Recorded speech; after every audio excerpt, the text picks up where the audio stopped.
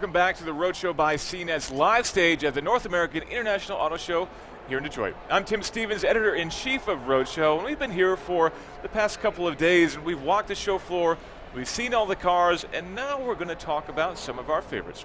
Joining me first are Roadshow editors John Wong, Emmy Hall, and Wayne Cunningham. Wayne, we put you at the end because you've been getting over a little bit of sickness from CES, but I'm glad that you're here with us this morning. Got a little buffer here.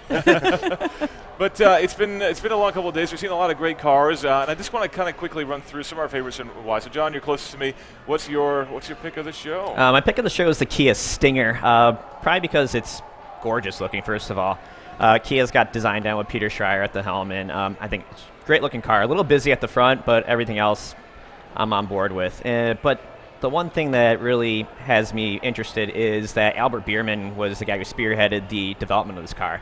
Came from BMW, and previously Kia and Hyundai's had problems developing suspensions, steering and whatnot, but Biermann overlooked a lot of BMW M vehicles and whatnot. So it's just interesting to see what his work there and his team at the Nürburgring can develop, and his fingerprint should be all over this car. So interested to see if he's delivered. And that should be. It seems like it should be a simple thing. You make a car, you add X amount of horsepower, you rear-wheel drive, stiff suspension. It seems like it should be an easy thing, but obviously it's a lot more complicated. It's an like art. that. It's an art. Just dampening, steering, just the whole package, and putting it all together to be one cohesive thing that is connected. First of all, also rides well. So asking someone to do all that stuff, it's an art. It's magic a little bit.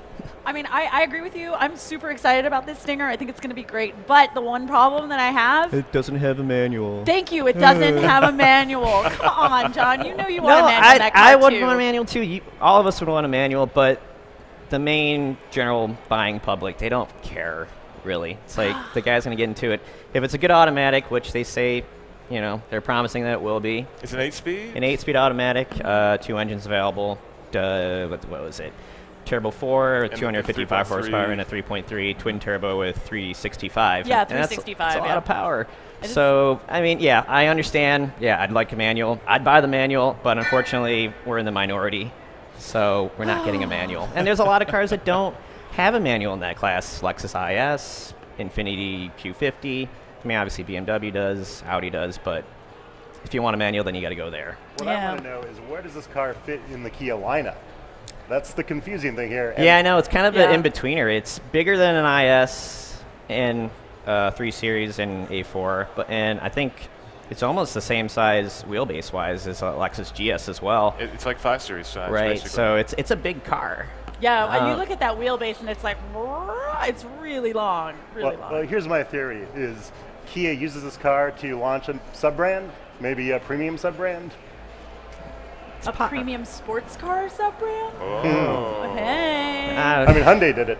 Yeah, I know. Well, they're having a little trouble there, too, so I don't know. I know a little bit about that, obviously, but it'd be interesting to see. Well, let's start off with Stinger, and if it hits, then, maybe they'll look at it. We spoke with the product manager for the Stinger yesterday for Kia, and he basically indicated that this is basically Kia evolving along with their buyers. Kia's been on the market long enough. They now have brand loyalists. They have people who love their Kias, and they want to continue with their Kias, but they're getting a little older. Maybe their families are getting a little bigger. Maybe their disposable income's getting a little bigger, too. They want to be able to move up market, but stay within the Kia brand, and so this is Kia's attempt to do that with both the Stinger and also with the K900, which is more on the luxury side of things. That's a big rear-wheel drive, more luxury, more comfortable sedan. The Stinger also gives them the higher-end, bigger, more performance-type car. But it is a bit of a weird proposition, roughly targeting the 3-4 Series, but the size of the 5 Series.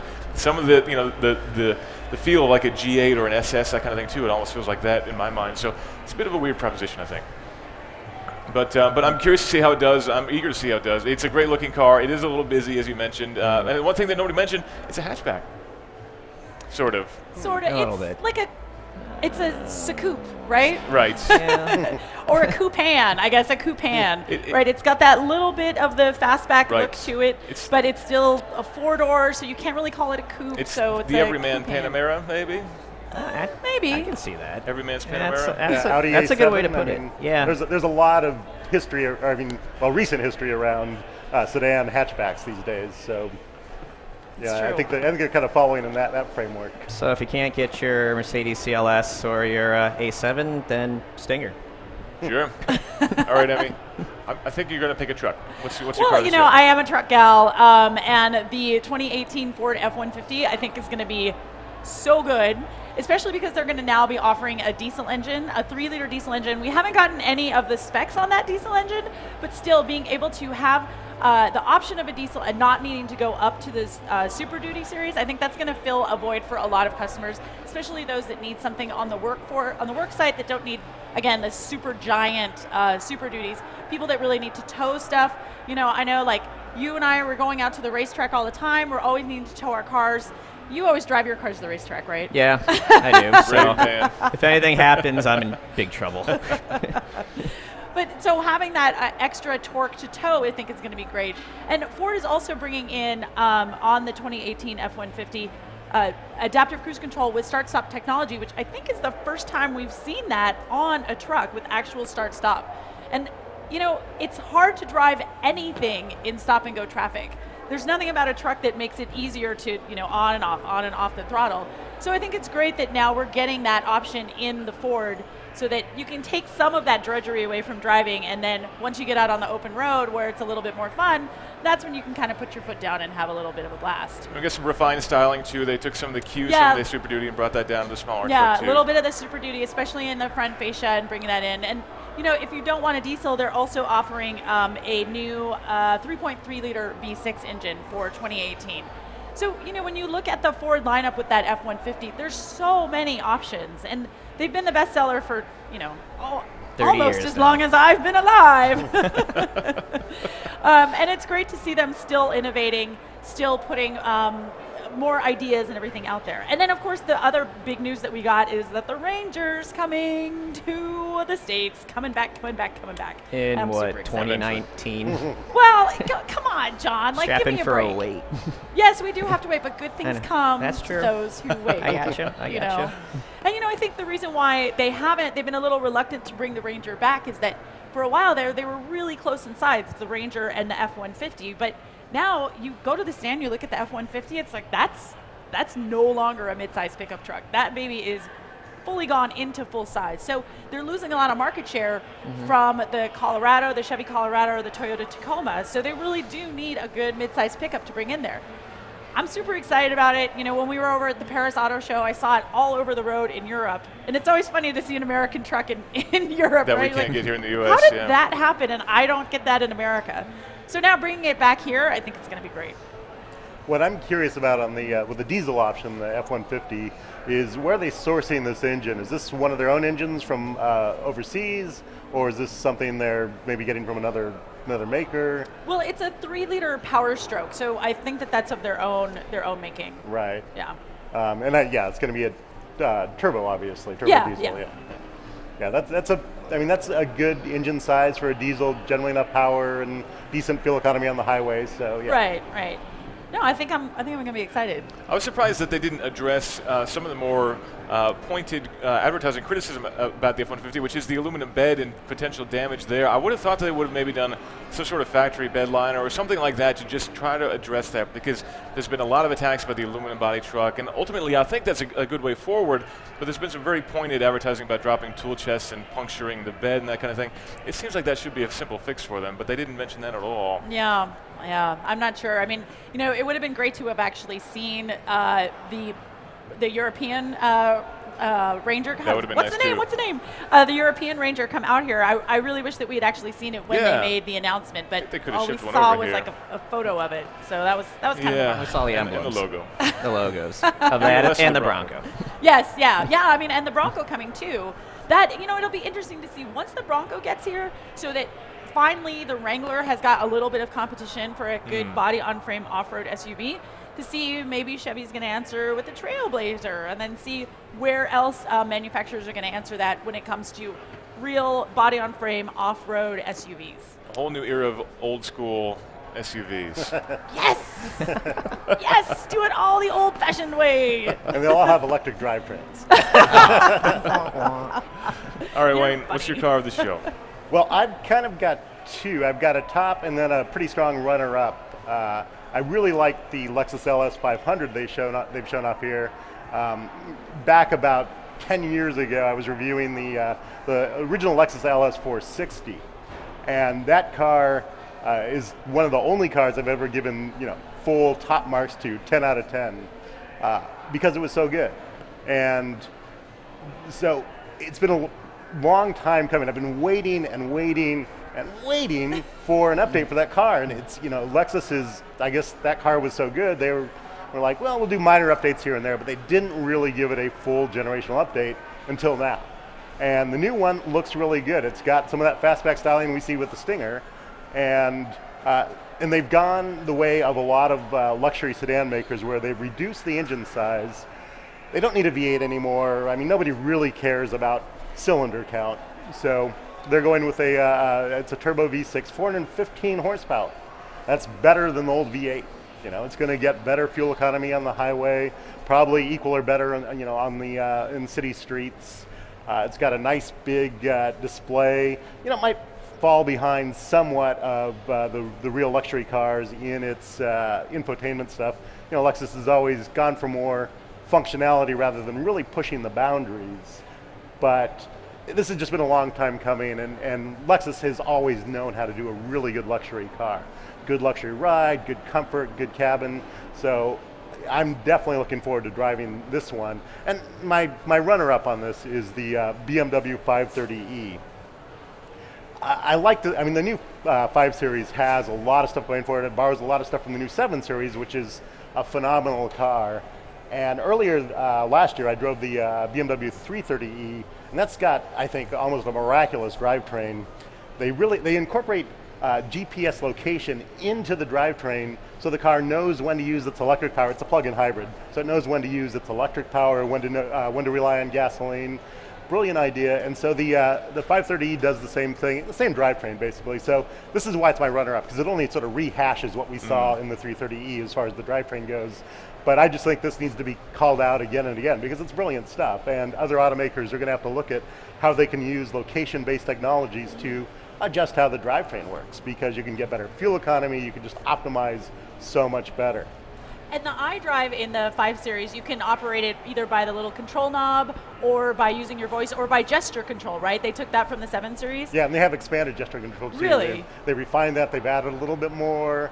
And gesture control seems like a gimmick, it seems like a novelty, but when I've driven the 7 Series and just done this to turn the volume up or down, they say, yeah, you can just use the thumb scroll on the steering wheel or reach over and turn a knob, but for some reason this feels easier. I don't know why. What if you do this, like to indicate that you're passing? Does it turn up the stereo as well?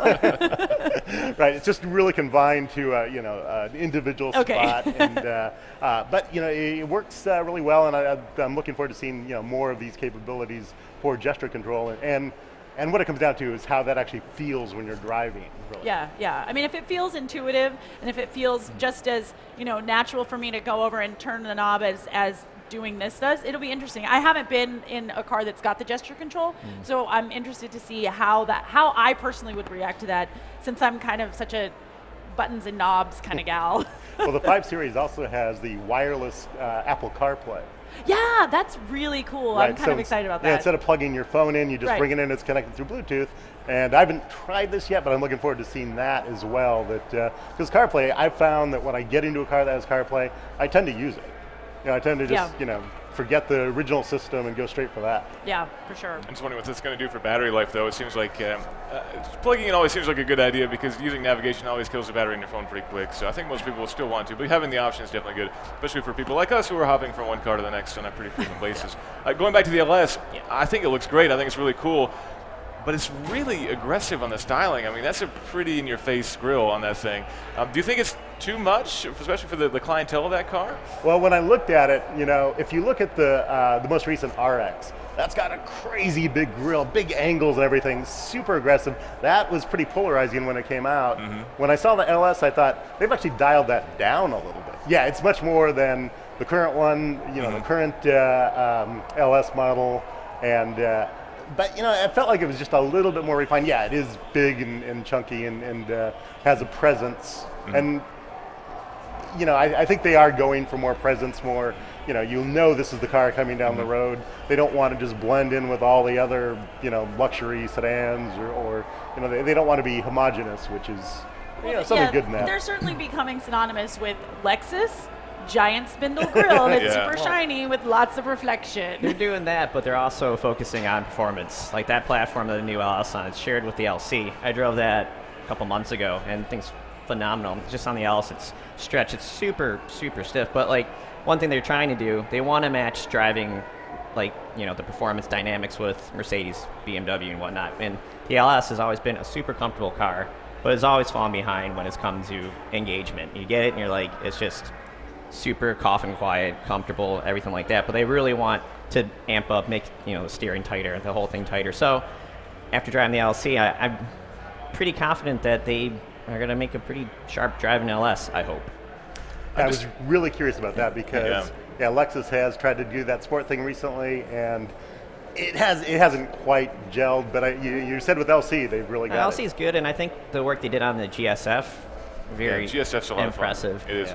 I'm surprised we didn't see the LC's hybrid system in the new LS. I guess that'll probably come down the road, but I would have thought they might lead with that. Yeah, it's interesting because, like Wayne said, they went to a downsized motor, the twin-turbo V6 on it instead of a V8 now. I'm guessing a hybrid will come, and I'm guessing also all-wheel drive will come down the line as well. So they're just probably taking their time and rolling it out. That's probably the craziest hybrid system that I can think of. Can you walk us through a little bit how that works with multiple transmissions and everything else briefly? Oh, geez, yeah. Not to put you on the spot or anything. Right. Just like planetary gear. Digging back.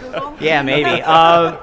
The transmission's got a CVT, and there's like a 4-speed normal automatic transmission. Yeah. And so the first gear, I think 1 through 3, is handled by the CVT, and then I think I might be flipped away, but it's just so the whole point is that they didn't like the CVT buzz and hanging up in gears and the revs and whatnot. So that's why they put that 4-speed in there, and it's just it works with the CVT and adjusts a bunch of different ratios, and so that's how they get actually shifts that feel like a real, shift. Yeah. And so, but the flexibility of the CVT and the economy and the so performance. they're putting those two together to try to give you the performance and the fuel economy. So the best of both worlds. Yeah. But what does that do to the weight of the car? They cut a lot of weight out of that new platform. There's a ton of aluminum in that thing, and so that kind of made up for what they added with the hybrid. And the LC is one of the most gorgeous cars here. I'm almost say it's almost the most gorgeous production car of 2017. I mean, that is an absolutely phenomenally good-looking car, especially for under $100,000. I mean, you look at all these crazy super concepts and things like that. We did get pricing for the LC starting at $92,000 or something like that, I think, and only a $3,500 premium for that crazy hybrid system. Which on a car that expensive, it seems like they could have charged a little bit more if they wanted to. So LS is looking good. New F-150 is looking good. Kia's looking good. I know. Some pretty good cars. All right, I think we're going to wrap up with the first phase of this discussion. We're going to throw to a quick break. Thanks very much to John, Emmy, and Wayne. We're going to take a quick break, then we'll come back with the second group of Roadshow editors, the rest of the team, and we'll talk about their favorite cars. We'll be right back in just a moment.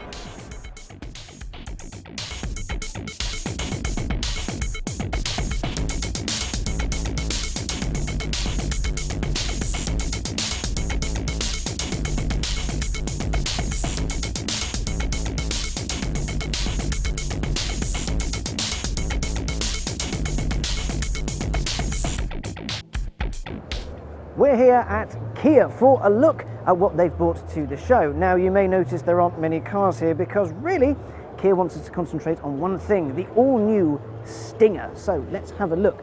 Now, the Stinger is Kia's new performance coupe saloon thing, and it looks pretty vicious, actually. Check this out, right? So we've got a pretty arresting front end, it looks very aggressive, but you also have that signature Kia Tiger Nose grille. Peter Schreier, the lead designer, he introduced that to every Kia.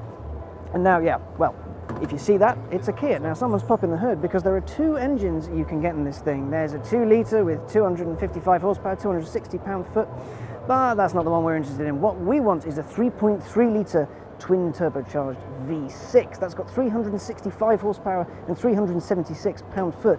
0 to 62 happens in 5.1 seconds. That's seriously fast, and its top end 167 miles an hour. So you can buy one of these and just go nuts on the Autobahn with it. Now, there's a big engine. It's got turbo written on it. It must be good. Look at that. Big, chunky motor. I love the look of that thing. Bit of a plastic cover, but that's what people do now. So if we nip round the side, we can have a look at the profile a little more. People are crawling all over it because this is big news for Kia. This is a proper performance car. They've not really done something like this before. In Europe, you can get the CGT, which is a bit of a warm hatch, but this is something new. Now, purists will lament the fact that you can't have a manual gearbox, instead an 8-speed automatic, but you can have it with 2 drive layouts. You can have rear-wheel drive, which comes with a proper mechanical limited slip differential, or you can have all-wheel drive, which gets torque vectoring. So it's going to be pretty tasty around the circuit, really. So if we take a quick look on the inside, it's not the most exciting thing in the world, but it's not the most boring either. Just check that out. There's lovely leather in there, got a big screen for your infotainment. There's lots of, all the consoles kind of pointed towards the driver, so it's a very driver-centric car, the Stinger. Now we do maybe have to get on to the name a little bit, because how happy would you be walking up to someone and say, "Oh, so man, what do you drive?" "I drive a Stinger." I'd feel a bit uncomfortable about that, because yeah, anyway. But people have been commenting on the look of it. They're saying a little bit of Alfa Romeo, a little bit of Jaguar, a little bit of this, a little bit of that. I'm not 100% sold on it. I think I need to see it in motion on the road doing its thing. But as rear ends go, you've got those rear lights that spread all the way around the car. It finishes quite sharply, and then you have the all-important quad exhausts. Because let's face it, 2 tailpipes, just not enough. You haven't made it in this world unless you've got 4. Anyway, that's all from Kia. Quite literally, there are 3 of the same car. Back to you guys.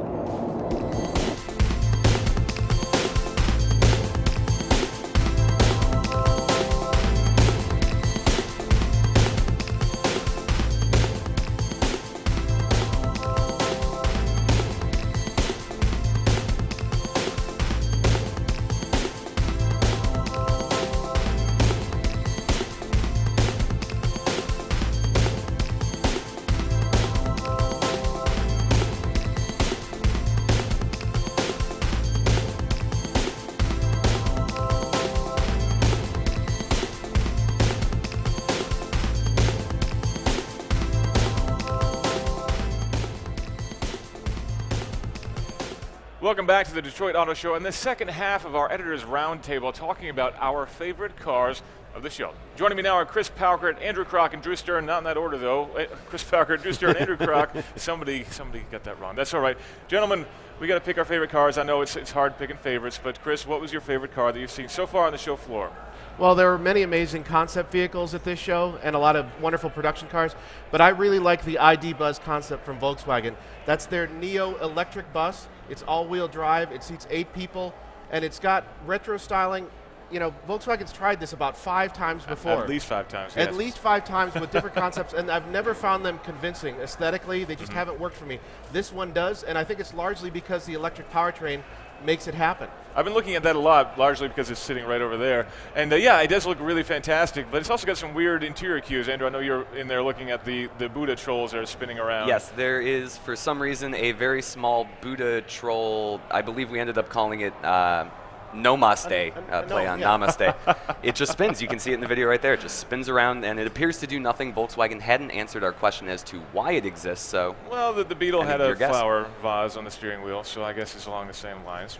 Volkswagen could use a little mirth and goodwill. You know, obviously the company's been in kind of dire straits lately with Dieselgate. And a vehicle like this is something that stirs, you know, it tugs at the heartstrings and stirs up emotions.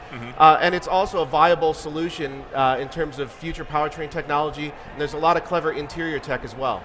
Right, this is an autonomous concept. You hit the center of the steering wheel, the whole thing folds down into the dashboard, and then you can kind of chill out inside and have this big living room on wheels experience we've seen from so many other concept cars. And of course, the van is really a natural application of that kind of skateboard battery pack design, of having a nice flat platform that you can build on, and ultimately, a big old box gives you the maximum interior space. Absolutely, and with previous concepts, you know, trying to stick a motor in the front of a vehicle, a gas motor, and then have it crash well, safely is almost impossible. So an electric skateboard sort of configuration really allows for that flat front, which is critical to getting the the visuals that you need for a Neo bus. Drew, do you think Volkswagen can build any more concepts of a microbus, or is it time to actually make one of the damn things? No, I think by now they might be tapped out on that front. The bus itself was aesthetically at least a challenging enough presentation here to entertain enough. I think they've ticked enough boxes on that front for now.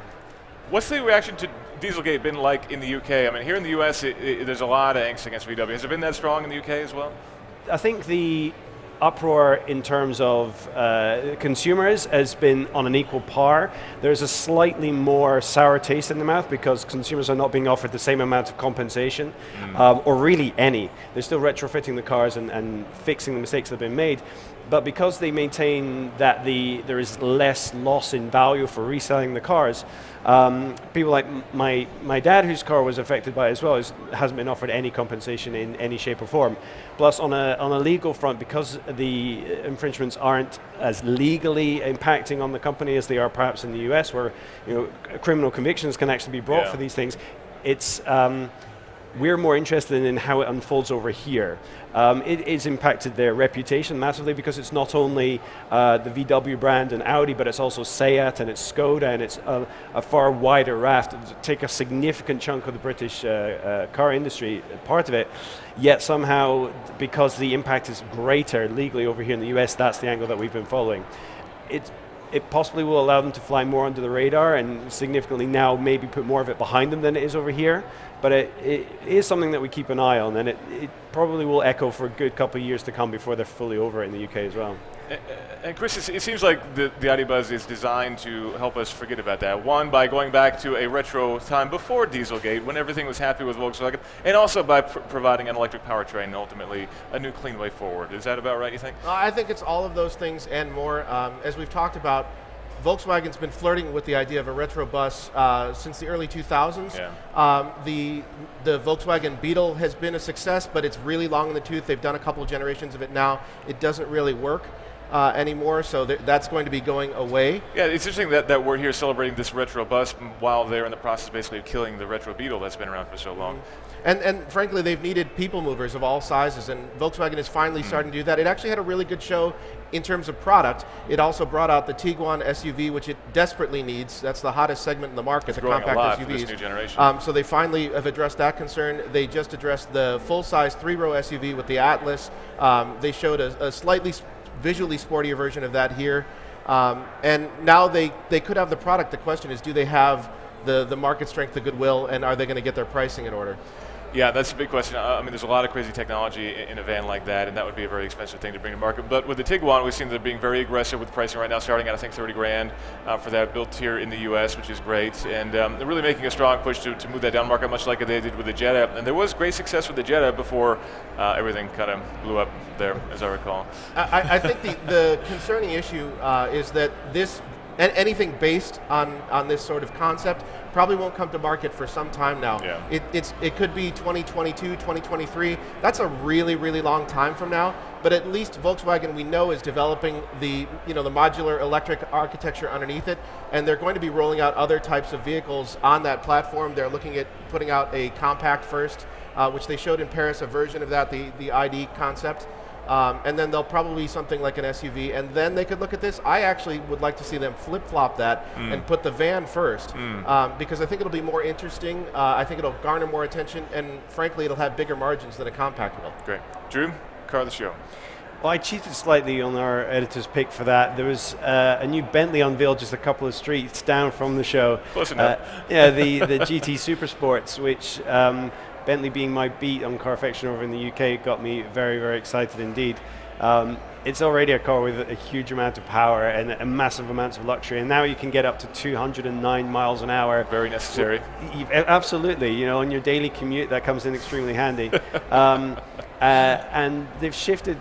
I was hoping they'd get a bit more weight off, but they've about 50 kilos they've shifted in weight, but I guess if you're still trying to maintain that luxury level, you can't really expect them to they can just take the wine cooler out of the back pretty much to drop 50 kilos, right? Yeah, the magnum of champagne is taken out, is omitted from this particular kind. There you go.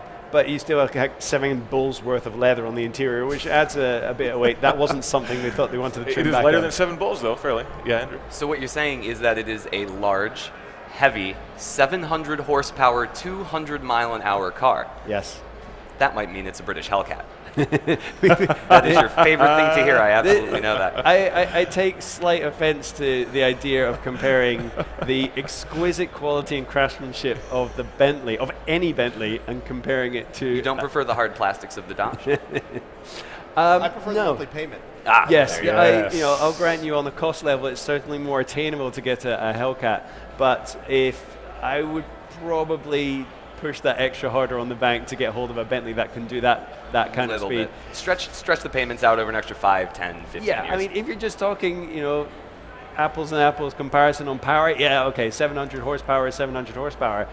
But what you do with it and how you look while you do it is exceptionally and you do important. get 2 extra driven wheels with the Bentley as well. You do, which, if you drive like me, is that adds that extra level of security that makes you feel a bit safer. You do have the nickname Maximum Attack for a reason. Yeah, it's one of those things that gets chiseled onto your tombstone, unfortunately. So it's not something to be massively proud of. But it's insane power in an insane car. It's not, and it's been a trend that's been going on for years. We're well beyond the point at which top speeds are a relevant metric for measurement. Acceleration still helps, but really where you feel it is torque, and that's actually something where that's where you experience performance most, and that's something that Bentley has always been able to do. And this tops out over 1,000 Newton meters of torque, which is just insane amounts of Means nothing pull. to us Americans, but that's okay. Yeah, Just keep talking. it's a lot. it's a huge amount. Do the ultra wealthy, do the plutocrats sit there and bench race the way Americans that are driving Mustangs and Corvettes do? Not in a physical sense of actually showing what the performance is. This is largely, these cars are sold to a culture which is about knowing that it has it rather than having they're swirling around the single malt and it's trading barbs. it's like having art on the wall which costs $4 million. It doesn't necessarily have that much value to it. It's just what it's cost. And having an engine that has over 700 horsepower, it's 750 foot-pounds of torque. Thank you for the conversion. Meters, is you'll never tap into it, but you can, I've got more than yours. You've got the GTC, I've got the GT Sport, and I've got the Supersports. It's just bragging rights, really. But yeah, some people like that. And apparently you do. That's your favorite, right? But also, all those stats aside, it looks amazing. This is sort of you think it's a swan song for this generation? We've seen spy photos of another version of this product coming out in the future. I mean, we saw the second generation come in around 2012-ish of the Continental, and the Continental itself has been going since 2003. But it's been such a success story for Bentley. It's been so essential to that whole brand being completely reinvented after coming under Volkswagen in '98 and separating itself from its history of Rolls-Royce ownership.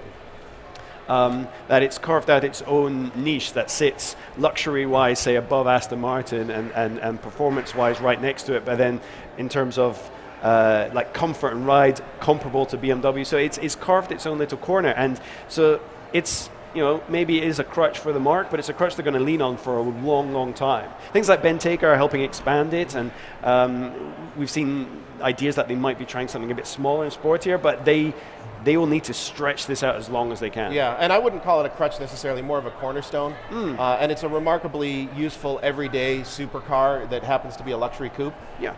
I've had some of the best drives of my life in that car. Yeah, I've driven one from the southernmost point to the northernmost point of the UK and back down to London where I live. And I couldn't think of a car that I would prefer to do it more in. I was on the launch of this current generation car in Oman, in the Middle East, and it's wide open sand, and you've got this amazing car and incredible power and top speed. It was one of the highlights of my automotive career. so when are we getting to drive the new one, and when are we pitting it against the Hellcat in a shootout? Well, when we get to drive one is as soon as possible, and actually when we put it against the Hellcat should be slightly after that as well, because if we can put you in a Hellcat and I'll take the Supersports, and I'll show you the difference between a Dodge and a Bentley. Slim though it may be. We'll put the drag radials on the Hellcat because they offer that, and we'll see where we can go from there. You can change anything you want. I still think on every front the Bentley's going to come out on top. Okay. That's your opinion. You're entitled Andrew, to it. You're up. All right. My car for the 2017 Detroit Auto Show is the Nissan V-Motion 2.0 concept. it is the cat's pajamas as far as I'm concerned. It is an attractive car that is going to apparently presage the Altima. That's where the design language is going, and it seems that an Altima is next up for a redesign sometime in 2018, and if it looks anything like that car, I will be absolutely over the moon about it. Do we think it will look anything like this car? You know, it's always the case of concepts. There's a little bit of distillation that kind of happens in between the concept and the execution, but I really think that between this and the IDS concept that they debuted in Tokyo in 2015, Nissan does really seem to be all in on these kind of gun-slit headlights and a little more boomerang-shaped taillights, and I think the look is pulled off great. But yes, like you said, I give 50% of it will probably end up. They've really gone for bold mainstream design. If you look at the Murano, you look at the Maxima, that's really expressive, controversial styling. Yeah. There's a lot going on. There's a lot of hard angles, a lot of surface development. And I think they need to apply some of that to the Maxima because what we're seeing in the marketplace now is more and more people are moving to crossover SUVs as the new family sedan. So what's left behind, the family sedan, has to get a little bit more expressive, a little more interesting to kind of earn its keep. We even saw that with the new Camry. It's definitely more aggressive than it was just this last generation. It's always kind of tough to make that appeal between expressive styling and something that you know will be safe and something you know buyers will appreciate necessarily. It's that issue with Hyundai and Kia right now, as a matter of fact. A lot of people are jumping on top of Hyundai and Kia because they feel the styling has gone away from that kind of wonky, interesting look to something that's a bit more staid, and that's some people like it, some people don't. And I think that's the case with Nissan too. When the Murano first came out and followed by the Maxima, I had to look back and say, am I sure this is a car they're actually selling on the street? It really does kind of have an interesting look, and I think that helps set it apart, and that really seems to be what the crowd wants, is they want something that is affordable but also looks good and helps separate them from just the beige Econo boxes that normally cover the streets. And the V-Motion concept has an interesting technological story as well, both in terms of the semi-autonomous hardware that's therein, and maybe you could talk about that in the Bose speakers too. There is a whole lot of tech inside. It is just not a good-looking car. It has bark and bite. The inside is, well, it's obviously beautiful. The wood trim. I learned about that steering wheel. The only reason it is shaped the way it is to create an unabated view of the screen in front. The screen is really the cornerstone of what's going on in that car, and it's evidenced by the fact that there's one in the rear seats too, which isn't really something you see on sedans that cost more affordable amounts of money. Not that it'll actually show up in the production version, but now let's talk about autonomy, like you said. This one comes equipped with ProPilot, which originally debuted on the Nissan Serena minivan in Japan and will also appear on the next-gen autonomous or semi-autonomous Leaf that Carlos Ghosn talked about at CES last week. Now, right now, ProPilot is kind of a mild system, which is a smart move in my opinion. It's single lane highway holding, and that's all it does. You need to change a lane, you really need to move around a bit. It's just not capable of that, but that's by design. The goal is to slowly implement these systems in a way that you're not skipping over the traditional level 1, 2, 3. They're going straight through the numbers. They're going to ease everyone into it, and I think really that is what will help Nissan when they start developing semi-autonomy, is that it will be a gradual thing. It won't be something that just hits you from the side of the head like, oh look, now you have to do this. So ProPilot looks good. There is no current timetable for when it will advance to a more technological, you know what I mean? Yes. A higher level, when it goes from level 1 to 2 to 3 to 4. Correct. But yeah, ProPilot's looking good. A little dabble do you, just like some Elmer's glue. I couldn't help noticing this seems to be a rather large car, definitely bigger than the current Altima. Actually, and we were talking Altima, right? Well, fun story. It is actually just half an inch shorter than the current Altima. Cars are getting big these days. Things like the Honda Civic are now being considered almost mid-size based on interior volume because the EPA numbers are still kind of weird about that. But despite its big look, the wheels are pushed out to the extreme ends. There's a whole lot of cabin space, and I think that's really what's going to matter the most. If it looks a little bigger, that's great, but once you get in it, and there's so much room for the family to stretch out, especially for somebody who's a little taller and mostly leg like I am, it's nice to see something where interior volume is put to the forefront. There's a good amount of concept car trickery at work here. Part of it is oversized wheels versus what you actually see in a production car. Having center open doors, which is a common show car trick because it allows everybody to see the entirety of the interior when it's spinning around on a turntable. And that all makes it seem really broad. And then you have a slightly lower roof than what you could really get away with in a family sedan. So those things combine to lengthen the vehicle, and then they're usually wider anyway. and the lack of door handles and all the other custom show car tricks. Since apparently no one's going to ask me, I'm just going to go ahead and say it. My car of the show is the Volvo V90, actually, which is a car we've actually seen at shows before, but it's a car that I'm absolutely in love with. The S90 was one of our favorite cars of 2016. The XC90 was our favorite car of the year before. And so to see that now evolved into this beautiful, long, luxurious sports wagon. It's the bee's knees. It's the most beautiful wagon I think I've seen in a very long time. And owning a station wagon myself, it gives me something to aspire to. And I know that sounds weird, a station wagon owner looking to aspire to own another station wagon, but I really do love the way it looks. It takes what was good about the X90 and the S90 and it just ramps it up to 11. Absolutely. The interior is phenomenal. The styling, again, is amazing. It's just a really large car, which is a problem for me. It's a very, very large car. And what I'm a little bit bummed about, we were speaking with Lex Kirsenmacher, the Volvo USA CEO, asking him, what's next, because they did the XC90, which is amazing, the S90, the V90, and the cross country. Next, it sounds like they're going to go XC60 and 40, so 2 more SUVs to come before we get another smaller sports wagon. It's the way the market works. Which is really frustrating to me. I was hoping you and I can't buy all the wagons in the world to make. If only we all got together and bought all those sport wagons, then maybe we would be able to have more choices on the market. But it sounds like it's going to be at least another couple of years before we see a 40 or a 60 size wagon, a smaller, more attainable wagon that might actually fit in my garage and into my budget. And to be honest, we may not see too many V90s on the road as it is. In order to bring an actual V90 into the US and not the lifted cross-country version, you have to special order it through the dealership. Now, I'm not sure if dealerships can order up a bunch of special orders themselves and then eventually sell them off, but there is no large allocation coming to the US of the V90. If you want it, you have to really want it. Right, so we custom order, like I said, it'll take about 3 months to get your car, but you can do the Volvo factory delivery with this, which you can't do with every Volvo on the market. So you can, if you want to, take a vacation to Sweden, fly over there, drive your car off the factory line, have a lovely vacation in Sweden or anywhere else in Scandinavia that you like to go, and then you park it back at Volvo and they ship it to you, which will still take a month or two. Sign me up for the ice hotel and the ice hotel, a little bit of a rally. It is a stunningly beautiful car, and interestingly enough, I think station wagons are not terribly popular anymore, but the premium station wagon draws in a unique type of customer. I've talked to the Mercedes folks who have consistently offered a high-end wagon here in the States, and it's small volume, but they even have bothered with an AMG because the customers that high-end wagons attract are some of the most moneyed and loyal of any segment anywhere. So obviously Mercedes is an even higher class brand and has more expensive vehicles, but that model, the E-Class wagon, tends to have a higher average household income than things like the S-Class, and even up there with like the G-Wagon. It's really a crazy, small but very passionate buying audience. Because wagon owners are best owners. Right, because they're so rare, the residuals tend to be pretty good too. So I think what we can all conclude, everybody should buy more sport wagons, especially here in the U.S. I've done my part, he's done his part. I've done my part. I've bought multiple. All right, I think that's going to wrap it for our roundtable discussion. Thank you, Chris, Drew, and Andrew. Up next, I'll be back with a panel of experts talking about vehicle-to-vehicle communication. Is our V2X breakdown? What is my future car talking to anyway? We'll figure that out in just a few minutes. Stay with us.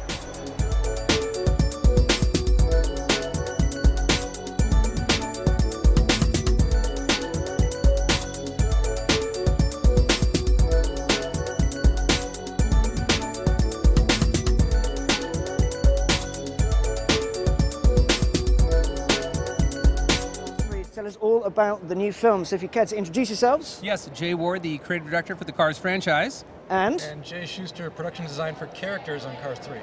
So guys, Cars 3, what can you tell us? What's happening in the film?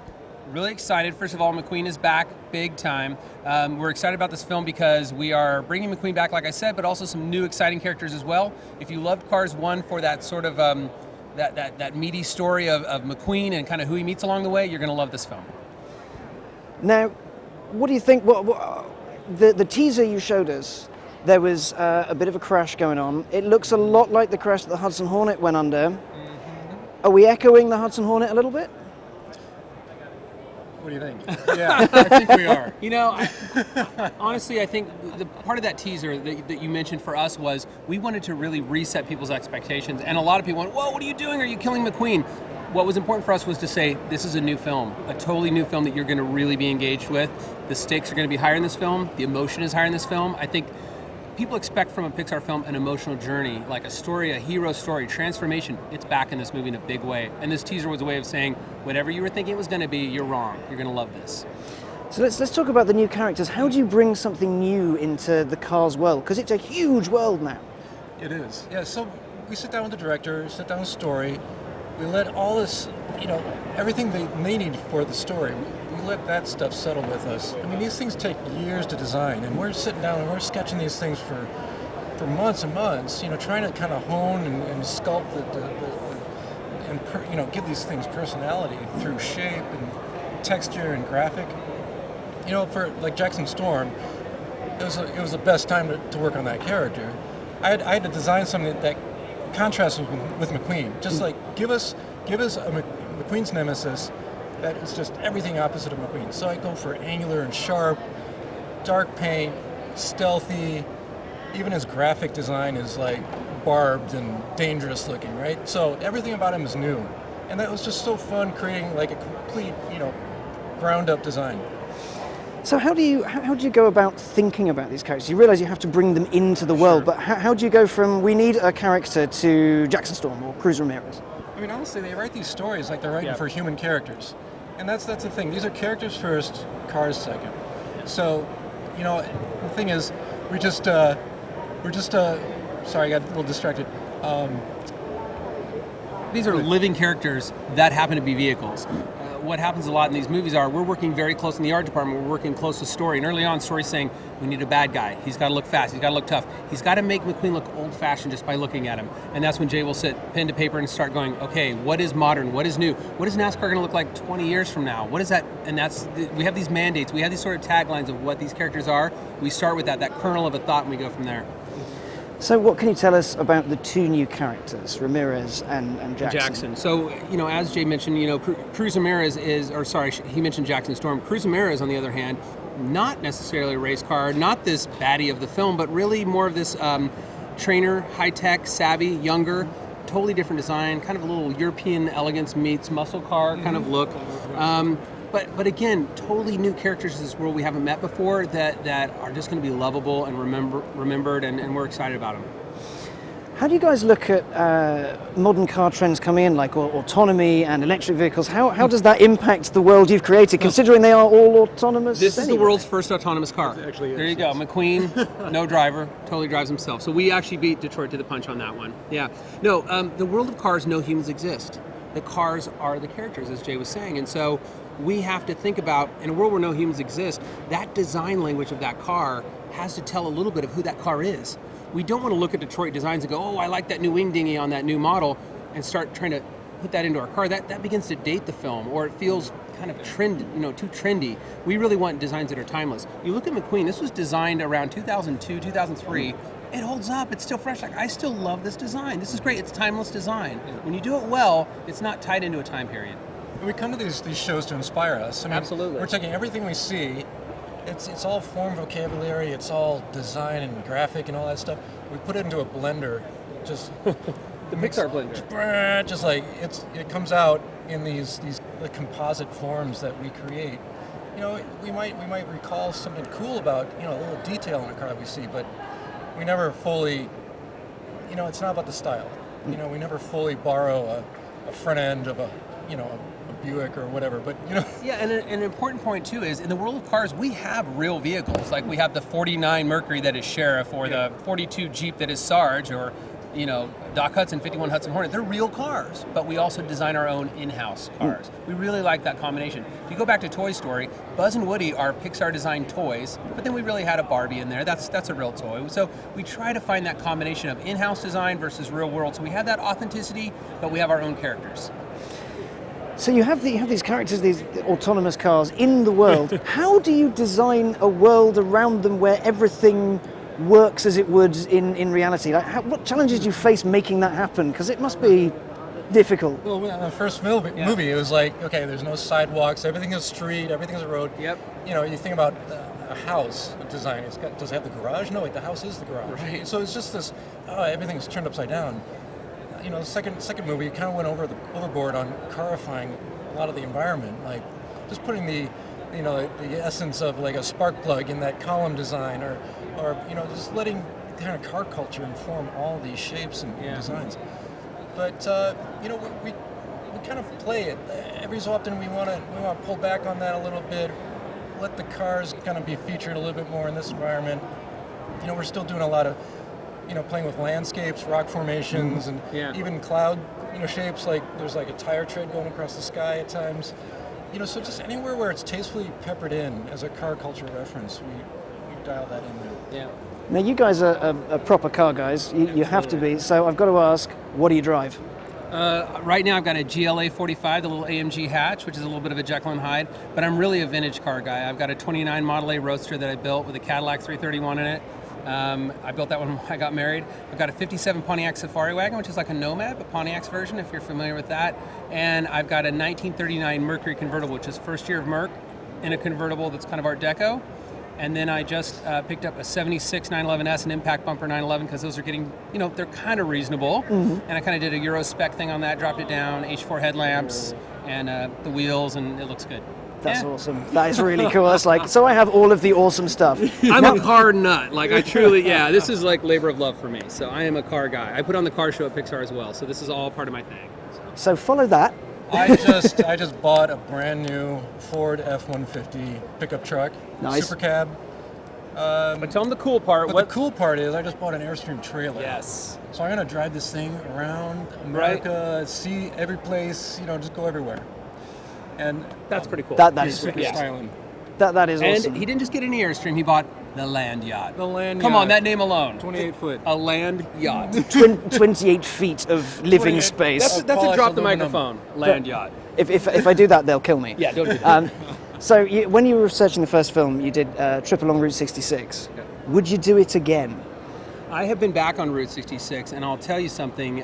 What's amazing is how, and I don't want to give too much credit to cars, but it really helped transform these businesses along Route 66. Mm-hmm. A lot of them were dying on the vine, and you go back to 2000, the people who were visiting Route 66 were mainly Europeans. Germans would rent Harleys and ride Route 66, but America had largely forgotten these little towns. They truly had.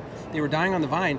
This film made little kids tell their parents, Mom, I want to do a road trip. I want to see Radiator Springs. And people hit the road, and these towns are telling us, thank you so much. Like, people are coming to our business. And when you go to visit, they're selling Cars toys, and they've got a picture of John on the wall. And I love that. It's like we, in some strange way, paid it forward to them for the help they gave us in inspiring us for the movie.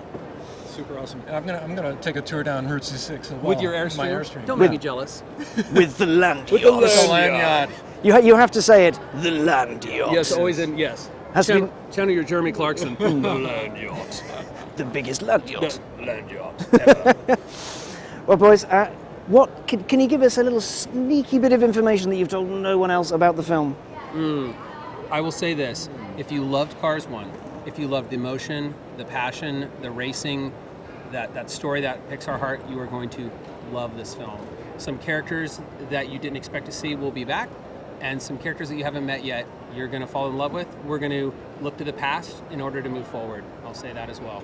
Nicely put. I think it's the best of the trilogy. Yeah. Bold words. Bold words right here. Right, boys, can you tell us when the film's out? Yes, June 16th, 2017, in a theater near you. Thank you so much for your time. I can't wait to see it. Cheers, guys. Thank you so much. Cheers. Thank Pleasure you. meeting you. Thank you.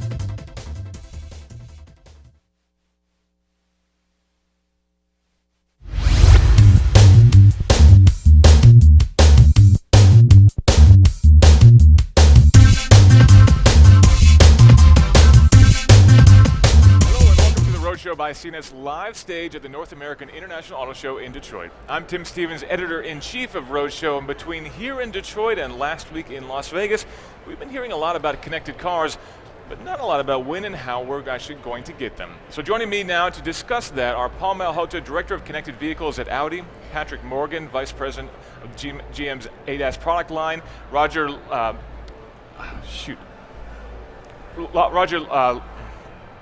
Longto, thank you, Associate Director of Strategy Analytics, and Matt Smith from the Intelligent Transportation Systems Manager of Michigan DOT. We're off to a real good start, Roger. Sorry about that. Before we start, though, we have a video that's going to set the stage for this discussion on V2X. We live in a world where everything is connected. There are smart crock pots and smart thermostats and coffee makers, alarm clocks, even smart frying pans. And yet, our cars still don't talk to each other. Sure, there are plenty of cars that you can start from your smartphone or even your smartwatch, but still, in 2017, we don't have a reliable way for one car to radio back down the road to another car and warn it about traffic or road conditions.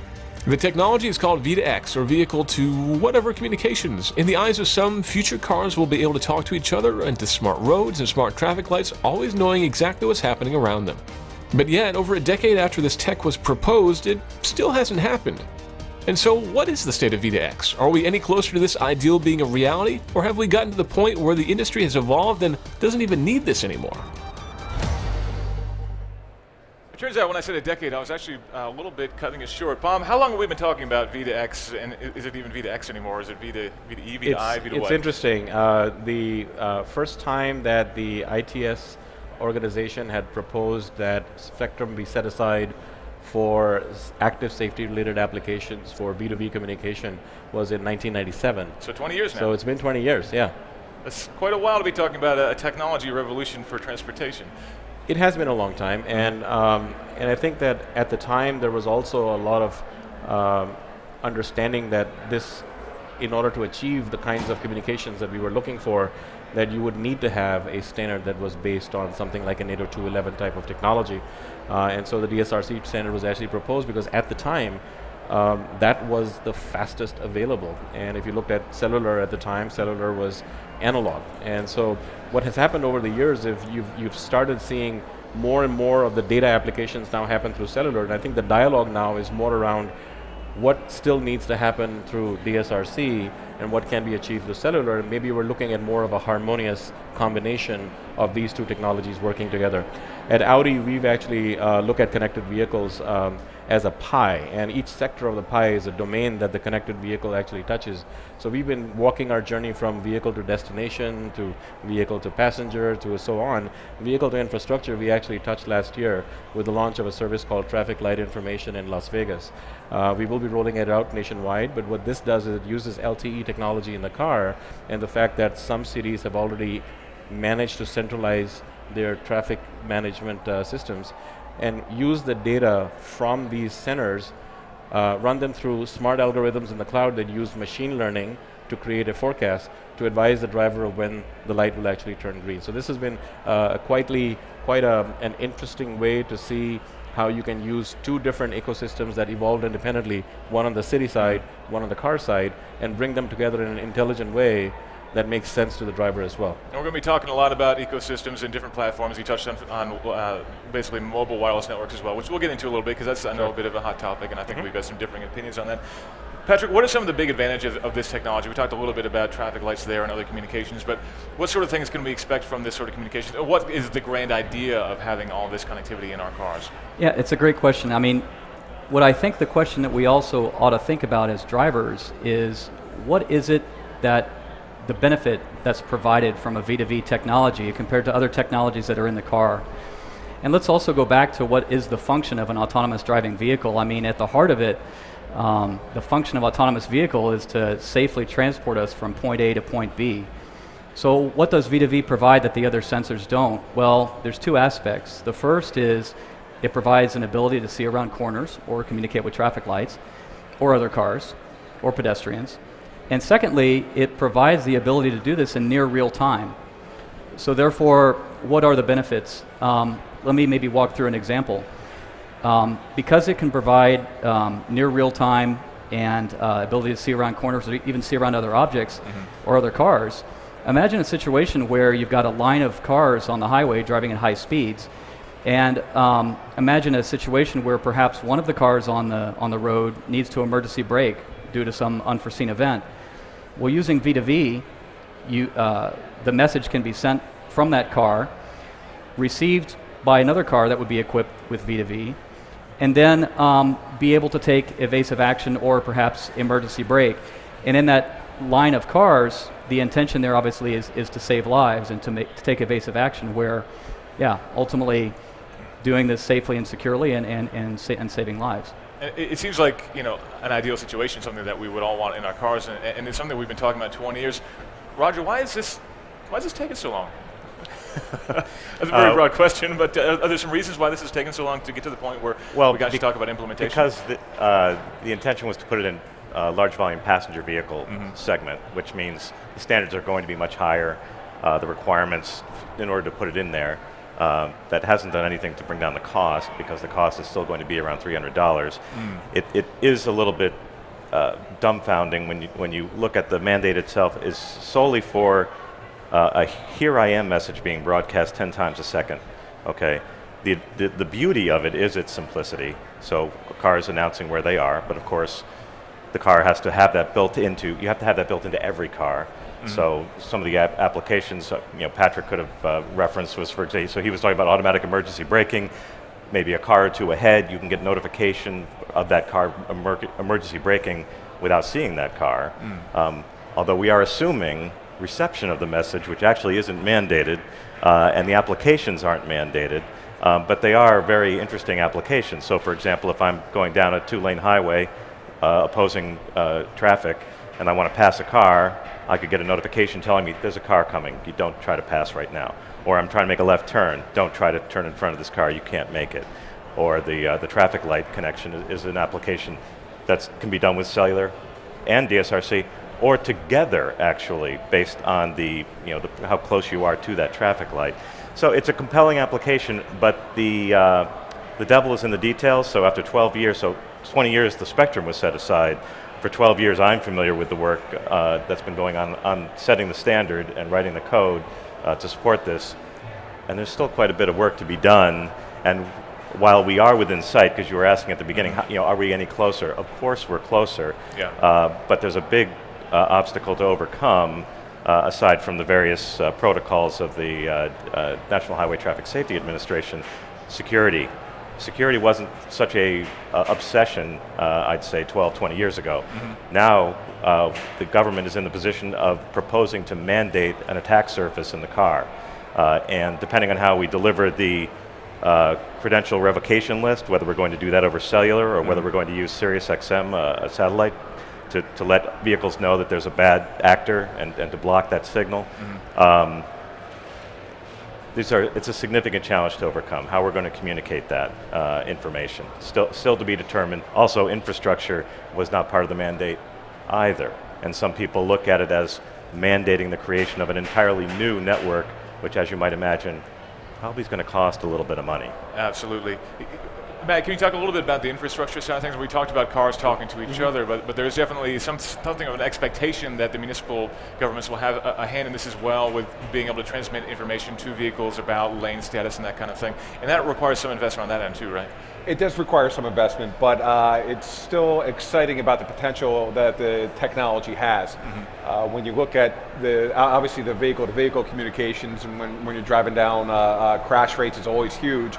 But there's a couple key applications from the infrastructure side that speaks to the same goals that most transportation agencies have, which is getting people, I think I heard mentioned here, safely from point A to point B. And there's a couple applications out there, one in particular that we see is DSRC based, others that can use a merging of different communications technologies that require some level of investment from the infrastructure side, but I think the benefits that we can receive from it rival putting money on and building and widening intersections and physically improving the geometrics of an intersection. If you look at something like the red light violation warning, In this type of application, you have the traffic signal broadcasts over DSRC, the traffic signal phasing and timing from the signal at 10 times per second. So equipped vehicles, like Roger mentioned, under the NHTSA mandate, vehicles are equipped to transmit, but conceivably, if we're broadcasting the information out, vehicles can also be equipped to, under the same same communications protocol, receive the information back. So it can receive the signal phasing and timing, receive, and in the vehicle, the application on board the vehicle can determine, based on the vehicle's position and heading, hey, I'm going to be running this red light, and start broadcasting warning to the driver. That, to us, is huge, because one of our biggest safety problems are red light crashes. And if we can start driving down those crashes with a minimal investment in infrastructure, that's big. There is some kind of investment in infrastructure. There is $300-400 per intersection minimum, depending on how modern your signal controller is. It could be upwards of $5,000-7,000 to equip a signalized intersection to be able to broadcast out this information. But still, when you look at what the alternatives are and what you're trying to do, it's an easy case to make from a benefit to cost ratio. But there's a big education component to it, to the public agency standpoint. It's not like there's going to be a big pot of money to deploy this kind of infrastructure and application support. It's going to be competing for money, the same money that's used to fill potholes or improve bridges. So it's an education component to it, where we need to educate our agencies about the benefits that we can see from this technology and invest likely. I want to make one clarification with regard to the "Here I Am" message. It's not there's no privacy violation implied in there. First of all, there's no data saved, and everything's anonymized anyway. So extensive measures have been taken to ensure privacy is preserved. Here I am, it's saying it's not a data collection platform. So you were talking about data, etc. Not really implied here. I think that you asked the question why it's taken so long. I think part of the reason is not just the maturation of the technology, but the business model, as you mentioned. If making this effective requires every car or most cars to have the technology, and to have every intersection or every part of the road to also have the technology, there's a major investment that needs to be made in putting that technology in. Now, I think that on the OEM side, we've seen a lot of efforts because of the growth of the connected vehicle space, where we've been able to build a commercial model for putting elements of that technology in the car already, to the point that if you needed to upgrade to the next level, it can be done very easily. What we haven't seen yet is the rollout on the infrastructure side on the same technology. And so what has happened instead is the cities have been working on connecting existing traffic infrastructure, for instance, traffic lights. And when we did our plans for the launch of the TLI service, we actually found that there's like three tiers of cities. There are cities that have had the benefit of taking a lot of the decisions over the years, where they've centralized their traffic management. They have a lot of the intersections already equipped with lights that are connected and centrally controlled, and they've kept the software all up to date. So for cities like that to switch over to a service such as the one we have in the Audi now, is actually a very minimal cost proposition. I think when we were having this discussion in Las Vegas at our launch, Tina Quigley, who's the head of the Regional Transportation Center in Southern Nevada, mentioned that it's $6 million to build a mile of asphalt, versus they probably got this done with about 1,100 connected lights for probably less than the cost of an Audi. And so if you compare that, the return benefit to the city for doing that is, during the development phase, they've been receiving information from us, from our engineers, where they might be getting a strange signal that could be a result of a pedestrian button that was stuck. It could be a camera that is out. And this type of information would normally require investment in a lot of infrastructure on site in order to get that. And then over time, what you're able to do is provide quarterly information back to the city on traffic patterns, which can help them understand how to manage this. So a tier 1 city, for them a decision is very easy. A tier 2 city is where they do have connected traffic infrastructure, but they may not have kept all the softwares up to date, and so there is a little bit of investment that needs to go in there. But then there are some cities that don't have that hardware in place yet at all. And what do you do about those cities? And I think for those tier 3 cities, the decision really needs to come down to, are we going to follow the vehicle to cellular play and leverage that technology, or should we just invest in DSRC right now and use that as the platform? And I think that's an unanswered question at this point. Well, the federal government obviously has its thumb on the scale as to how they want, but it's a pretty light thumb. It's not a very heavy thumb. There's not enough money to really push it through. But I'm surprised you didn't mention what the value proposition is to a city for the traffic light information service that you're offering, which is congestion reduction, greater fuel efficiency, and potentially even life-saving elements. Absolutely, thank you. Yes, I thought my monologue was going on too long. I needed to stop at some point. I'm sorry, emission reductions. I'm sorry, emission reductions. Yes, I mean all of that, from the congestion, emission, safety standpoint, and then we've actually made a point of mentioning that if you actually observe people that are in these cars that are talking to the traffic lights, it's a different driving behavior. You're approaching a light and the system's telling you you're not going to make the light. So you might as well start slowing down. You put your foot off the accelerator, you kind of relax versus trying to make the intersection. I think that has some additional societal benefits overall. You were saying, Matt? Good point that you brought up about what cities and municipalities and agencies can do to prepare. We hear that a lot. We've worked a lot with USDOT and OEMs on some DSRC infrastructure and DSRC-based applications, some cellular-based applications. When we hear back from our peers, say, hey, what can we do to prepare for this V2X world? First impulse is like, well, I don't know. You have to wait and see, before you start committing a whole lot of money to any one technology. But really, what the answer is that we really get down to is you can prepare for any kind of the communications technologies by making sure you have your infrastructure is communicating on the back end. Right. By you have your backhaul communication, whether that's fiber, cellular, sure. The V2 cloud type of scenario. You have the back end systems in place. Again, whether it's your own or whether you're contracting out or you have a third party, and be sure that you have your staff. You're getting your staff up to speed on knowing how to operate in this new environment. You could go a long way, and then it doesn't matter if you're DSRC-based communications or cellular-based communications. You've got all the parts in place to start transmitting your information however you need. So that's a lot of that. That's a great point. In fact, one of the things that we've realized is because the traffic agencies have never needed to send data real time to an external party, when they started doing it, it took a little while to get all the kinks removed. And so there were instances where the data wasn't always clean, or there were gaps in the data. And so that was, all the way from systems not being up to snuff to the fact that in office hours, the system is sharing it with people doing normal work. And so, those types of issues come up, which you don't necessarily envision.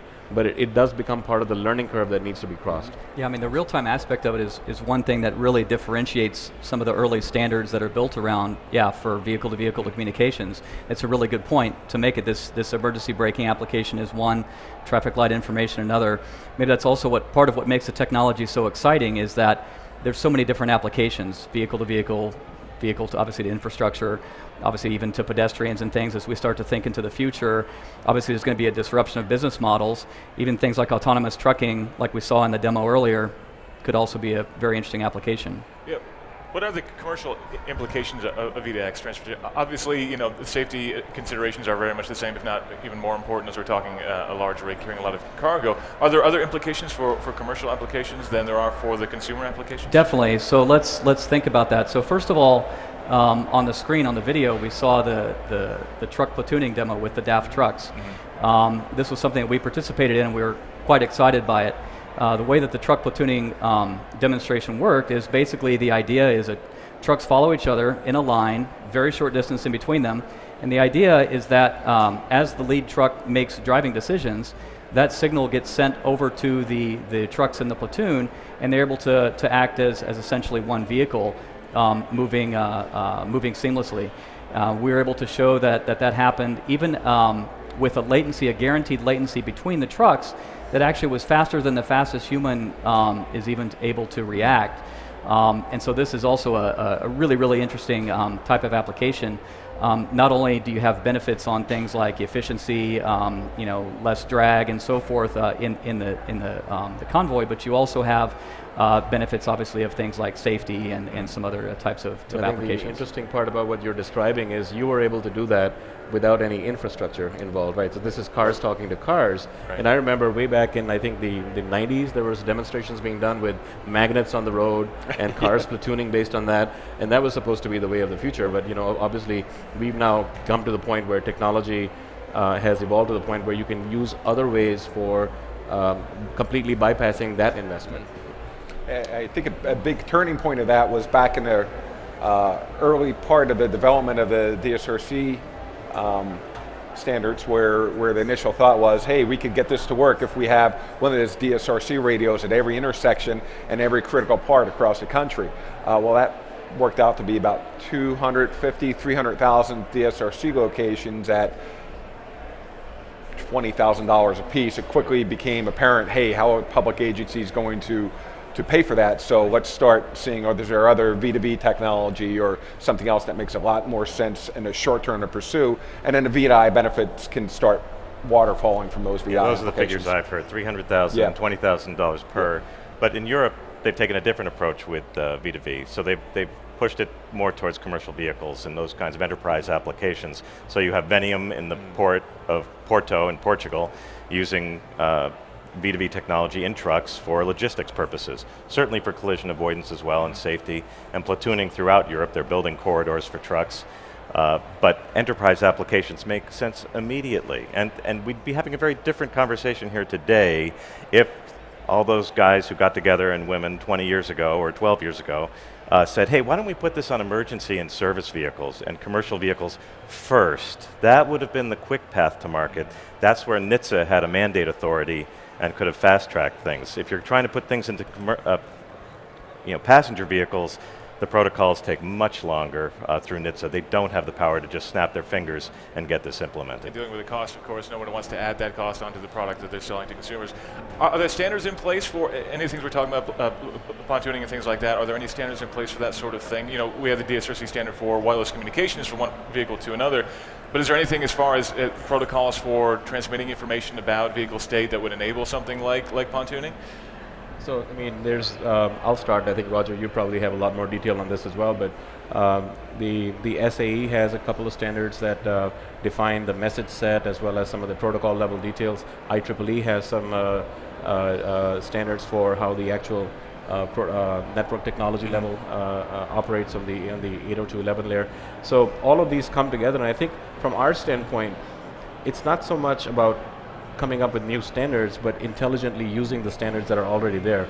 And again, I'll use an example from how we implemented the TLI system.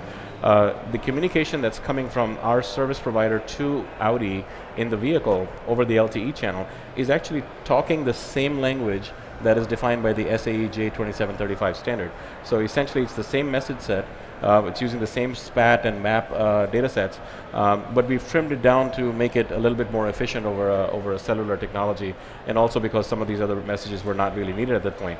So the car is prepared to receive this information, and then the user interfaces, the intelligence that's being built in the car in terms of when do you show information to the customer, when do you not do it, what's the best way to do it, all of that can be done independently. And then whether or not the transport protocol is over cellular or it's coming over DSRC in the future doesn't really matter, because the car is going to receive it in the same language. It knows what to do with it. The other thing that I think that we do need to understand is the reason that we can actually see much further acceleration now with these technologies is we've sort of divided the world into the OEM world and the infrastructure world, and if they could only talk. I think what we're forgetting is you can connect this world and you can connect this world, but you need an intelligence layer in the middle, and whether that's in the cloud or in a data center somewhere, it's machine learning, it's algorithms that actually take the data that's coming in real time and have the supercomputing capacity to actually be able to build forecasting models, build the information that actually needs to be channeled to the vehicle in the right way at the right time in order for it to be responding. And that is now available. So for instance, our provider is Traffic Technology Services, and this is what they do for us in the cloud. But I believe that for any DSRC related application as well, you will need that level of intelligence in the middle as well. There's another partner. So you mentioned infrastructure companies, and I've spoken to many of them, and they're completely frustrated, as you say. They don't know who to talk to at the car companies, and I'm not sure if the car companies are ready to talk to them. But what about the cities? So I think the cities are looking at a scenario where they have to look at their transportation resources as kind of like real estate. So if you have a city, you plan out the real estate. That's going to be commercial, that's going to be mixed use, that's going to be residential, that's going to be I don't know, nuclear waste dump, whatever it is. They have to start looking at transportation in the same way, and suddenly they have a bunch of different assets they can play with: public transportation, car sharing, ride hailing, and then controlling access to the city, like London and Stockholm have done. And they're being forced into these kinds of decisions because we have an intractable traffic problem. Right. Detroit's a good example. Virtually no public transportation coming into Detroit. So the cities aren't prepared quite yet to take on that task, but they desperately realize they have a problem. DSRC is a potential solution, but I think what they're really interested in, like Tina Quigley, who I know you know very well in Las Vegas, I couldn't think of a more enthusiastic transportation executive in the country, is interested in speed to market. Yeah. So you gave her a quick solution to deliver into the car over the cellular modem in the car. That's what people are interested in today, solving problems right away. Exactly. Absolutely, and the fact that the DSRC is here today actually speaks exactly to that speed argument. And the other thing that's really super important is to make sure that we definitely have a strong partnership between companies, different types of companies, right? I mean, no question, this whole idea around business models, disruption, how are companies and cities going to work together to really make money here? There's a lot of different things. Ride sharing is one, driver assistance is another, traffic light, traffic efficiency, truck platooning. There's a variety of ways that definitely, as we all work together in a partnership here, we can make money. Since we're talking about V2X here, right? So, I mean, I think we somehow make this connection between V2X and immediately jump to DSRC. And I think what the panel is telling you is that's not the case. That's one solution for a large set of technologies and services that need to come together. One interesting area that we're involved in is in the city of Somerville in Massachusetts. We're actually working with the city there to develop an autonomous parking pilot. And now this is now taking self-driving technology in the car and connecting that to the city's parking infrastructure, so that you can have these cars that can go off and park in allocated parking spaces that may be in parts of the city that are less utilized, but now can be utilized for parking. And because they're all autonomous, you probably only need about 40% of the space of a normal parking lot, because you don't need pedestrian walking spaces, you don't need stairs in order to get that all congested. That helps in removing the congestion from the city, as well as improving city planning in a big way. So I think that you have to look at this world as not just we came up with a standard 20 years ago and why hasn't it been implemented yet. It's like the world has been doing a lot of things along the way. And what's going to happen is going to be a combination of all of these things coming together, and the most efficient way in which you can make the offering available to the customer. You hit it on the head. From an end user, that public transportation agency standpoint, we are interested in the end result. We're interested in the application. We're interested in preventing crashes, more efficient traffic flow, whether it's urban or freeway, getting road weather information out there. Really, the means of getting that, really doesn't matter to us. Give us the most efficient way to do it. Maybe it's DSRC, maybe it's cellular, maybe it's combination, maybe it's satellite, maybe it's something else that we don't even know of yet. Right. That really doesn't matter to us as a public agency. We want the benefits of the application. So you're right, the V2X is really, we're focused on the end result, not necessarily the communication. But I think for federal regulators, they're looking at 100 people or more being killed every day, and the toll rising based on statistics for the first half, which drove, I think, the decision right at the very end of the Obama administration. We need to do something. This is the only arrow we have in our quiver. We're gonna string it up and fire this arrow. And the information that I have is that the incoming Secretary Elaine Chao is 100% supportive of DSRC. Unfortunately, the process, nevertheless, is still going to take time to come to market. But meanwhile, the U.S. military is demanding this technology because they have equipment they need to move all over the country, and they want to start using platooning immediately. So they have an immediate application. Again, commercial vehicle segment. Makes more sense. I think through the platooning, through the V2X applications have already been demonstrated that are fairly mature. It's just getting out there into the marketplace and through vehicle penetration. I think it's there. I don't think there's that much left in the development site part of things. I'm not an application developer DSRC radio guy, so I can't really say that 100% level of confidence, but the maturity is there, and it's just a matter of getting out and making sure you've got the end users, the infrastructure people, the end users, the cities, states, and the application developers and the vehicle manufacturers all going on the same path. And we will, hopefully, that's why we're interested, we want to get that traffic fatality curve down to less than 1,000 people are dying on the roads every year in Michigan. Absolutely. We got to get that down, and it's coming. It's there. It's encouraging to hear that there's still, at least for the next 4 years, there's still support for that going forward, and I think we're encouraged. It's the by benefit that. of living right outside Washington D.C. Yep. as Palm does. But are you going to ask us about cellular V2V? So I'm actually going to, I was going to take a step back. We've been talking around this a lot, but we haven't actually delved into the actual discussion of cellular/5G/LTE versus this DSRC standard we've been talking about. So let's take a minute, let's redefine these two things, and then let's talk about let's compare and contrast them a little bit, because I think we should do that. So let's talk DSRC first. That is what we've been talking about. That's the standard that's been coming around for 20 years now. Wi-Fi based. Patrick, do you want to iterate through some of the advantages of this direct point-to-point DSRC standard? Sure. So if you take a step back and you look at the original intent of the standard, I mean, 20 years ago it was definitely recognized that there needed to be some kind of standard developed and applied to cars that would provide dedicated, short-range, low-latency wireless communications. And what the standards group decided to do was to branch, and this is called 802.11p. And what the standards group decided to do was to use 802.11 as a basis, because 802.11 is a great standard that provides a really good framework for this. But the downside of standard 802.11 is it doesn't provide guarantees for latency or for bandwidth. So if you want to have real-time communication, short range between cars, you had to do something. And so therefore a new standard was needed, and that was the genesis of the 802.11p. Okay, and now, so the other alternative would be to piggyback on existing cellular networks effectively that are built up around the country already, largely commercially run. Roger, what's the advantage of going to a cellular-based system, a solution to connect one car to another, rather than a direct point-to-point communication? So the point of using cellular is it's already going into a lot of cars today.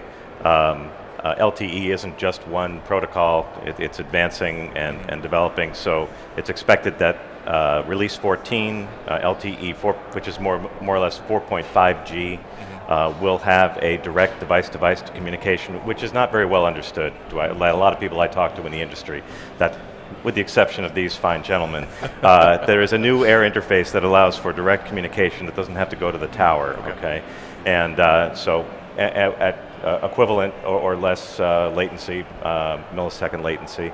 And but it will take some time, for that to percolate into the market, and it obviously takes longer to get into cars. So I would project that V2V, that cellular V2V capability technology would probably arrive under an ideal scenario, giving DSRC the benefit of the doubt, around 2021. So in essence, that capability will arrive simultaneously in the market. Palm has alluded to the fact, actually, that there's an opportunity for cooperation and collaboration between the two technologies.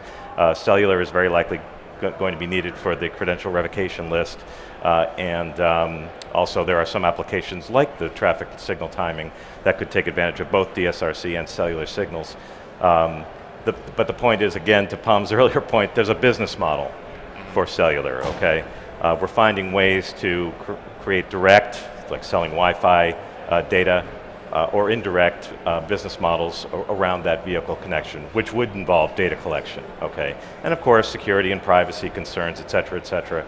But that is the other revolution that's happening, that data collection to take better care of the car, better care of the customer, mitigate distraction, prevent crashes and collisions, and create a more enduring relationship with the vehicle, a full product lifecycle engagement with the car. So the business model is there for cellular. We're still kind of proving it out. Some car makers are still, I don't want to know, in that I don't want to know phase, but that's falling down. They realize they can't be in denial. And with the 100 million Takata recalls and the amount of software code going into cars, you need to be connected to cars to do the software updates, to find those customers. So the business model is very robust for cellular. Right. As you mentioned, there are commercial incentives. You can sell services like the ability to start your car remotely and other things like that that are enabled by having a modem in the car. And so we're seeing more and more manufacturers. And Palm, of course, being on the kind of the cutting edge of having in-car communications or vehicle-to-vehicle communications like this, you don't really have a choice because ultimately DSRC isn't really deployed anywhere else. But those modems are already in the car providing data for things like Google Maps and other things. Yeah, so it's an interesting time we're in right now because it may seem like the conversation needs to shift immediately towards B2C because Roger was alluding to the 5G standard, which is supposed to come in the 2021 timeframe, and everything that we've here indicates that it will be very comparable, if not even better in many cases, to what the DSRC performance can be. Of course, yet to be proven widely and yet to be confirmed. But if that's the case, then you've got one check mark on the list of things that you need. Sure. I think there's a couple of other things. There's from a quality of service of the network standpoint, having a cellular network provider that is incentivized to keep that up and running is obviously a good thing. So if there's a commercial model that already exists to keep that alive, then that's a second thing that sort of works in the favor of cellular. The part that is still, in my mind, still a bit of a question mark and probably will be clarified over time is, what about the fact that you have active safety and non-safety related applications working on the same spectrum? Does that pose any kind of a hazard in terms of what you need? Because DSRC was kind of designed as a dedicated channel to only allow communication between vehicle to vehicle. Do you now, if you allow other types of communication to happen in that same spectrum, enter that kind of an issue? And I think we hear both sides, and we hear that the industry is quickly understanding how we might be able to resolve some of those things. The bigger one that I still don't see a good solution for is the cellular industry has a tendency to migrate technologies every 10 to 15 years. And so if every 10 to 15 years a whole bunch of cars becomes incapable of communicating on these technologies or need to be upgraded, that's a cost factor that needs to be considered ahead of time, or you need to find a way to obsolete those cars. Or if we really think in a more progressive way, I think what we need is some baseline standard that needs to be maintained even if a technology migrates from one to the other, so that even older cars will have the same active safety benefits. And I think as we look at these four questions, two of them clearly point towards cellular. One of them a little bit is moving towards, but is still on the DSRC camp. The last one right now is where DSRC is strongest, which is it is the one confirmed technology that will stay stagnant, or at least that's the conception. Well, that's for 20 the years. The one that goes completely against DSRC is that the DSRC standard is 20 years old. In 20 years, how standards for network technologies are written have evolved quite a bit. Efficiencies, all of that has changed, and so it is an older protocol. It's like talking to your grandma over a cup of tea versus, IMing or Snapchatting, and so that difference also needs to be kept in mind. So quality service is a big issue. You can't have your Netflix stream interrupting the communication from an oncoming car. Security is obviously a big issue too, and planned obsolescence is definitely a big issue. From a DOT standpoint, do you have any skin in the game here? Is there a difference or an opinion as far as which is the preferred implementation, or just getting it to market as quick as possible? Absolutely. It's probably the biggest when it comes to the cellular standpoint. Great points for both before and the don't know yet about cellular. The big thing from us, from the public standpoint, is we have to make sure that the cellular applications or what have you aren't subscription-based. We don't want to have safety applications that we're behind, and again, that might be my ignorance as to what the standards are going to be, but we have to make sure that what we're doing isn't only available to those that pay for a service or on those ends. And again, we don't have enough familiarity with dealing with those standards yet, or those applications yet to see how that's going to work. That's a big thing. The point you brought up about the spectrum sharing, about everything we heard about DSRC and spectrum sharing, the same hesitation about going down that route and relying on a spectrum that could be shared for safety and non-safety. That holds true for the cellular standpoint too. If it's something that's going to be shared for data streams that are safety related, non-safety related, that causes concern for us too if there's going to be an intermingling. But those are probably the two big ones right there. Yeah, exactly. And I think the key point that you're hearing from the panel here is that it really is driven by the application. and also by the availability of and the maturity of the different solutions.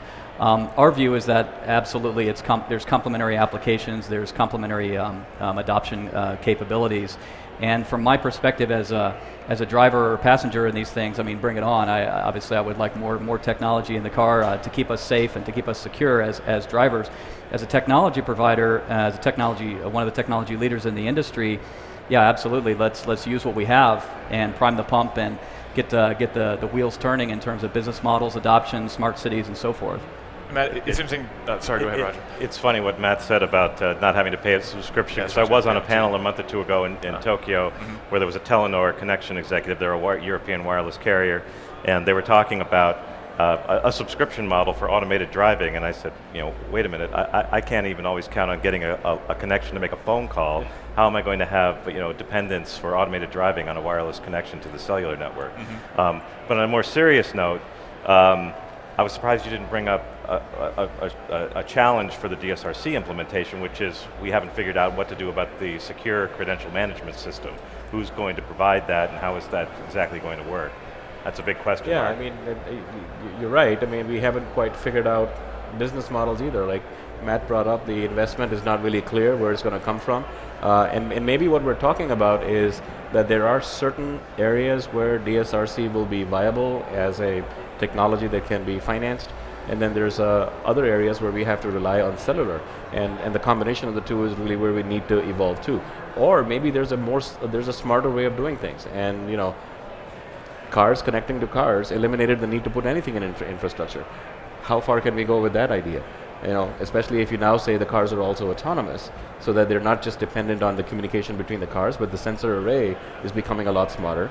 There's artificial intelligence being built in the cars that is learning the behavior trends, and over time can learn how to react in certain situations. I think all of these factors are going to influence the safety record that we have in this country to help that come down.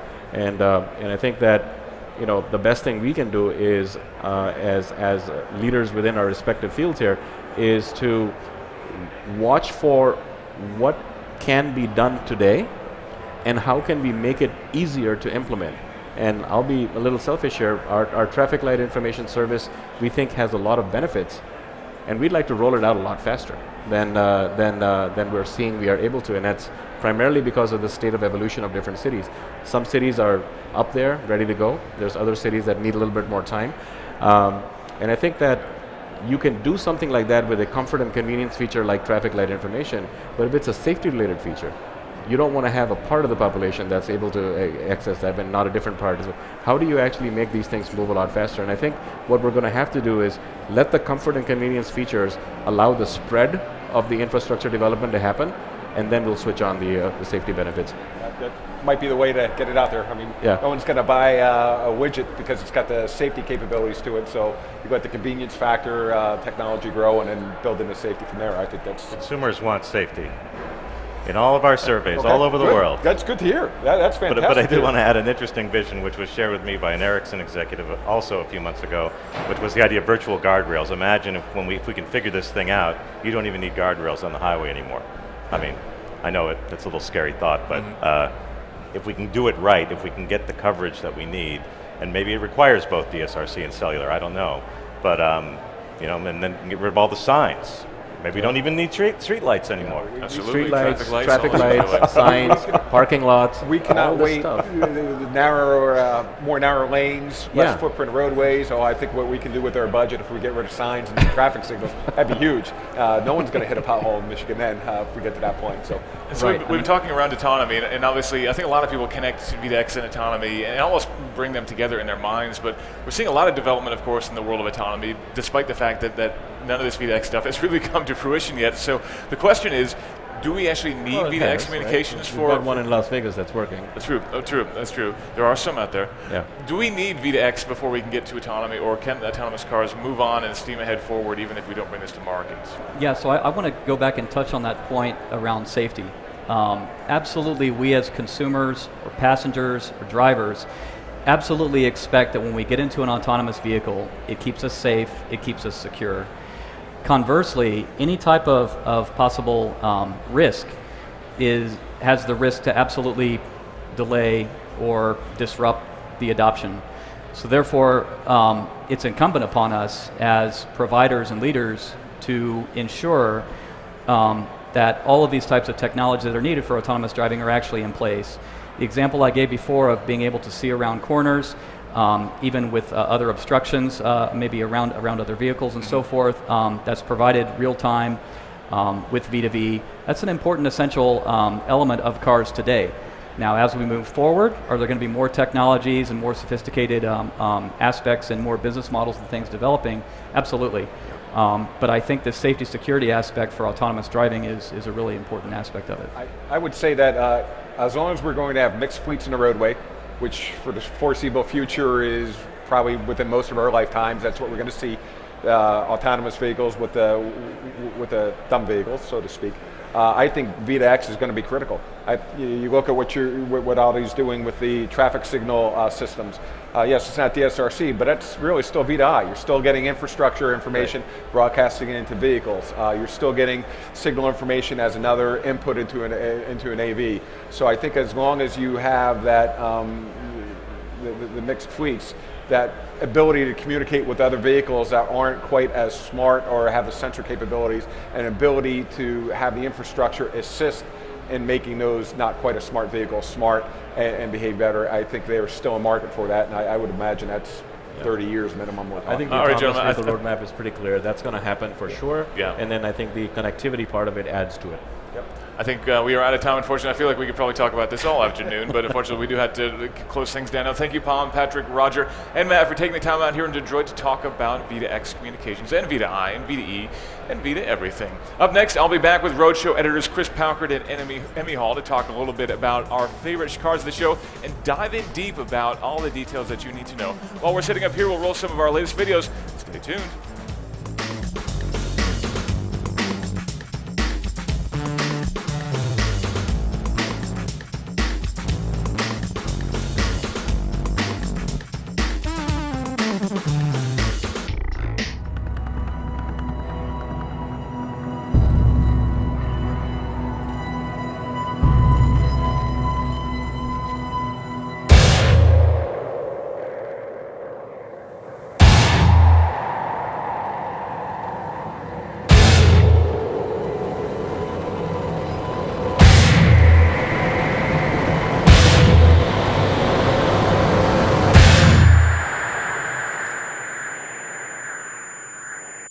Most Range Rover owners never push their vehicles to their true limits, and that, my friends, is a damn shame because these guys are very, very capable off-road.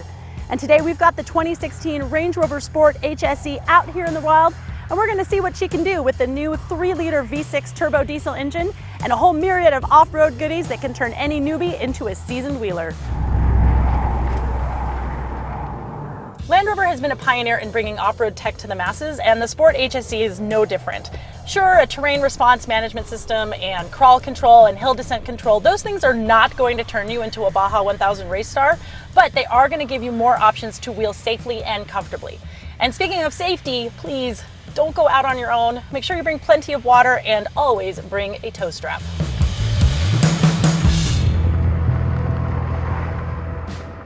Now, in my terrain management system, I've got general for on-road use, snow, gravel, and grass, mud and ruts, which is kind of my favorite, sand, and rock crawling. Now, each of those is going to map the transmission and the throttle in different ways in order to give you the best performance possible. Now, I've got a lot of different terrain here in this off-road park, so I'm just going to put it in auto, which is going to choose moment by moment the best place for this truck to be at any given time. But what if you're a bit of an off-road rock star? I mean, I'm not bad driving in the dirt. Can I do all of these things independent of the electronics? Well, yes and no. So I have a 2-speed transfer case as part of the extra duty package. So I've got low gearing. So I can go up and down any kind of steep slope in low and use my own throttle, brake, and steering inputs to get me up and over those hills.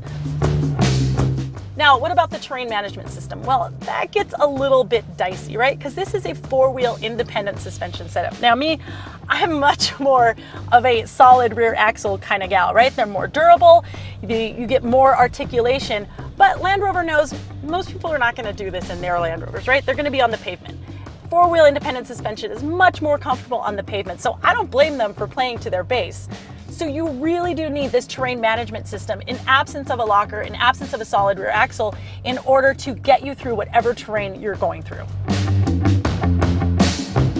You can get the Range Rover Sport HSE in 4 different engine types, including a supercharged V8, which is good for 550 horsepower and 502 pound-feet of torque. But if you really want to get into some off-roading, the diesel is your jam. I am telling you, 254 horsepower, 443 pound-feet of torque. Now, those numbers are smaller than the supercharged, of course, but it makes up for it in gas mileage.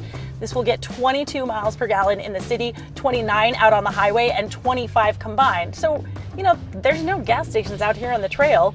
You need enough fuel to get out there, have your fun, and then get back to civilization.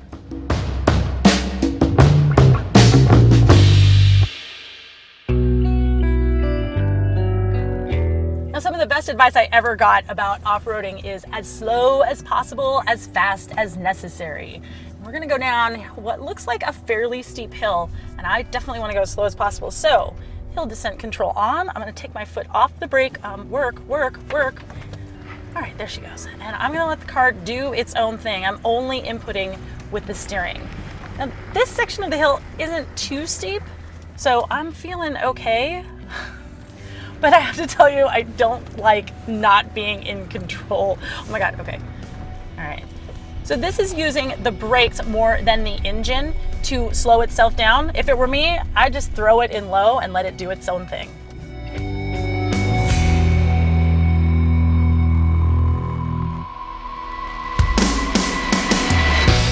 One of the nifty things on the Range Rover is the all-terrain progress control. This is essentially a crawl control, and it's been popping up on a lot of vehicles from the Jeep Renegade to the Toyota Tacoma.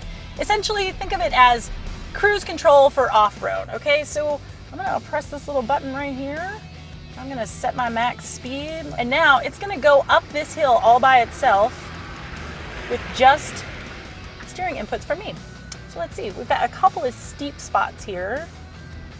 So this is really taking as slow as necessary, very, very seriously, but it's doing a great job. It's getting me up the hill as safely as possible. Now, could this car take this hill faster? Yes, of course it could, but why? So I can use this cruise control to just kind of let the car do the work for me. I'll just sit back here, steer a little bit, and enjoy the ride.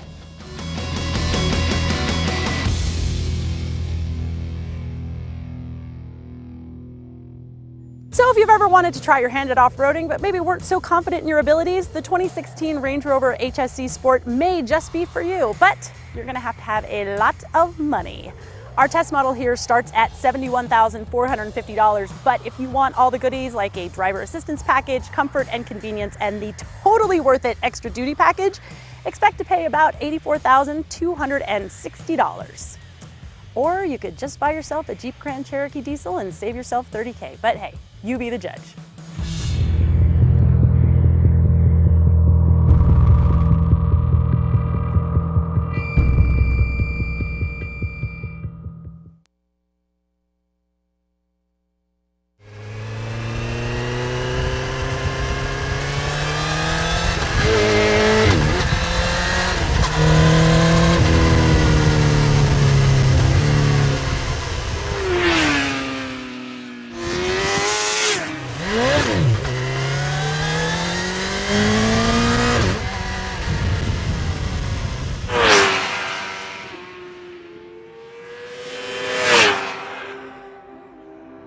Nikki Hayden is one of the world's fastest men on 2 wheels. Wearing the number 69, the Kentucky Kid has won championships at nearly every level on the way up, including the pinnacle of the sport, MotoGP. This year he's moving on to World Superbike, where he's going to be racing a production-based Honda CBR 1000 against some of the world's best. In some ways, it's like a return to the beginning of his career, where he was racing real bikes, real fast. To take a look at some of the iconic motorcycles that have defined his career, American Honda's opened the door to their private collection, and we've booked a little track time with Mr. Hayden himself.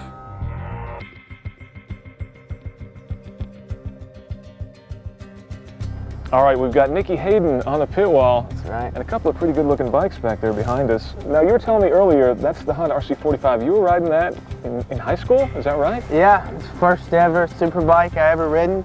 I remember riding for the first time at Willow Springs Remember rolling out onto the track and just feeling the power and how smooth it went through the gear. So yeah, a few things have changed since then, but that was a great experience for me. This is a 1994 Honda RC45, also known as the RVF 750. The 750 is the displacement of the engine, a 750cc V4. This bike was meant to go racing, and indeed Honda only ever sold 200 of the things, just enough to qualify for production-based superbike competitions. Only 50 RC45s came to the US, and this is one of them, a bike that spends most of its time locked away in the American Honda Museum. A bike like this would make for Nikki Hayden's first entry into professional superbike racing. Yeah, it was a good period for me. It was my first year with Honda, and that was a good opportunity. Won the 600 Supersport title that year on 600, and was the beginning of something special for me. And it still looks fantastic. I love the twin headlights. I think that is such an iconic look. I kind of miss it, to be honest with you. Within the domestic AMA series, it's not unusual for riders to race in both the Superbike and the slightly slower Supersport series, meaning multiple races per weekend. On a CBR 600, Nikki Hayden won his first AMA championship in 1999, and this is the bike he rode in 2000, which still bears his #1 championship winning plate. Nikki would continue racing in AMA through the new millennium, and this would be his new superbike. This is a production version of Nikki's RC51, a 999cc V-twin. Bigger and more powerful than the RC45 it replaced, on a bike very much like this one, he would win the 2002 AMA Superbike Championship and be propelled onto the international stage with a MotoGP ride starting in 2003. Nikki would spend most of his MotoGP career riding some variation of this bike, a Honda RC211V. A prototype machine is custom built for racing from the ground up and is powered by a 990cc V5. The bike weighs just 326 pounds. That's 100 less than a road-going superbike. It makes somewhere around 250 horsepower. It's quite a ride that would carry Nikki to his MotoGP championship in 2006. Yeah, I did 13 years in MotoGP. You know, got the title I really wanted and had a lot of, obviously, title everybody wants. Yeah, some good days. Very thankful for the opportunity. Was an amazing experience to ride those bikes on those tracks in front of those crowds, and you know, I got now an opportunity to move to World Superbike. I'm 34 now, and I'm very happy to keep racing and get this opportunity. And yeah, it's, you know, after a while, I think a change is good, and to be back with this team and everything, I got a good fresh start, so looking forward to try to have some fun. I always have been a fan of superbikes. Ultimate goal would be to try to win the World Superbike Championship with Honda as well, and be the first rider to ever have both crowns. As Nikki moves on to World Superbike racing, he'll be riding a machine much like this. It's a box-fresh CBR 1000RR, showing 2 decades worth of advancement over that earlier RC45. Despite only having a 250cc advantage over that older bike, it makes around 175 horsepower. That's nearly twice as much as an early 90s superbike. But it also adds modern suspension and lots of other niceties you didn't get back in the 90s. Though you can't deny the RC45 had a better paint job, and those twin headlights are nothing short of iconic. So we got 20 years worth of superbike progress sitting behind us. Obviously, a lot of changes between the two, V4 versus an inline 4, a lot more horsepower in the new bike. I think 75 more horsepower, something like that. Honda won't tell us for sure, but I think it's something like that. What do you think is the biggest change other than the engine between these two? Suspension? Is it setup? Well, I mean, just sitting on it, you already feel the position is more racy, a little bit more like full race bike, where that one kind of feels like a street bike, where that one I mean, the ride position is very similar to my CBR. On the new bike? Yeah, on the new one. I would say that, and the weight, you know, is a big thing, and how narrow it is.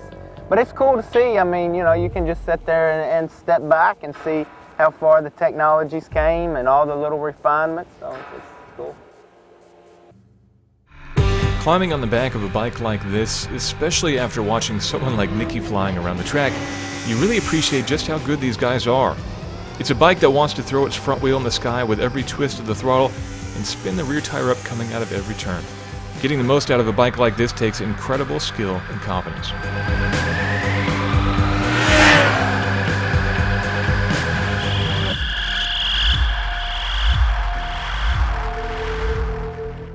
What's the difference between that guy and the bike that you're going to be racing on this season? Well, I mean, my bike, that's the base. You know, they, as you say, they take a production bike, and a lot of the rules have to stay the same, obviously with the frames and different things, but they can modify it.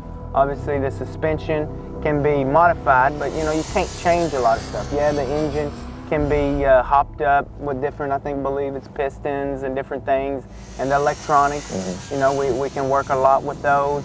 And adjustment, but the bike must be, as you say, production, and any part we use can't be prototyping. You have to be able to buy it, and there's even a price cap on it, so it keeps it fair for some of the teams that they can't go out and buy, you know, $200,000 suspension setting that, you know, nobody else in the paddock can afford. So I kind of like that part of it, you know. In MotoGP in the last years, the difference between the factories and the supported teams got so big that took a little fun out of it. So in Superbike, they're closing that gap.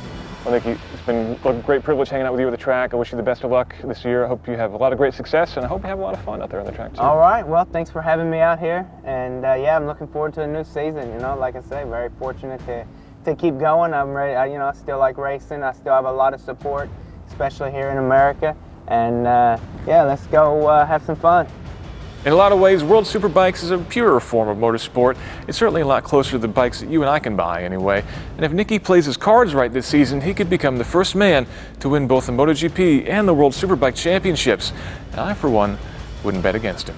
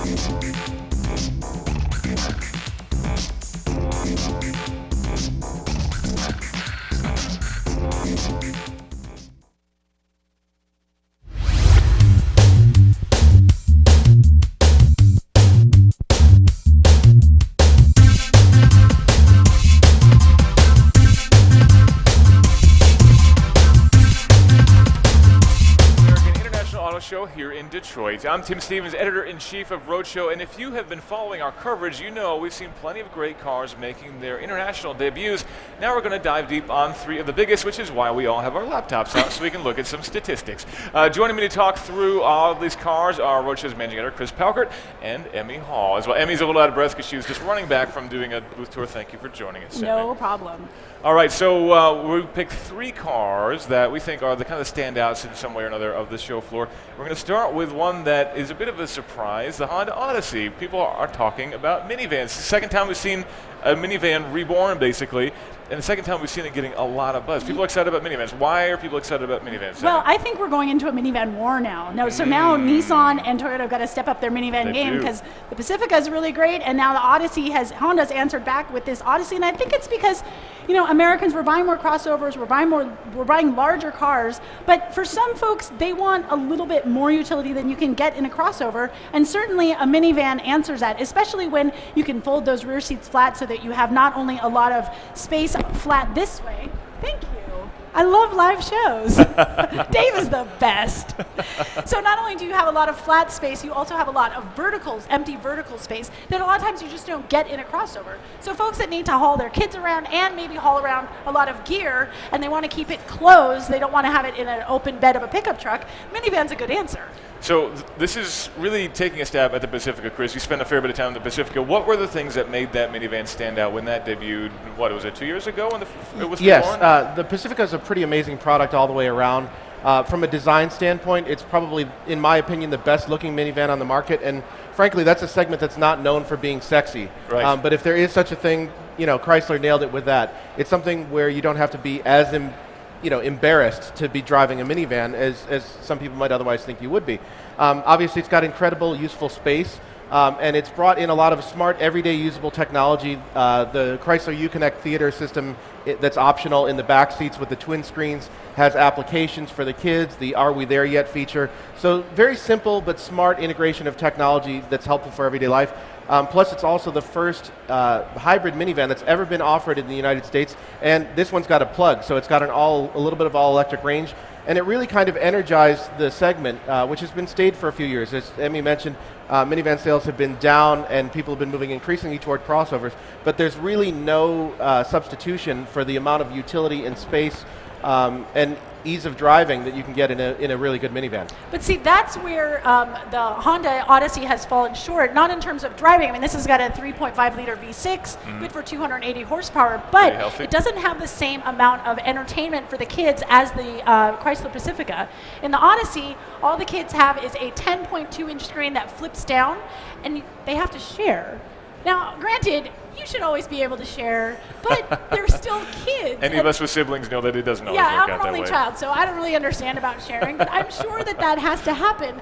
And because each kid doesn't get their own entertainment system, that means they're going to have to share on the 10-inch screen. So I think that Honda really dropped the ball on that. I mean, it's not that hard to put in a two-seat entertainment system. In fairness, one of the ways that you get around that is it does have 4G LTE connectivity. Right. So if you've got an iPad, you can give to one child and the other can be watching the infotainment system, or both of them have an iPad. I mean, you can operate any number of devices all at the same time using the data pipe that comes into the car now. And pretty much every kid has their own iPhone, iPad, something at this point. Kids these days. I know, they got us so lucky. One thing, though, you mentioned the hybrid powertrain in the Pacifica. I was actually surprised that we didn't see something like that in the Odyssey, or at least even teased as being something for the future. Well, Honda has been in hybrids for a long time, certainly a lot longer than we've seen Chrysler. Yeah. It is the type of thing that could roll out down the road. There are some packaging issues when you roll in all the battery pack and the associated motor and electronics that have conspired to eliminate some of the seating flexibility you have in the Pacifica. That could be something that they're contending with. And also, frankly, Honda may just want to space out the introductions over time. Yeah. You know, looking at it now, and we mentioned the Pacifica is a great looking van. The Odyssey is a good looking van too, but I got to say, it looks a fair bit like the Pacifica. It's got some of the same sculpting out of the side, I think, and it's got a lot of the same profile. I mean, obviously they're big boxes, so there's only so much you can do with that profile, but it's got some cues that remind me of the Pacifica too. Sure. And the Honda really hit it out of the park when it comes to the second row seating. Right. So it's got, in the middle of the second row, it's got a seat that can push all the way forward. So if you've got an infant, you can keep the infant close to you. You don't have to be turning around and looking to see if your kid is, barfing up Cheerios or whatever it is that babies do these days. And then you can take that middle seat out, and those two seats in the center, in the second row, they can go all the way apart or they can go close together. So the kids are arguing, the kids are friendly. That's the difference maker right there, because we haven't seen that little innovation, which probably pays big dividends for arguing children, or just the ability to get into the third row. Right. The fact that you can remove the second, the small middle seat and push it in so that you have better ingress and egress. These vehicles are all about practicality. And one of the ways in which automakers are constantly having almost a form of one-upsmanship or warfare is in seat configurability. And for a long time, Chrysler has really nailed that. Pre-Pacifica, with the Caravan, it really energized the segment with the way you can flip and fold and twist seats. And now we're seeing Honda doing a little bit more of that. You can see the demonstration on the screen there. Now, I believe that Honda's third row seats fold all the way flat like we see there, but I'm not sure that the second row seats do that. And I know that the second row seats in the Pacifica fold all the way flat, so you have all of that cargo space back there. They do in the gas version, but not necessarily. That's where the battery pack goes for the plug-in hybrid.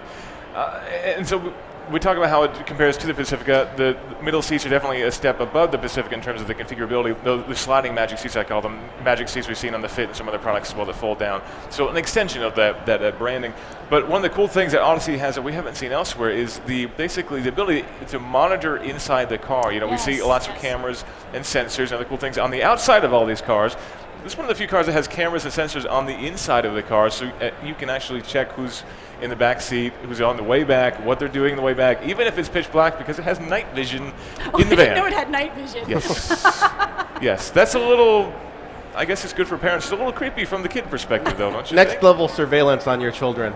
Yeah. I'm waiting for them to be able to tie that into some sort of recording system and or push videos right up to the cloud so that you can say, can you believe what my kids are doing? And have it go right to YouTube. Chewbacca Mom can go viral like that, right? That's right. You know, in years past, we've seen other lower tech solutions to that issue with the fold-down mirrors that's right by the center rear view mirror, so that you could get sort of a fisheye view back there. But an actual camera points to a couple of different things. One, the continuing use of cameras as prices have come down inside and outside of vehicles.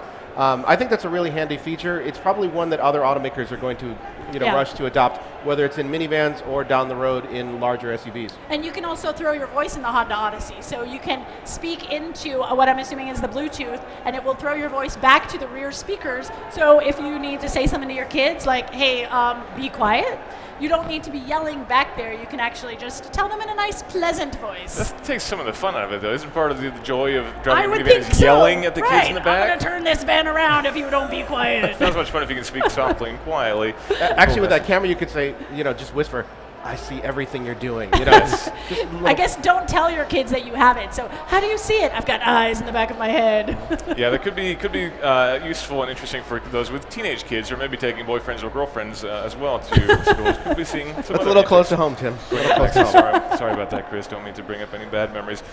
So again, we mentioned up to 280 horsepower on this thing. Pretty powerful, pretty peppy. Good styling, good flexibility inside, good technology. Hitting a lot of good marks. Do we think this will be a success versus the Pacifica, or is Chrysler still got it locked down? I always have been a fan of the Uconnect system. So when it comes down to all things being equal, I would prefer to have the intuitiveness and the usefulness of Uconnect. Honda's not quite there. You got a volume knob back this time. I'm so glad we have the volume knob. It used to have, remember that little slider, and you'd be like pressing these buttons. Oh, it was terrible. Awful, awful, awful. I think from a sales perspective, the Honda has been the leader in the segment for a long time. I don't see that flip-flopping. Their sales figures have held up pretty well in the intervening time when the Pacifica has been on the market. And there are a lot of Honda loyalists that are just, fervent supporters of the brand. I've had family members that just simply trade from one Odyssey to the next to the next. Yeah. And the kids are just like, why doesn't this car smell like spoiled milk anymore? Because it's the same car. They just bought it again because their lease was up. And I think that's fairly common in this segment. So I wouldn't expect for them to lose their sales leadership, let's put it that way. Yeah. But the Chrysler is an excellent minivan. I'm looking forward to putting them head-to-head and seeing just what the better product actually is. Right, and I can't wait to see what Nissan's going to come up with the Quest and maybe a new Toyota Sienna. Got to see. Competition, a rising tide, raises all boats. I think you'll see another Sienna for sure. Toyota is still keen on that segment. I'm not so sure we'll see a Quest anytime soon. And a big question, of course, is pricing. We didn't get pricing for the new Odyssey. Current pricing starts at about just under $30,000, which is a little bit more actually than the Pacifica. But the Odyssey's always been a little bit higher price, a little bit more premium as far as minivans go. So presumably it's going to start at around that same price, maybe a little higher with all this new technology. But that's obviously going to be a big key player too. Well, the one thing I want to point out about the pricing and about the Odyssey that I think it has a definite leg up on the Pacifica is the amount of nearly standard safety equipment across the board, the advanced driver assist systems, the autonomous, semi-autonomous emergency braking, the lane departure warning. That's going to be on 95% of their production model mix. And if you want to buy Pacifica with that technology, it was the first in the segment to offer that sort of thing. But you have to spend a decent amount of money to get into a higher trim level, and then it's still optional and not cheap generally. It's anywhere, depending on the package, between $1,000 and $2,000. Any final thoughts on the Odyssey before we move on? We good? We cover all our bases? I think we've done a pretty solid job. All right, let's move on from one amazingly exciting car to another amazingly exciting car, the new Toyota Camry, which is the best-selling car in the U.S. still. This car is facing off against a big trend in the industry, that is moving away from sedans, moving away from what we think of as a basic passenger car, moving into these taller cars, crossovers, full-on SUVs. But we've seen some really dramatic styling cues and a lot of other tweaks and changes. Emmy, what do you think of the new Camry? Walk us through some of the highlights of the new car. I think that's my new nickname now. Your new nickname is Camry. Well, on our first take of the Camry on our website, one of the readers made a comment and said, the new Toyota Camry now with 30% less boring, which I think is very, very apt. That's pretty fair, yeah. Yeah, and I think it's great that Toyota has taken a little bit of a design risk with this. I mean, like we said, it is the best-selling car. They don't want to disrupt their bread and butter. They don't want to make people angry or put people off of the Camry. And by making it, a little bit wider, a little bit more curvy, a little bit sexier, just a tiny little bit, edgier, especially in the sport trim. Sure. That's a big risk for them. So I do enjoy that they are pushing the envelope just a little bit in their styling. Well, you pointed out the sport trim, which we're looking at on the screen, and that trim in general in sedans has become more and more popular. So I think they're investing more resources into that, more differentiation. The standard car is definitely a bit more conservative, still a lot markedly more aggressive than it was in the past. But I think, Tim, your point about everybody moving to crossovers is really important.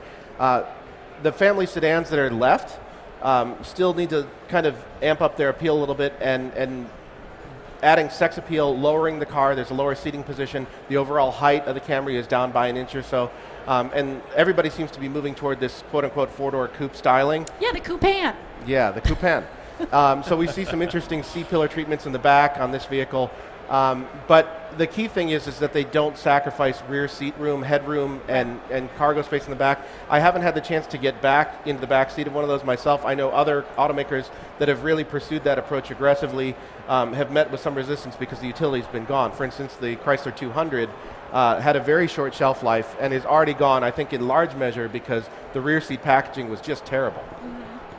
Yeah, now in the Camry, when we're talking about engine, they are going to be redoing their engines. We'll have a standard 2.5 liter 4-cylinder engine, which will work with an 8-speed automatic transmission, but they have not really told us what the numbers will be for the new engine. Currently, it gets 178 horsepower and 170 pound-feet of torque, so I would assume that it will be somewhere in there. But we've also got the 3.5 liter V6, and what's interesting, you would think with this next generation that they might move to maybe a turbocharged engine instead of a V6, but they've gone old school with a naturally aspirated V6. So, great. Classic. Toyota's been making V6s for a long time, sticking with it for now anyway, but seemingly a turbo's got to be coming along the way. Well, Toyota was late to turbos. They really didn't do a whole lot of them. They're starting to get into them, especially in smaller displacement engines and smaller cars. And they probably do have something in their portfolio that could have fit in, but, the V6 is maybe a standard for the buyers that are a little bit more traditional. And the engine's probably fully developed already that they didn't need to do a whole lot. That they could just plunk it in there, and you get nice premiums out of V6 sales. So. And there is a hybrid option coming as well. They moved the battery pack forward. Previously it was sitting under the trunk effectively. Now it's sitting under the rear seats. So this should give it a little bit better handling. They didn't give us any fuel figures on the hybrid version, but they're saying it'll be Prius-like in terms of fuel economy, which would be pretty remarkable because we see 50s, 60s easily in the new Prius. If you could do that in a big car like the Camry, that'd be pretty remarkable. Yeah, the weight penalty on a Camry has got to be pretty big. And the aerodynamic penalty too from a big old car like that. But let's talk about the styling a little bit more because I think there's probably, engines aren't that dramatically different. The technology is not that dramatically different. But the styling is, it's pretty rad. It's almost got some ISF, GSF cues to it from the Lexus side of things. 19-inch wheels on a Camry. Again, as you mentioned, lower. Is that the right direction for a Camry? Well, I think they started to move in that direction with the previous model's facelift. And I would imagine they have a pretty decent roadmap in terms of sales now. They know where consumer interest is. What's been selling. So amping that up a little bit is probably a good idea. Plus, people are becoming more comfortable with the idea of an aggressive-looking family sedan, dating back to the previous generation Hyundai Sonata that really upped everybody's game visually in terms of sheet metal differentiation, the willingness to adopt a more aggressive form in that in the sedan class. And everybody has followed suit. I mean, the Fusion is still a gorgeous vehicle. It's already in the facelift stage, but it looks fantastic. It looks fresh. And I think we're seeing a little bit of erosion of the audience for the Camry. So they've got to come back and fire up with this kind of design. Yeah, and when you put it into the sport version, what I really like is that kind of panoramic floating glass roof that it's got. And Chris and I were over at the Toyota booth yesterday, and it's got a contrast colored spoiler. Chris really hated it, but I thought it was awesome. to me, it looks a little Pep Boys tacked on. Maybe you'll be able to get it body color. We don't really know. The one thing I'll point out. Fiber, maybe. Yeah, perhaps. You can get red leather seats in a Camry, Right. and I have to say they actually look good. But think about that. I mean, this is the middle of the road, about as staid a vehicle as you can get. Typically, beige or gold or white or whatever. And you can get a pop of color and emotion in red leather seats. That's surprising, I would say. And while we may not agree in the details like the spoiler, do we all agree that it's a good-looking car? I think it is. Yeah, I like it. I do like it. I mean, like I said, it's got more of a curvy silhouette. Mm-hmm. The outgoing model you could lose it in a parking lot so very easily, and I think that this makes you as a driver stand out just a little bit more. It's easier to find. It's easier to be like, hey, look at me, I'm in my Camry, rolling in my Camry, And that's going to be a new hit. I can. Yeah, I can tell you. And I think it's great that they're offering this so that cars don't necessarily need to be appliances. Cars, to me, are all about emotion. They're all about freedom, and they're all about independence. So why not give those feelings and give those emotions to a family? Well, and this has been a real sticking point for Akio Toyoda, the head of Toyota, and it's in his name. Yeah. That the company, both Toyota and Lexus sides, didn't have emotional enough designs and appeal, and they've been going steadily through the lineup and amping that up a little bit. This is a good example of that. But I think we could all agree they maybe went a little too far with the Prius. And I think I at least was a little concerned when they started giving us teaser images of this Camry that it was going to look a lot like the Prius and have this ridiculous front baleen whale sort of nose on it. But it is aggressive, but I think it actually is reasonably well done. I think it's certainly a lot more subtle than the Prius. So I think this is a good-looking car, and I think it's a good sign that a lot of people were maybe afraid that Toyota had lost their way. No, indeed, they still can make a good-looking car. The Prius is a bold piece of design work. I have trouble looking at it, to be perfectly honest. I think the new like one it. drives great. Compared to previous generations, it's much more engaging, and you still get incredible fuel economy, better than ever before. Absolutely. But I can't stand looking at it, especially the back end. Those little taillights, I think it's great. It's brutal. Oh, it's great. I love it. I love it. You need tail fins coming off of those things. No, it's just, it's great because you make your choice, and you are adamant about that choice. And I like people and companies and designers that take a risk, and who knows if it's going to pay off, but it's all about, taking that leap of faith. Emmy Hall, what's in my garage. I love, charismatic, different vehicles. I'm all for that. The Prius, though, sales are showing it. They're not where they needed to be for a brand new generation. Yeah, maybe the Prime will help, but maybe not. Okay, any final thoughts about Camry before we move on to the next car? We'll see how she drives. See how she drives. That's a very good point. Yeah, hopefully for some improvement there too. Hopefully it'll drive as sportily as it looks. Okay, next car, a little bit more sporty this time. Kia Stinger. I think this is a bit of a surprise and a nice car. Emmy, Kia's really known as being more of a mass market manufacturer. I mean, their cars have always looked good, but they haven't taken a lot of sporty risks in their designs. And now here this GT comes, designed by Peter Schreier, used to be at Audi, and you can really see that Audi influence in it. Got a little bit of a longer wheelbase than I personally would like. The front end, as we talked about earlier, it's a little busy. Those vents on the front, on the hood, not quite my style. Other than if they took those off, then I would be, yes, that is pretty sweet. But I really do like the rear end. Again, it's more of a fastback, more of a coupe design. And the taillights, to me, I think they look great. I think the rear light signature is fantastic. Yeah, this is Kia moving up market in a way that we've already seen Hyundai do a little bit with its Genesis products and now Genesis standalone luxury channel. Hyundai and Kia are the same company at the top, and devoting all those resources to just one brand probably doesn't make a whole lot of sense. So giving them this product that's more emotional, more sporty makes a lot of sense to me. The additional scale of developing the engines and the platforms that go with it are really great. And I'm excited because it's another sports sedan in the market and maybe one that I can actually afford. This is, just so everybody knows, the Kia Stinger is designed to go up against cars, they say, like the BMW 3 Series, the Lexus IS. Those are cars that normally you never think about Kia in the same sentence with. Kia's done a tremendous job over the years of upping its, not just things like styling credentials and the interior quality and infotainment technology, but their actual quality. The things that have been the missing ingredients for a while have been that last 2% of steering feel and of adjustability, in terms of sporting responses. This vehicle was also designed by engineered, I should say, by a former BMW chief engineer. So what you're looking at is Albert Biedermann. So you're looking at a vehicle that was tuned on the Nürburgring by Germans, that have that sort of sporting background. By the guy that headed the BMW's M division, so that's serious chops to bring to the table. Yeah. And they're saying that they're going to be basically individually tuning each separate model of the Stinger. There'll be Stinger GT, and a few different flavors of the car. They're tuning them individually so that each will be responding correctly. And this is the kind of thing that we think nothing about from BMW or Mercedes doing it, but it sounds like they're putting a lot of attention to detail into the Stinger to make it really, really great. And it's a bit of an old platform, maybe not the ideal engine selection, but if the handling is great, if it feels great, I think this could be a great car. Yeah, and this will be the first Kia that will have an adjustable suspension as well. So that'll be really interesting to see if, sometimes when you have an adjustable suspension, sport doesn't. It's tough to tell between normal and sport. So hopefully it'll really firm up the suspension and really firm up that steering feel and throttle tip-in point so that it actually makes a difference. So you'll be able to take it out, carve some corners on it, and then put it back into normal or comfort mode and drive in traffic or drive over rough city streets and not have it be an uncomfortable ride. Well, and I think the other things is this is coming to market. It's already got a couple of points of differentiation.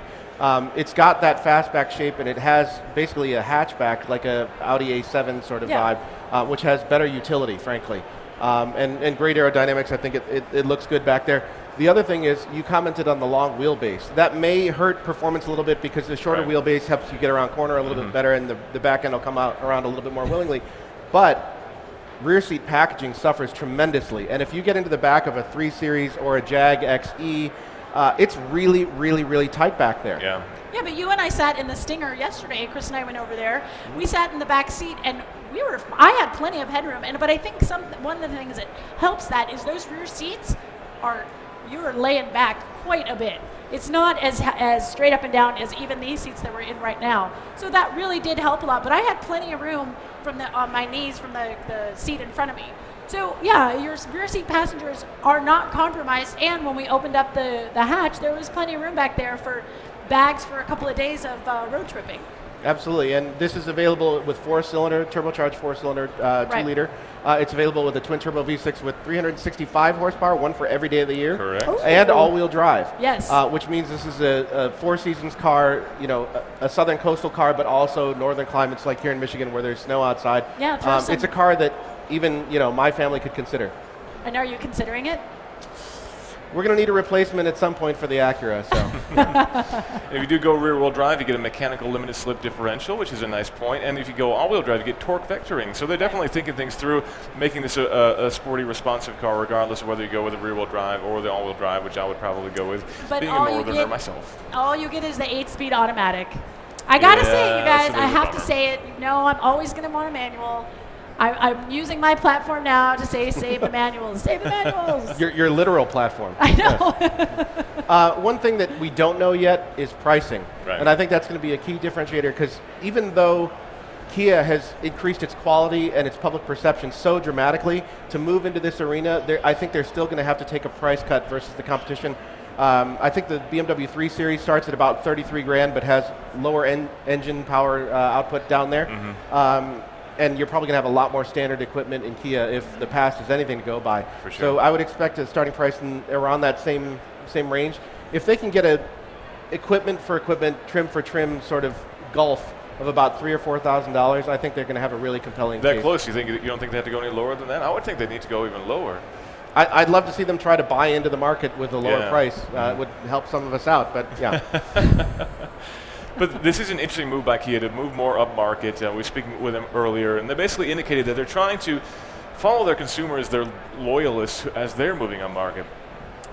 People who really bought into Kias early when they first came to market, when they started to get good here in the U.S., they're a little bit older, maybe their family's a little bigger, maybe they've got a little bit more money to spend, and now they can afford to move on up into a sportier, a little bit more luxurious car like this, or over to the K900, which Kia is also making, which is, again, a bit of a different car for Kia. So as their clientele is growing a little bit, also their offerings, which is great to see.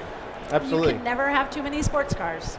That's true, and it's one of the few sports car. Is it the only sports car that the only Kia production offers? sports car? No, that debuted here at the show. We've seen some facelifts of things Yeah. like the AMG GT, AMG GT, which okay, is yeah. operating on a different plane financially. Absolutely, yeah. This is I think a more usable package size. I mean, it's a sports sedan or a sport 5-door, which you don't really get a lot Coupe. of. Come on, Coupe. The poor man's Panamera.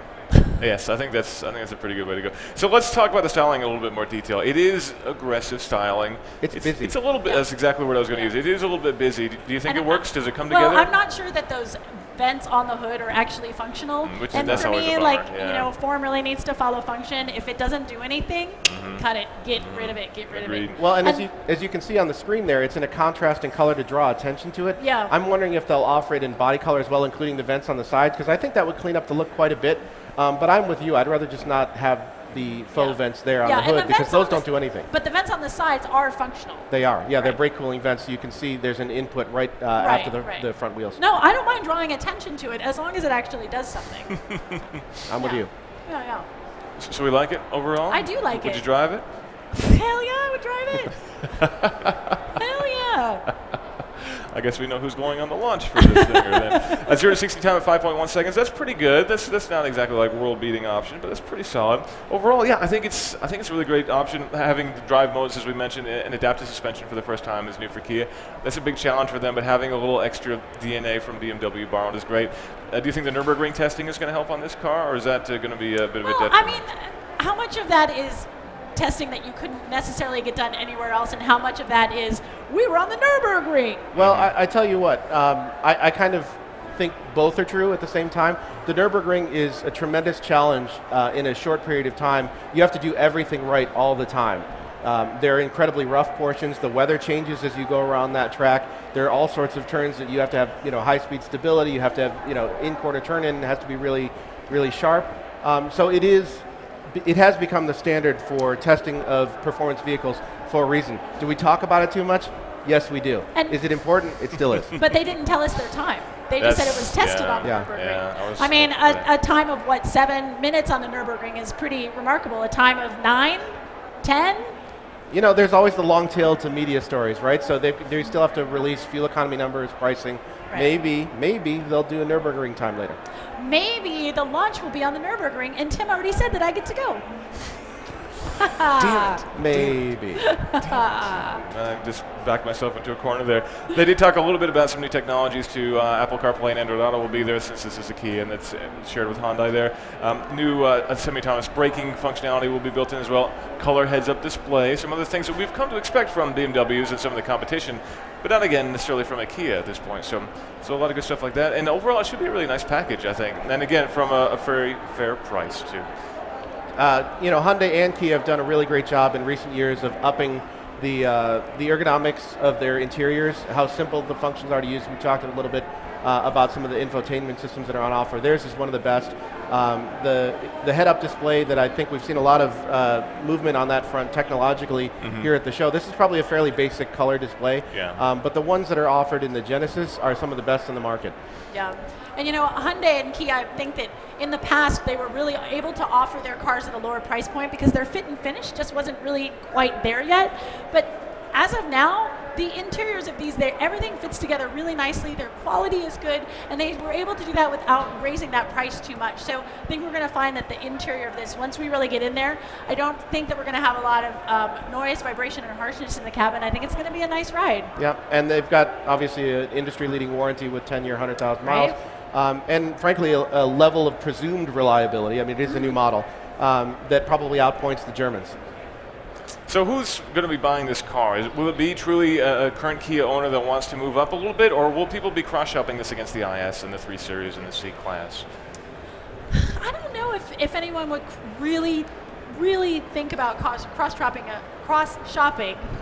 It's been a long show. A 3 Series, just because BMW does have that brand cachet that Kia doesn't have yet. But I think that people who like to drive, people who enjoy driving, and are not necessarily concerned about branding, Kia might be their choice. Yeah, I think that's fair, and I think you probably will see a lot of brand loyalists that are looking to move up, and maybe the Cadenza, which is front-wheel drive and a little bit more traditional, even though it looks great. It's not a sporty vehicle at all. This gives them a new avenue before they have to exit to one of the European luxury brands or a Lexus or an Infiniti. I think you're right. It's probably going to be unlikely that they're going to see cross-shopping en masse from BMW and Audi and all of that. That said, I think they might like what they find, especially pricing-wise, value-wise. But that's a process that takes a really long time. It took Lexus a little while to get into that groove when it first got established as a brand. Acura and Infiniti are still trying to figure it out at this point, and they've been around for a decade plus. And Genesis, I think, as a sub-brand, is starting to make inroads in that regard. But we're a couple of generations of products in, and now they're finally being legitimately considered as cross-shops for things like Lexus, maybe not even BMW a great deal. And I happen to think the lower-end Genesis model is a tremendous value and a very nice car to drive. Kia's going to face the same battle here for the foreseeable future, but cars like this, if they're any good to drive, will go a long way toward ramping their public perception. So the Odyssey, we think probably the next step will be a hybrid version of that, and hopefully in the not-too-distant future. That would be a logical next step. Camry, I think we saw pretty much all there is to see. I don't think we'll be seeing a hot Camry down the road or anything crazy like that. But with this, presumably, maybe Kia will launch a super-duper high-end, hot, racy 400-ish horsepower version, you think? That would be nice. Yeah? That would be nice. It'd be nice to see a little two-seat convertible from them as well. See if they can take any of the lessons that they learned about designing something that's sporty, something that for people that want to drive. And we've seen some great concept coupes and things from Kia in the past, in the past couple of years. And indeed, the Stinger was a concept for not too long ago. They're leaving a lot on the table, I think, from the concept department. They've got some really cool two-seaters that would be great to come out. And a Kia MX-5 competitor, that'd be a lot of fun. Wouldn't it be? What should Kia call their performance division? Now that they've basically got a performance division, they've kind of hired a lot of people over from M. What should that be called? Hyundai is still in the early stages of launching its new performance division. One thing about naming, I don't actually like the name on this vehicle. Stinger to me is a little adolescent. It doesn't say luxury. It doesn't say premium to me. It says, maybe Dodge Charger derivative. It's a weird name for this segment. Do you think it's a little bro-y? It is a little bro-y. Yeah. There's too also much the name of a fake car in Grand Theft Auto Online, which is interesting. The Stinger GT, which is a non-real car. But I wonder if they knew that when they chose this name. I bet they did in their research. The amount of research that goes into naming to make sure that they're not offending certain segments of the population or things translate well that are done now. It's remarkable. Means something rather crass in French, as it turns out. You never know. Any parting thoughts on the Stinger GT? Are we all going to buy one? I'm excited to drive it. I really am. Looks good. Buy one. If it drives as well as it looks, I think it's going to be a hit. Chris? Yeah, I love the 5-door shape from old Saabs, and I really like the Audi A7 a great deal. I've looked at CPO ones myself. I like the utility, the style.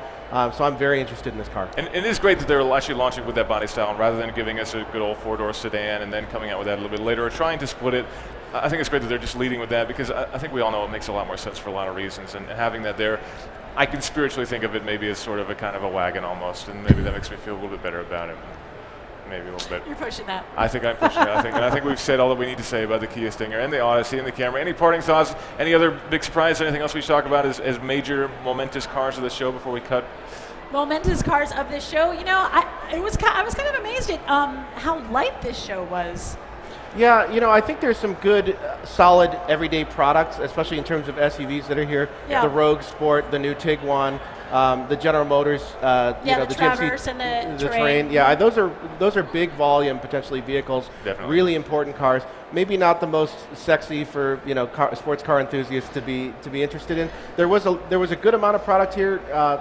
Soft showing from a couple of manufacturers. Yeah. And on a near-term product, too. Not things we're going to have to wait for 10 or 15 years to see, but things are actually coming to market this year. Things will move big volumes. Big important cars like the LS for Lexus and, of course, the Camry. Really important market movers, and hopefully they'll find success. And hopefully the auto industry will boom under our new administration that's coming into office as we speak. Yeah. All right. Thanks very much for joining me, Emmy and Chris. Up next, Brian Cooley is going to lead what is sure to be a very interesting discussion on marketing future cars for future buyers. While we reset the stage, check out some of the cool cars in the booths we've seen here at the show.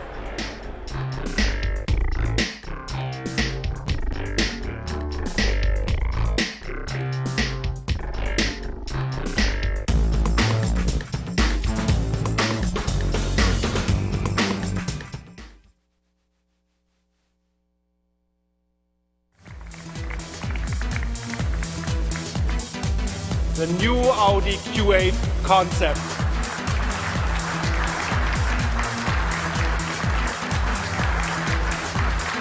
There it is, our future for Lexus. Thank you very much. The new GTC Edition 50 is both a kickstart for our Jubilee year and a symbol of our ambition to lead the field. So without any further ado, ladies and gentlemen, please welcome the new E-Class Coupe. And the all-new 2008 Tiguan is further proof of how seriously Volkswagen is taking the North American market. The ID Bus stands for the new Volkswagen, modern, positive, emotional, future-oriented. But what do you think of our new Camry?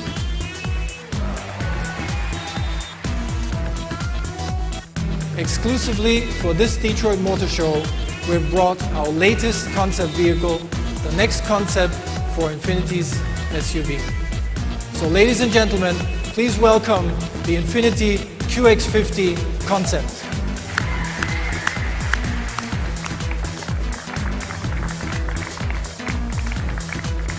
This is the all-new BMW K1600B that represents joy of riding that will come later this summer. Here we have the very first M-Performance BMW 7 Series, the new BMW M760. The world premiere of the all-new BMW 5 Series. The new Rover Sport is available with a wide range of features and our advanced intelligent safety shield technology. Please take a look at the future of Nissan design.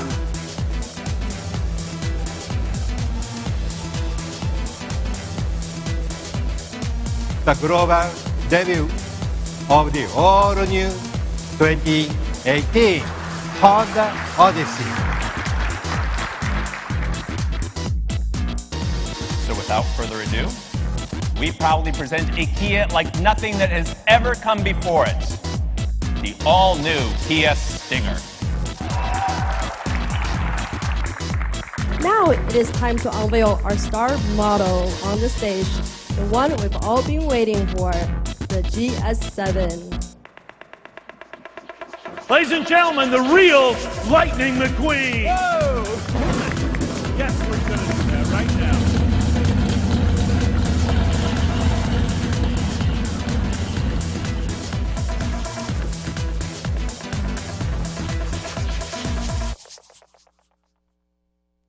This week at the North American International Auto Show, Ford announced that it will bring the Ranger back to America in 2019.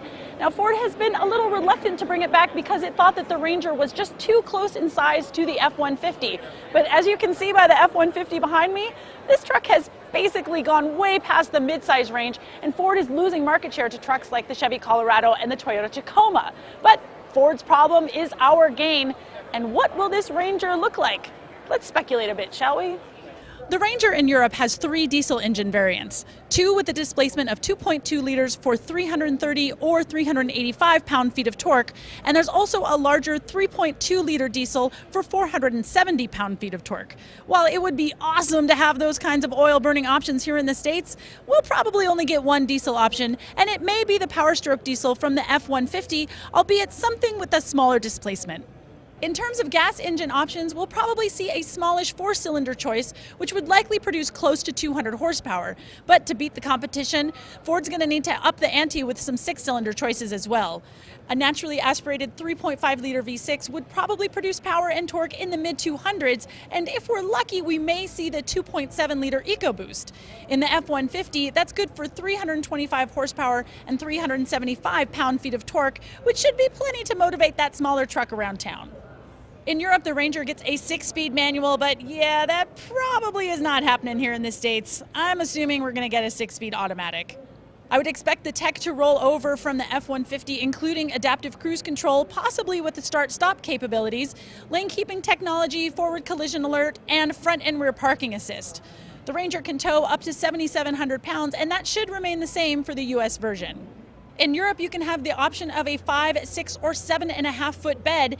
Now, competition like the Chevy Colorado only offers a 5 or a 6 foot bed, so Ford may opt to keep that super long box just to get a leg up on the competition. Frankly, I've been excited at the possibility of seeing a Ford Ranger on the streets of the United States, and more importantly, on the non-streets of the United States. That's right, let's take this baby off-road. We'll see what happens in 2019. In the meantime, you can find more information over at theroadshow.com. After Mercedes-Benz debuted the S-Class sedan, it introduced the S-Class Coupe. Then came the C-Class sedan, followed by the C-Class Coupe. Its newest sedan is the E-Class, and I think you know where this is going. The E-Class Coupe technically debuted in mid-December, but Detroit marks its first auto show debut. If you've seen other Mercedes-Benz Coupes, it's more of the same story here. There is an E-Class front end and a positively curvaceous rear end with a few small details to set it apart from the other ones. While the E-Class sedan lineup starts with the E300, the entry-level E-Class Coupe is the E400. That one packs a 3-liter turbocharged V6, good for 329 horsepower and 354 pound-feet of torque. It can be had with either rear-wheel or all-wheel drive, and the only transmission on offer is a 9-speed automatic. The E400 Coupe comes with a proper complement of standard equipment. Adaptive dampers are along for the ride, as is autonomous emergency braking, as is an infotainment screen with standard Apple CarPlay and Android Auto. But there are still plenty of options from which to choose. For example, you can have your dashboard tricked out with the dual widescreen setup from the E-Class sedan. Air suspension is on offer, as is the Drive Pilot suite of semi-autonomous driving systems. The 2018 Mercedes-Benz E-Class Coupe goes on sale this summer, and a convertible variant is all but guaranteed to follow. Three-row crossovers have become the people movers of choice for many families, but there's still a healthy contingent whose allegiance remains to minivans. Lucky for them, there are still strong van entries out there, including the Chrysler Pacifica, Toyota Sienna, Kia Sedona, and now an all-new Honda Odyssey that was just revealed at the Detroit Auto Show. With a focus on catering to families, Honda has put a lot of work into making the cabin quieter, more flexible, and packing in tech. Honda claims its efforts gives the new Odyssey the quietest interior in the segment, all the better for passengers to enjoy listening to music on the display audio system, which is also capable of running both Apple CarPlay and Android Auto. To keep the kids and back busy, the rear entertainment system can now stream video through an optional 4G LTE Wi-Fi connection. The Odyssey is also more connected with a new cabin control smartphone app, which lets passengers control rear entertainment, climate, upload music to the van's audio system, and preload destinations into navigation. Helping with parental oversight is an optional cabin watch feature, which is a camera system that works both in day and night to monitor what potential troublemakers and back are doing on the front screen. Interior updates don't end with tech, though. A new Magic Slide second row seating system brings 4 different seating configurations to meet all people moving, cargo hauling, and accessibility needs. Providing power is a 3.5-liter V6 with 280 horsepower, which is 32 more ponies than the outgoing model. Depending on trim, the engine works with either a 9 or 10-speed automatic transmission. Handling should also improve with the chassis and body structure using more high-strength steel, aluminum, and magnesium to help drop curb weight while improving rigidity by 44%. Upgrades to the steering system and rear suspension also help sharpen reflexes.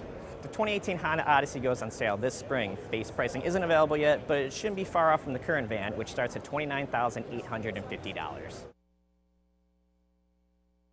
I'm here at the Lexus booth to take a look at what it's brought to the game at Detroit. Right behind me is the NX SUV. It's big, provides luxury, typical Lexus stuff, but because Lexus is linked to Toyota, everything's going to work.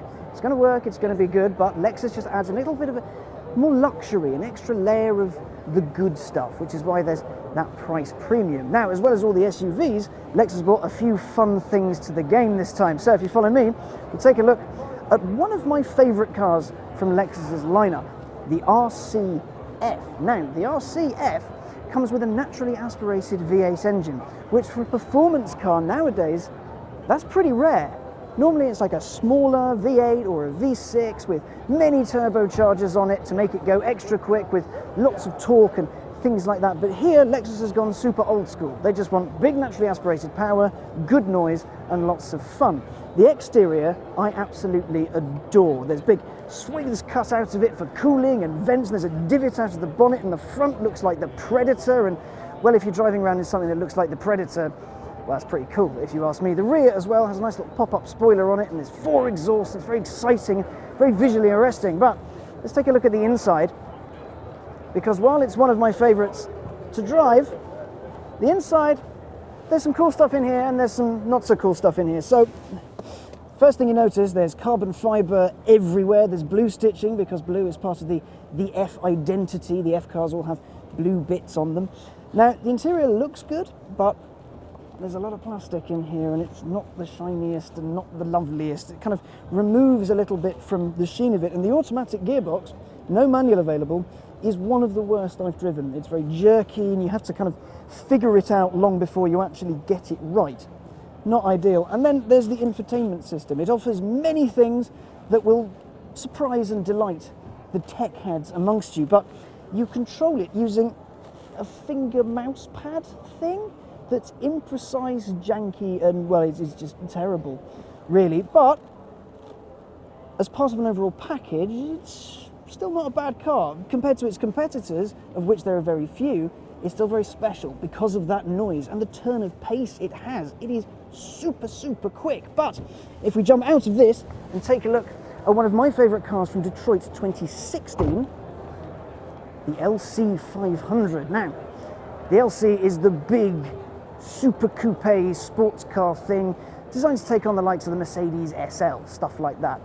It is so achingly pretty. The front end, again, a little bit of Predator, but also the LFA supercar. Now, if you remember, the LFA had that amazing V10 engine. It destroyed all comers on the Nürburgring.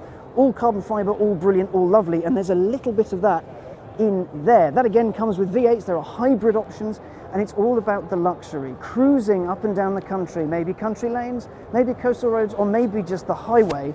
You're going to be in that, and you're going to feel special. And you know what? You're going to look special as well.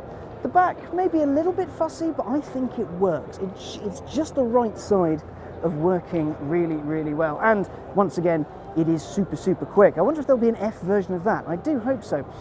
But what Lexus has brought to the party this year especially shares its platform with the LC. As this, the new LS limousine sedan saloon thing. It's basically enormous and designed to irk the likes of Mercedes, Audi and BMW with the 7 Series, the S-Class and the Jaguar XJ and things like that. But take a look at it. It's actually a remarkably good-looking car. Again, there's a little bit of Predator in there. That Lexus grille is such a beautiful design detail. It really sets the car off. Again, like the RCF, like the LC, it's a very visually arresting thing. I mean, you're going to notice when that is behind you, because just look, beautiful lattice work in it. Now on the interior, it's all about the luxury once again. There's leather, there's beautiful materials, there's that typical Lexus high-end construction, so bits shouldn't fall off of it, and you can have a 24-inch heads-up display. Now, I don't know about you, but I've had televisions smaller than that, and now you can have something that big in the windshield of your car. That's awesome. And it will do all the typical Lexus tricks. There's all the safety stuff and all the many, many toys that goes with it. Currently, there's only one engine on offer. It's a turbocharged 3.5 litre V6 with 415 horsepower and 442 pounds and feet. They say it'll crack 0 to 62 in 4.5 seconds. So not only is it enormous, not only does it look super comfortable and a bit like the Predator, it's also really rather fast. I like the idea of that, and I imagine there's going to be more, bigger, faster ones coming with even more power and hybrid tech and basically the things that Lexus do. Now, after that, if we sneak round these lovely talking people, let's take a look at another highlight from the Lexus lineup, the GSF. Now, much like the RCF, it has a naturally aspirated V8, and it is very, very, very, very, very fast. There's quad exhaust at the back, there's a little carbon spoiler over there, there's a big vent right behind the front wheels to relieve pressure. This is a proper performance car, because Lexus, what they wanted to do with this and the RCF was take on the big boys, notably the Germans. So this is eyeing up the M5 and the RS6, cars like that, and just giving it a technologically sound finger, because it is indecently old school. There's a proper engine under there. It's not got a trick, mega, dual, super, hyper clutch gearbox on it. It's still got that old school jerkiness. Again, it's not the best in the world, but it suits the character of the car, weirdly. Now, unlike the RCF, this is a lot softer sprung, so it's a bit softer and a bit squidgier, so it feels more like a sedan you can take to work every day, you can take your mum out to church in, and you can take the kids to soccer in, but when you're having a bad day, you just press a button, find your favourite road, and go nuts, and you can get a little bit of a skid on as well if you're feeling brave. Once again, it's got this signature Lexus grille on it, and just look at that. The lattice work is awesome. Like, you see design like that so rarely nowadays. Now it's Lexus's thing. I think it's really an awesome string to have in their bow. Admittedly, back home in the UK, it is somewhat ruined by a number plate there, but hey ho. As you can see, there's carbon fiber detailing all over the place, just to lighten it up, make it look a little sportier, make it go a little quicker. Again, a definite highlight from Lexus. Over there, we have another RC, but it's not an F, it's the more pedestrian one. So you want to look good, you want to feel good, but you don't necessarily want to go as fast as you possibly can. Why on earth you would do that, I don't know, but hey, it's your choice. Again, even though it doesn't have all the sporty bits on it, like the active spoiler and stuff like that, it's still a very visually arresting vehicle. You see one of these parked in the street, you're gonna notice it.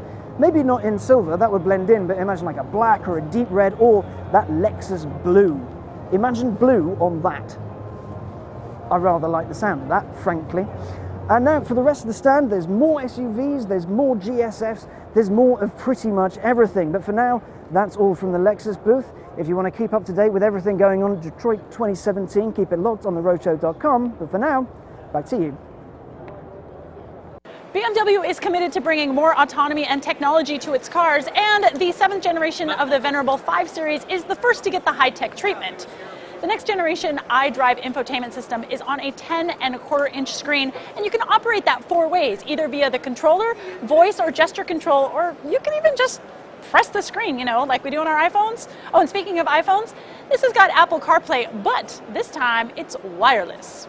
And in a step towards autonomy, the 5 Series will feature lane keeping assist and lane change assist, both standard, and optional will be adaptive cruise control. And when we're talking about autonomy, hey, how about a car that not only searches for parking, it also pays for your parking, reserves your parking spot, and then parks itself. Heck, this car will even park itself with you not in the car. Just use your little fob, boop, and it goes right back into a tiny, tiny little parking spot.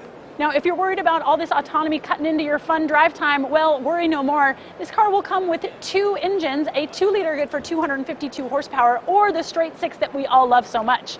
We'll also get a hybrid version of the 5 Series in the 530e iPerformance. That means an electric motor with a 2-liter engine, which is good for a total output of 252 horsepower and 310 pound-feet of torque. That car can go 31 miles on electricity only, and it's rear-wheel drive. And at the top of the line is the M550i. That's got a V8 engine with 462 horsepower, 479 pound-feet of torque, and it rockets to 62 miles an hour in just 4 seconds. We should see this 2018 5 Series in dealerships as early as February of this year. Prices are going to start at right around $51,000 and going up to about $72,000 for that M Performance. A little bit away from the hustle and bustle of Detroit 2017, we've been invited to a preview of the latest chapter in the Bentley Continental GT story, the all-new Supersports. Now, here are the highlights. Its 6-litre W12 has been tweaked to give it 700 brake horsepower and 750 pound-foot, which means 0 to 60 takes 3.4 seconds, and its top speed is 209 miles an hour, which is frankly insane. Bentley's managed to shave about 40 kilos off of its curb weight, which makes it the lightest Continental GT you can buy today, which is pretty fantastic. Now, to separate it out from all the other Continental GTs in the range, there's a new front end, a new rear end, some more carbon details, some black bits on it, some smoky headlamps, and of course, Supersports badging. There's even torque vectoring by braking in there, which has been borrowed from the GT. This is where the movie Cars got its start. The idea for Cars came from my own life. My father was a parts manager at a Chevrolet dealership in Whittier, California, where I grew up. My mother was an art teacher, and when I finished directing Toy Story 2 at the end of 1999, I took my family on a cross-country motorhome trip. And my life had been driven by deadlines. Deadlines, deadlines, deadlines. And on that trip, I learned a lesson that the journey in life is the reward, not about the destination, it's the journey. When I came back from this trip, I knew what my next movie I wanted it to be about was a character learning this. And I thought, what better character to learn this than a purpose-built race car that's built to get to the checkered flag in that finish line before anybody else. And to have him get stuck in an old Route 66 town and learn what I had learned, that the journey in life is a reward. So just one of the things that with each of our films that's very important is to get the details right. And we believe in tremendous amounts of research. So being a car guy and growing up with motor oil going through my blood, research about cars and racing and everything was awesome. It's like on Toy Story, go to doing research for Toy Story and going to Toys R Us during work hours and buy all the toys I wanted with a company credit card for research. I thought, this is going to be that much fun. And so the place that we started in 2001 was here in Cobo Hall at the North American International Auto Show. Was the very first place that we came. And I want to thank from the bottom of my heart the North American International Auto Show for starting it off and giving us so much inspiration that led to this gigantic franchise for the Disney company. Thank you. We want to get the details right. And I think of all of the notoriety that we have gotten for the Cars franchise. I think Auto Week magazine calling Cars, the first Cars, the greatest movie about cars and racing ever, really, really made me proud because we wanted to get the details right. And that doesn't stop. We're moving on to Cars 3. Cars 3 comes out this summer in June. And Lightning McQueen is making its return. But if you remember in Cars 1, Lightning McQueen was the hotshot rookie who came in and took the racing world by storm. Ladies and gentlemen, the real Lightning McQueen! Whoa! Yes, we're going to do that right now.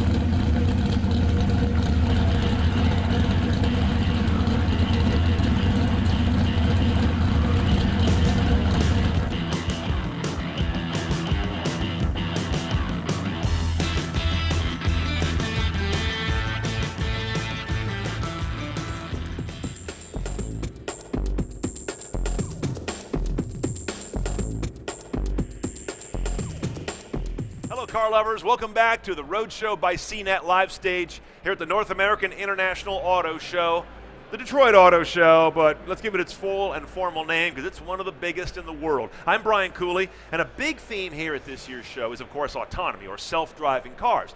Maybe the best example of how that's moving forward to reality in the market is Volvo brought on one of the first 100 families, actual families in Sweden, that'll be given a fully autonomous XC90 to just drive around with without adult supervision, without anyone babysitting them, taking it on real world roads in Gothenburg, Sweden. That was very emblematic, but every car maker here, with few exceptions, is working hard on autonomy. But what are they doing to work on selling cars that have autonomy and selling the idea of autonomy? That raises the really interesting question of these future self-driving cars and how they're going to impact sales and marketing of the product. I have what I think is the best panel we've had here in the entire show, and that's saying something. I'd like to introduce you to the folks we've got here to really help me work through this. Starting on the left there, we have Stephen Zoccoli, who is the chief economist for the National Auto Dealers Association.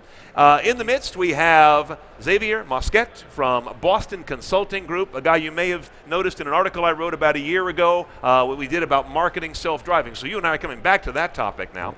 And on your right here, we have Eric Weisberg, who's the Global Chief Creative Officer for the Donor Agency, and they have the FCA business on the creative front, and I don't think there's many accounts that are much more creative than what FCA has been doing lately. So I have some great minds here about this sort of stuff. Before we get into the talk, though, let's take a look at what's going on with the future of self-driving. Tim Stevens has a look for us here.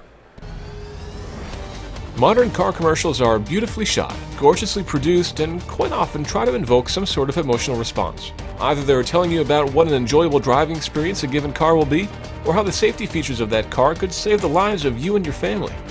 But what happens in 10 or 20 years? What happens when our cars can take care of themselves and so driving enjoyment isn't really a thing? Or when cars are so incredibly safe that no manufacturer can say anything about their products being better than anybody else's?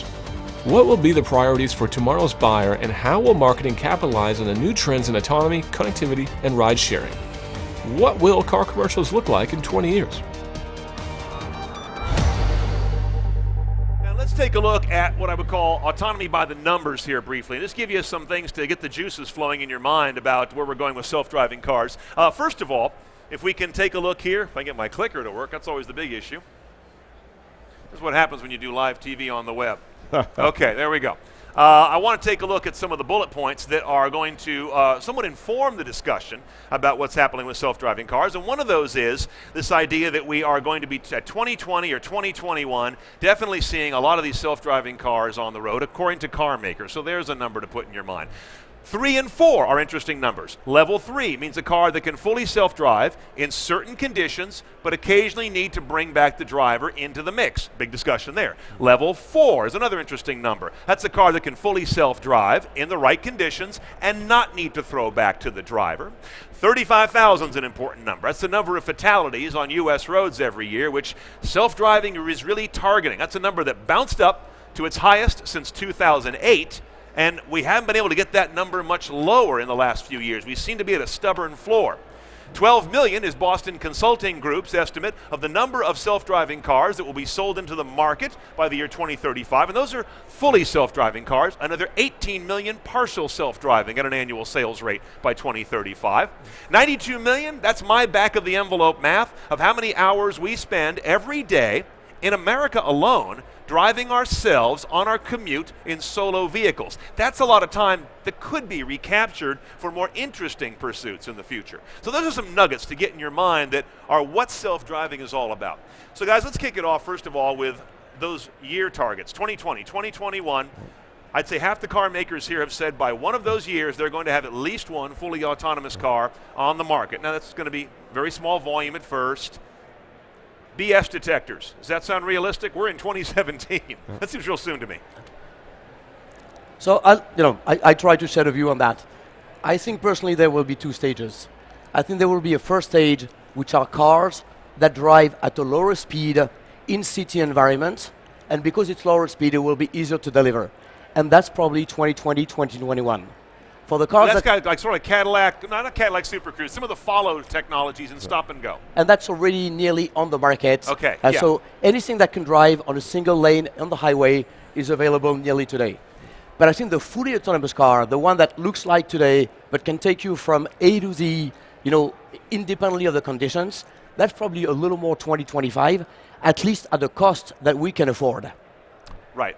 There's a key point there. Yeah, and I would actually say that that's going to be a little bit farther out. I really can't see these fully autonomous vehicles being on the road until at least 2030. I understand that there's this cost curve that everybody claims, but right now you're talking about $100,000 for a vehicle that's fully autonomous. Yeah, for that whole tech package. For that tech package. An affordable vehicle right now, we're transacting in the mid-30s, 35 to 37,000. That's the average car today, right? That's a big gap. That's a very large gap. And I understand that. Right. There's a lot of productivity that comes with the motor vehicle. I understand that we can pick up a lot of personal time, but $100,000 is that's Ferrari territory. That's Bentley territory. That's not Chevy Suburban, Malibu, Ford Fusion, Toyota Camry area. No. So I don't see them closing that gap in 4 years, and I don't really see them closing that until after 2025. And the other thing too is, our industry it's a 5 to 7 year development cycle. If you're saying you're going to be out in 2021, that means that today, you're locking in-house, now. you're locked down today. So you should have something running around basically next year at your proving grounds, and the year after that you should be out with NHTSA testing it. You should be on the road.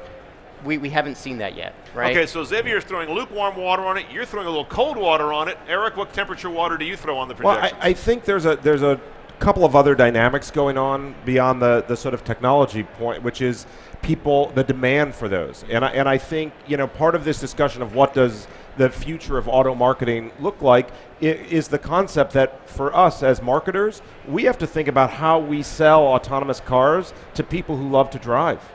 And so I think when you think about what the adoption curve of these things look like, I think we all want some part of this, but I think in thinking about how the technology develops, first we'll get comfortable with sort of V2V technology so that there's more interplay within other cars for safety reasons, and I think that will warm up the market and people to the full demand for what autonomous cars is. And I also think there's a whole nother dynamic going on with the sort of the modern version of what mobility is in sense of the sort of Uber nation that we live in, and what that will mean for people upon the acceptance of autonomy and that. So I think there's a number of marketing dynamics going on and behavior dynamics beyond just the technology, which is incredibly exciting. Here you are with a specialty in automotive creative. You're here in Detroit. Give us the inside look. Are there any RFPs floating around about what we can do to start to position self-driving, or is it just too early? I think, I think the technology, look, we're here at the North American Auto Show on a CNET stage. So I think the dynamics of how technology and connectivity are living in a world of automotive now are being inextricably linked. CES last week has become an auto show in its own. And so I think technology and connectivity and all of those things are driving all sorts of things. And I think, right now there's a big demand for what, infotainment is in the car. And I think that's going to shift to info doing. How does productivity in a car work? We'll move from connectivity to our phones to connectivity to the cloud and what AI and all of those things mean. So that's one of the questions I heard a lot on the lips of automakers during their press conferences was they're starting to answer the question or put it forth and answer it. What will you do when you don't have to drive? But this will vary by sectors of the populace. There isn't just one buyer, right? We have so many profiles. What are some thoughts on how we're going to segment the self-driving population or the non-self-driving, just like we segment every other part of the market? I mean, I think, first you've got the group of people that right now take public transportation, right? All of a sudden, they are no longer in need, right? They don't have to take a bus. You don't have to walk to the bus stop, walk to the metro. Instead, I've got a car that's going to do the exact same thing that public transit did, but I'm going to be alone. It's going to come right to my house. It'll pick me up. Why am I going to go take a train? Yeah. I mean, I've got a it's car. running on its schedule. Right, on its schedule. This is my schedule, and it does everything for me. So there's that group, and that group fits really well with the Uber idea because they're going to want to share. Then you've got the group that's got a long commute, that sits in traffic, that wants to be productive. And then you've got the third group that loves driving and just wants a car, right, with the latest technology and so on. So there's these multiple groups, very, very different demands. And I don't think there's any need for one car company to meet that demand. I think you're going to see exactly what happens today as you walk around this show floor, which is every company is trying to specialize. They've got a niche, they've got a brand, they have an image, and you're going to see the same thing in automated vehicles. And I think what the consumer wants and what he uses or she uses will depend on where he or she lives. I mean, whether you're in the countryside, in a suburban environment, and in the center of a major city, I mean, what you're going to be offered will be very different. The economics of sharing cars in downtown Manhattan are just way better than owning a car. Of course. And then you don't have to park. You don't have to worry about all the maintenance and everything. And so in those areas, frankly, the customer are going to be a different set of, car sharing organizations that the cities actually want to have because they think this is going to reduce traffic and it's not going to be you and I. But if we live, in another environment and we use our car a couple of hours a day, then we'll still want to own it and we'll be the customers and we'll still have to market to these types of customers. This is still this way we segment the product positioning message. Now, we speak to truck drivers one way, we speak to urban drivers another way. Is it the same thing all over again, or is there some new wrinkle in this kind of segmentation? Well, I think there's a couple of dynamics going on. Look, automotive marketing has always, in my mind, been sort of at the bleeding edge of sort of the adoption of, media opportunities, because segmentation has always been an interesting part of the business. I think one of the dynamics that you start, and we're just talking about it here, is the multiple segments of how people will use cars and where. You look at the news of the last 7 days, you see FCA introducing the portal at at CES and what that means in a world of autonomy and productivity. And then you see Cadillac introducing, their new car sharing program where you can have a caddy for a month and switch it around. And I think that's incredibly exciting, because I think it's not marketing the same thing to the same person and sort of breaking up sort of segments by income and luxury versus trucks, but you're talking about how people use that. And I think that gets to that shift from car sales to selling mobility and connectivity and those dynamics and how they work. So let's talk about, we've talked a little bit about cost, we've talked about reality check on the years that are coming, we talked a little bit about segmentation. One of the first ones that I think all of you have mentioned are people that like to drive cars and almost resent this idea that autonomy is coming. They've almost taken it, in my experience, as almost an affront that they either won't be allowed to drive if they enjoy it, or it's almost like an enfeebling moment, like they're too young or too old all of a sudden, and you're not allowed to drive, or you're now not allowed to drive any longer. It's like being 15 or 80 in some way. What about this impression that, damn it, I want to drive because I want to drive? It's irrational, but we love it. Well, I'd like to share, the results of some consumer surveys that we started in the US and then we rolled out globally. And frankly, when we ask people about, whether they'd be interested by having a car that when they decide would drive itself on the highway or would drive you to work and back, so just one route in the morning and the evening, or could park itself, 2/3 of the consumers in the US tells us they would like to buy that. Sure. And when you put everything together, one customer out of two said, I would like to buy it. They don't say they would like to use it all the time, but they're highly interested. Oh, yeah, key difference, And if you talk about an urban driver, the number one thing he wants is a car that goes and park itself. Because this is where, you spend the most energy, and some of your frustration. Exactly, it's highly frustrating. It's almost a religion. You're hoping when you turn that next corner, something glorious will be there. It's called a parking spot. So let me be the dealer, right, the retailer in this. Yes. How much are they willing to pay for that? So that's interesting. We found that 50% of those people are willing to pay, which is already, I think, a good start. Right. Then out of those, and the question for me is not whether 100% of the market is there, but whether we have enough, as marketers, do we have enough market to get started? And 20% of these people said they would pay $5,000 or more for every single of those features, which is, to me, was a sort of an unknown in the automotive industry. There's very few things because those that features people only cost $75,000 or $80,000. So it's only a $75,000 price gap. Well, it's interesting. One of the things that John Krafchick, who we gave our Disruptor Award to yesterday, one of his big deliverables on his list, they haven't done it yet, but is to bring down the package, the $75,000 tech package that today is the considered number to put in autonomy, to 1/10 of that price in the near future. Don't know what that means, but $7,500. We start to get closer to what you're hearing, but we don't know how soon that's going to happen, and we don't know how broadly distributed their version of that reduced cost tech package will be. And that brings me to the question of who is going to drive the messaging of this. Will it be the car companies that we know today, or is there a role for new companies?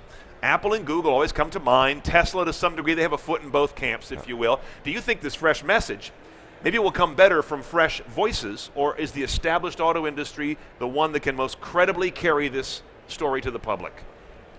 I think the quick answer to that is all of the above. There's no question that I think we're going to see a broadening of what that messaging and who it comes from.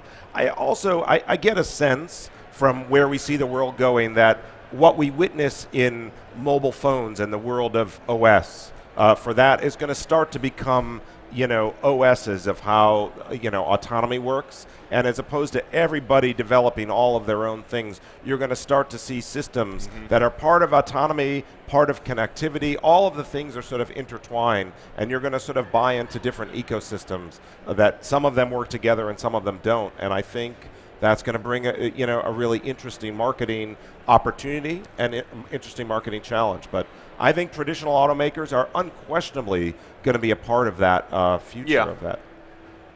Other thoughts about who's got the most credibility to tell this new story? Think about on the showroom floor. Tell us, Stephen, what would happen? Look, the industry is a far better place to sell this product to consumers. They have, like you say, they've got the dealerships, they have the retail space, they have the advertising spending. At the end of the day, when you walk in, you're asking, is my current branded car, whatever it happens to be, the one with an automated feature, right? You're not asking, does Google have a car showroom that I can go buy a car in? And that's a big hurdle to overcome. It's a very big hurdle to overcome. Yeah. And then you're also talking basically, you got to make this stuff at the end of the day. And cars are expensive to make. Plants are expensive to put up. And there's I don't see Google and Apple investing $20 billion in a car factory and a retail No, I distribution think we can network. rule them out as car makers at this point. I mean, no one believes that they're going to build cars anymore. Their messages have become pretty obvious or clear, depending whether they want that to be seen or not. They're in platform business now. Which, speaking of platforms, the biggest one you mentioned, the dealership showroom. This is where education is typically done in media and then on the floor in the showroom. Absolutely. A lot of dealers still spend a lot of time and sometimes frustrating effort educating their staff to educate the consumer about the existing tech, which is pretty simple compared to what's coming. What will have to happen at that end of automotive marketing on the show floor to get this job done? It seems like it's a lot of work has to be done there. Look, I don't disagree that there's a long way to go. Part of it is just the nature of our industry. Like, we employ 1.1 million people in sales right now and service and marketing of these products at dealerships. There's 16,000 of them. There's 8,000 owners. It's a very broad, it's a very disparate industry. I think within that, you have a group that are already far more advanced than the average, right? They have taken this to the next level. They're educating people, and they've done a very good job with it. But again, if you have 1 million people, it takes a while for the best practices to filter through the industry. I mean, certainly we had NADA try to do that, and I think the manufacturers are trying to do that, but it just takes a little bit of time. And they're going to get there, and I think the speed at which they're acquiring that knowledge and actually getting it out to the consumers has sped up. There's an ideal I think we all want to get to, right? We would all like this to be instantaneous. It's just not right now. But we will get there. And two, they're retailers. If consumers want these products, they will learn it immediately, and they will be there to sell it, because at the end of the day, that's what drives their business, are the sales. Of course. But I think there will be also two additional forces that would support that. First, the mobility companies, the Uber, the Lyft, all these companies, and the new one that are to be created, need autonomous driving just for their business model. And therefore, they will be the one to put those cars, because they can afford a higher price for it, they will be the first one to put them on the market. Because they have fleet economics to support it. And so as consumers, our first experience with autonomous car will be there, so we'll know it. The second, I think, driver is the cities. We work with 20 cities around the world to understand what were their needs in terms of mobility. 50% of those cities said they want it to happen within 5 years, and 90% want it to happen within 10 years. So they're going to be the catalyst in their own cities of putting together the right players, car manufacturer, dealer association, tech companies, to really have a service within 5 to 10 years. And that's a stronger relationship between municipal organizations and car makers than we've ever seen before, right? Yeah. They have a vague connection now, but that'll be a tighter relationship. This is totally new, yeah. Okay. And I think marketing to those cities, I think, is definitely something that we'll all have to do as well. Yeah, car marketing is overwhelmingly B2C now. And I think we're going to see a shift to there being more B2B and a mix of, there will continue to be B2C forever. But I think that's another very interesting dynamic.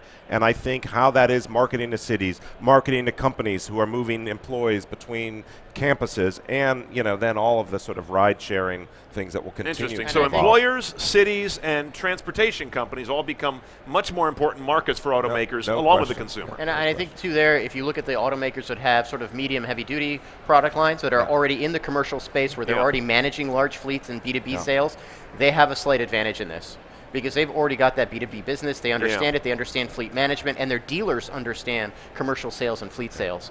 And I think that does give those manufacturers an advantage. That's interesting. Another marketing tool that occurs to me, and I'm intrigued why it's not happening that I know of, is EVs are sold heavily based on that marketing tool called cash. Yeah.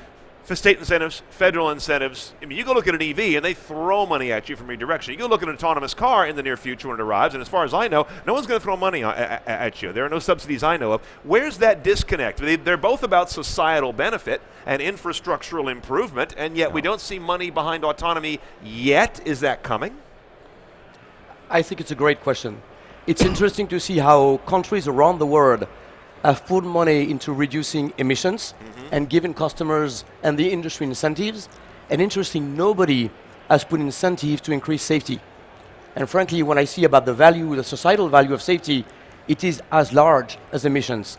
And so I think that's a good debate for our politicians and our legislators to think about, if you want to accelerate the development of this, should you take a bit of the zero emission money and actually put some of it in safety? Yeah, help to reduce that delta of cost, just like we did with hybrids and plug-ins, and still do with plug-ins and electric vehicles. Yeah, I'll also say I think you've missed part of the subsidy on EVs, and that's the subsidy from the manufacturer. Now, you still have a lot of manufacturers that are losing money on those electric vehicles. Right. So there's a big subsidy behind the scenes as well. And I don't think manufacturers at this point are willing to subsidize automated vehicles. I mean, it'd be another class of subsidized vehicles, right? Exactly. And why would you want to do that? You're willing to subsidize EVs because it's a regulatory requirement. Right. Right. You've got to sell that. There is no regulatory requirement to sell automated vehicles. And by the way, I am not proposing that there be one, just to be clear. Right. Well, it's interesting. When Mark Fields was up here the other day, I asked him the same question. He said, the only subsidy I need from the government is to give me national, consistent regulations and get out of the way. And I think he wasn't looking for money. Because I think when you start to talk about are there going to be tax incentives, or the next one that rolls in is there's going to be a requirement, right? And the tax incentives always fall short of the true cost. It comes with strings. Yeah. And that's a problem for our industry. I think it's a problem as you look at electric vehicles even today. You've got a subsidy out there, but it goes away very quickly, and it really doesn't cover the full cost of those electric vehicle systems.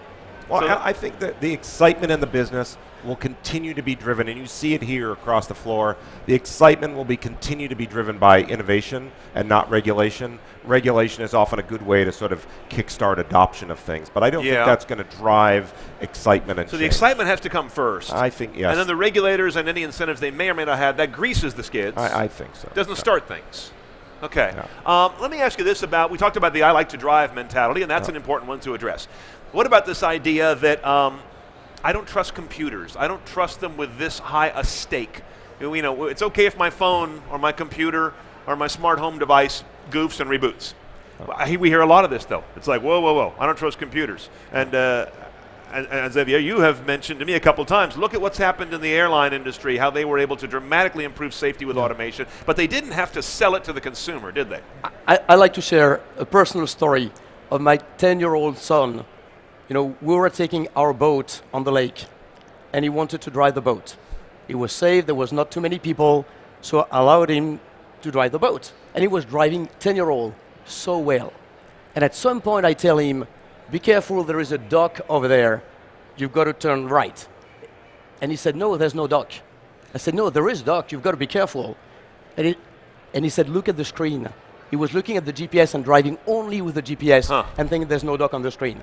So he was very comfortable, like on a virtual game, being driven in a way by the system. Maybe it's generational, because he was happy to rely on the synthetic interface, where an older consumer would. Maybe that's another one of those segments. And I don't, but he was trusting the system far better than I would. Yeah. And I think I've talked about the same thing, which is that automated systems save lives. Clearly, right? Any industry that's automated, whether it's mining, whether it's aviation, you've seen lives saved, you've seen costs go down, and it's a fantastic future. The problem is that in those industries you have three factors. One, they only operate in a controlled space. They have central control at all times and central monitoring, and they have mandatory service intervals.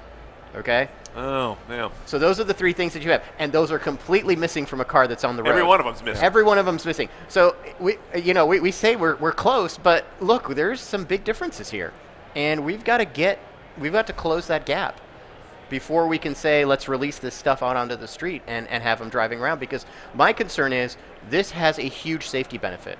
Massive safety benefit. And many would argue it already does, even in its green state. It's 100%. Generally safer than humans. 100%. Okay. But if we make a mistake, right, and we end up with a couple of very bad accidents, we end up with a few people that are very severely hurt by this, then this is going to set this technology back even farther. And that's my fear, is that we're being too optimistic about what this technology can really do.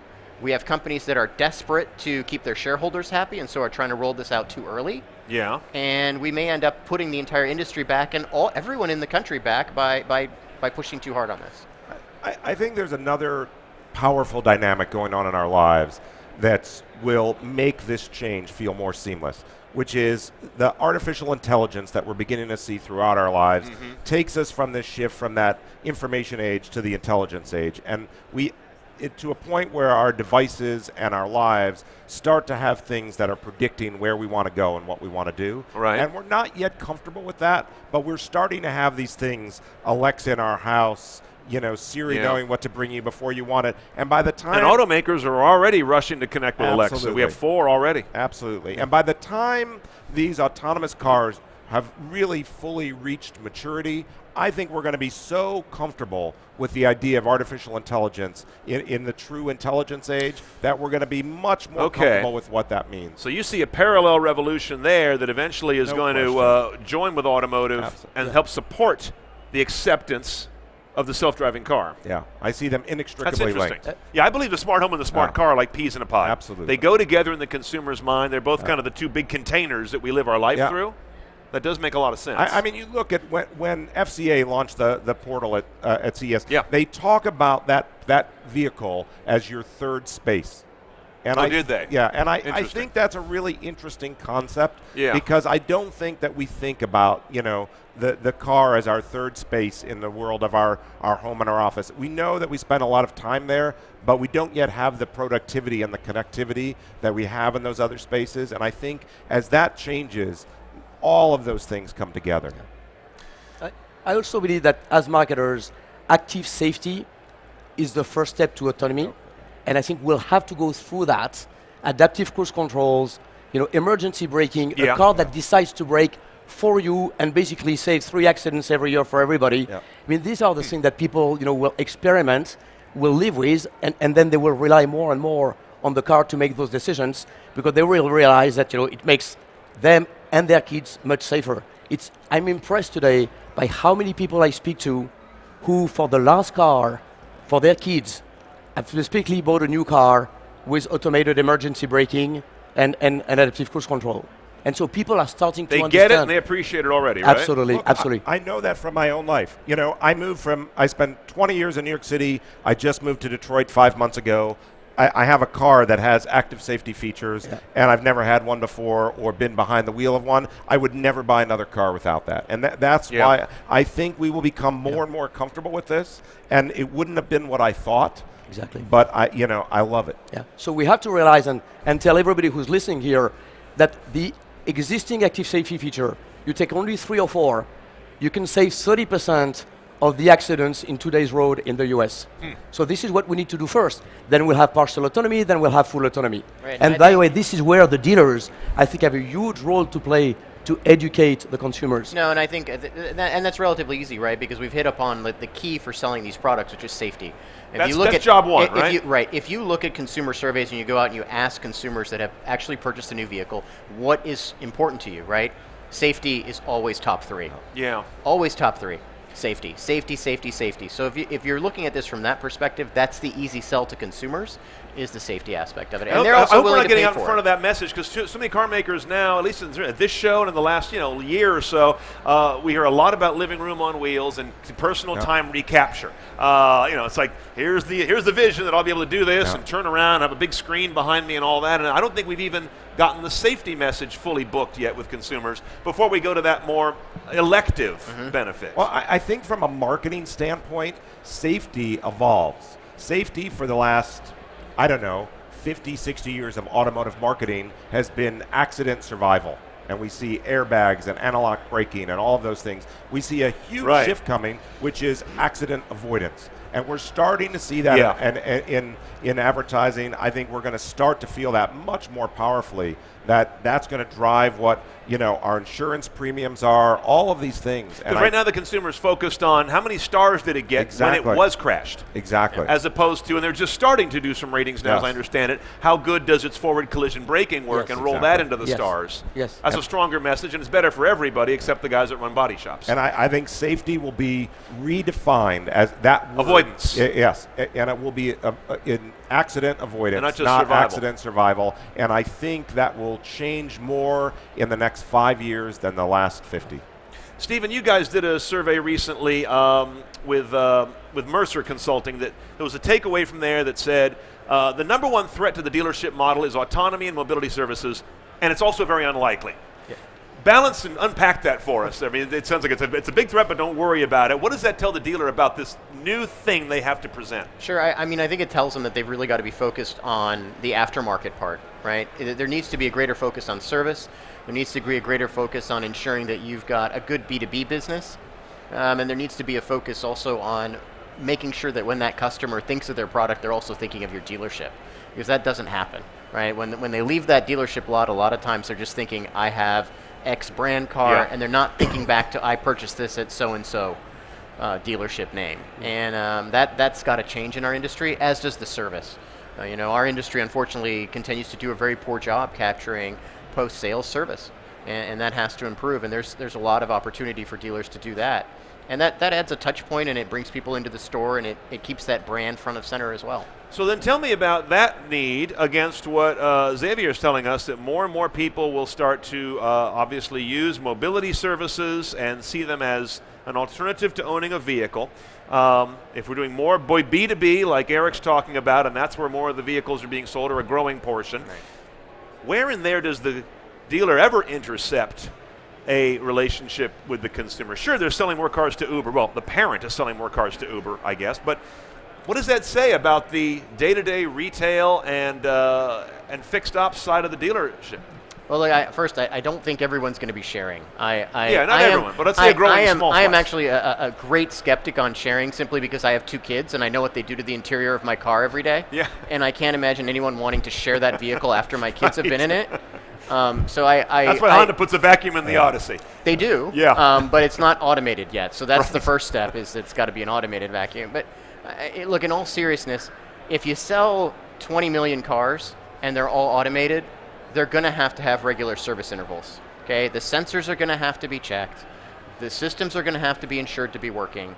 Okay, there's only one group that has parking lots, service centers, and bays in every city, county, and jurisdiction in the United States, and that's the current dealer population. So they're not going to be excluded from this. Their business may change to be more like, say, a heavy-duty truck dealership, where you're selling cars to a fleet customer, you're selling trucks to a fleet customer. They may get huge contracts from the local Uber management. Right, and but they're going to be servicing those cars. So you're right, that may change, but the dealer is still going to be there, because you're still going to need that car to go somewhere. And frankly, we know they're going to break down. The vehicle's still a wear item. It's going to wear out. There's still going to be parts to change on it.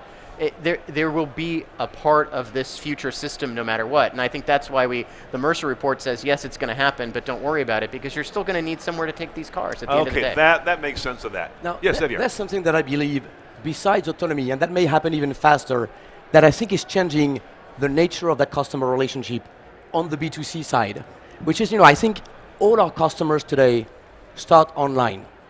And the amount of information that's available on each of them today, and our ability to analyze that information, is huge. So I think actually the relationship more and more can be captured there, online as opposed to physically.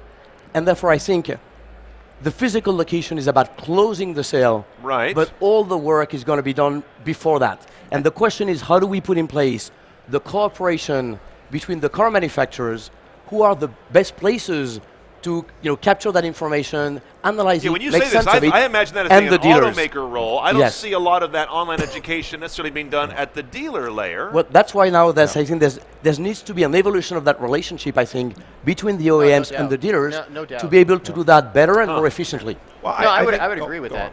I think there needs to be a better relationship and better coordination between OEMs and dealers right now. I mean, the online space is very confused, and it has really allowed for a lot of disintermediation by third parties that have come in. And what these third parties do is they sell to both. They sell to the dealers, they sell to the manufacturers, and at the end of the day, it's the consumer that's putting the bill behind the scenes to these third parties. And so there is a lot of room, I think, for improvement online. I also think this is why, as we look forward, we're going to see dealers emphasizing service, because that part is a direct customer touch point, and it's also the point at which really there's no one, you can't do it online. The oil change, the tire change, the battery up, if you're going to have battery electric cars, the battery update, software update, that's still going to take place physically. Yeah, that's true. And I think we've tapped into what I think is going to be another huge evolution in what auto marketing is, and we see this shift from brand ads to brand acts across all things. But I think there begins to be a very big expectation that I will have a seamless experience with this brand from end to end. And that's from how I interact with it on my phone to how I interact with it when I'm in the car, and the technology that surrounds me to that experience and the dealers in it. They all have to come together and be linked.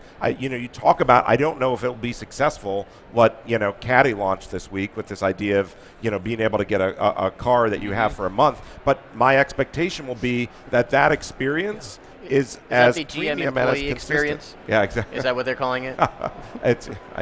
I think what's called booked, I think, right? Yeah. I don't know. And so I'm quite interested and quite excited by what that will mean for brands and for agencies and marketers to create that end-to-end experience. I agree. Does anyone in the audience, I haven't put this out yet, if you have any questions for our panel, I want to make sure you have access to them as well. Martina has a microphone. If you have any questions, go ahead and make yourself known here at the stage sofa, and I'll make sure we get to you. I want to go to this as we start to wind down here.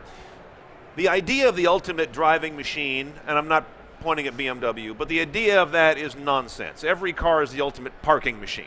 95% of its time on this earth is spent sitting if it's a private ownership vehicle. That's just how it is. Every maker the same way.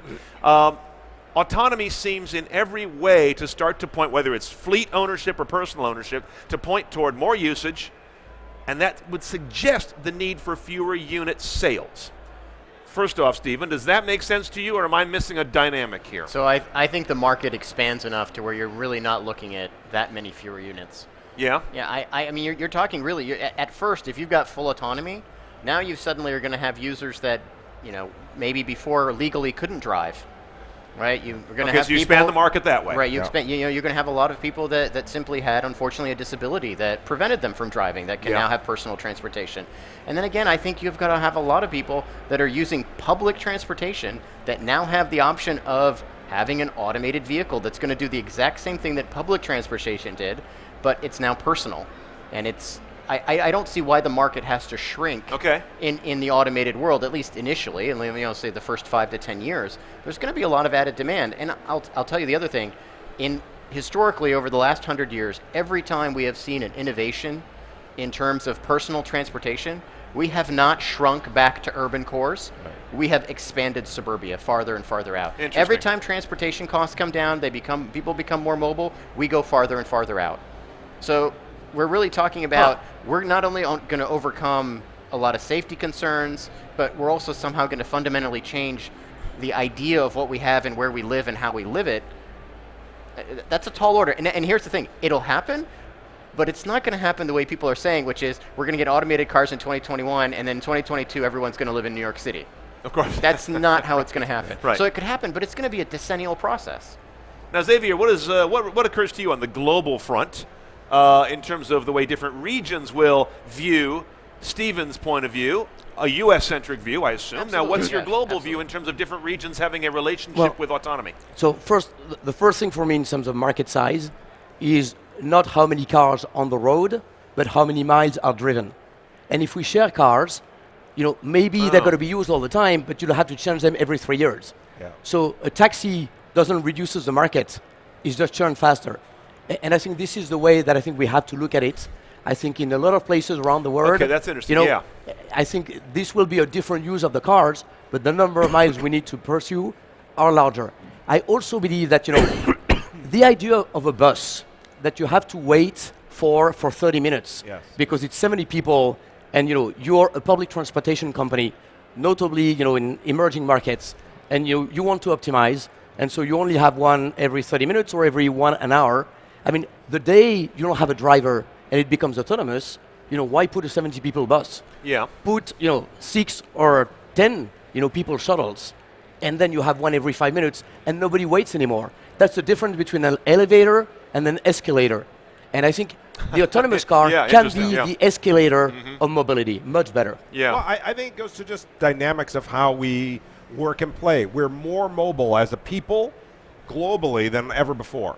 And so there will be more need for more ways to be mobile than ever before because our lives cover more distance and more ground than they ever did. And I would imagine if we have cars that are autonomous, whatever the model is, that can be utilized more, each of us who uses it could pay less of a burden to have that entire car's capacity coming out of my pocket, whether it's shared among some people, whether it's highly shared like an Uber, or whether it's, I don't know, I guess group shared. I like what Cadillac's doing, what you're talking about, where me and my family might do brand sharing. Yeah. We buy into a brand, whatever company may be doing it, and we have several, or we have access to any one of their cars at any given time.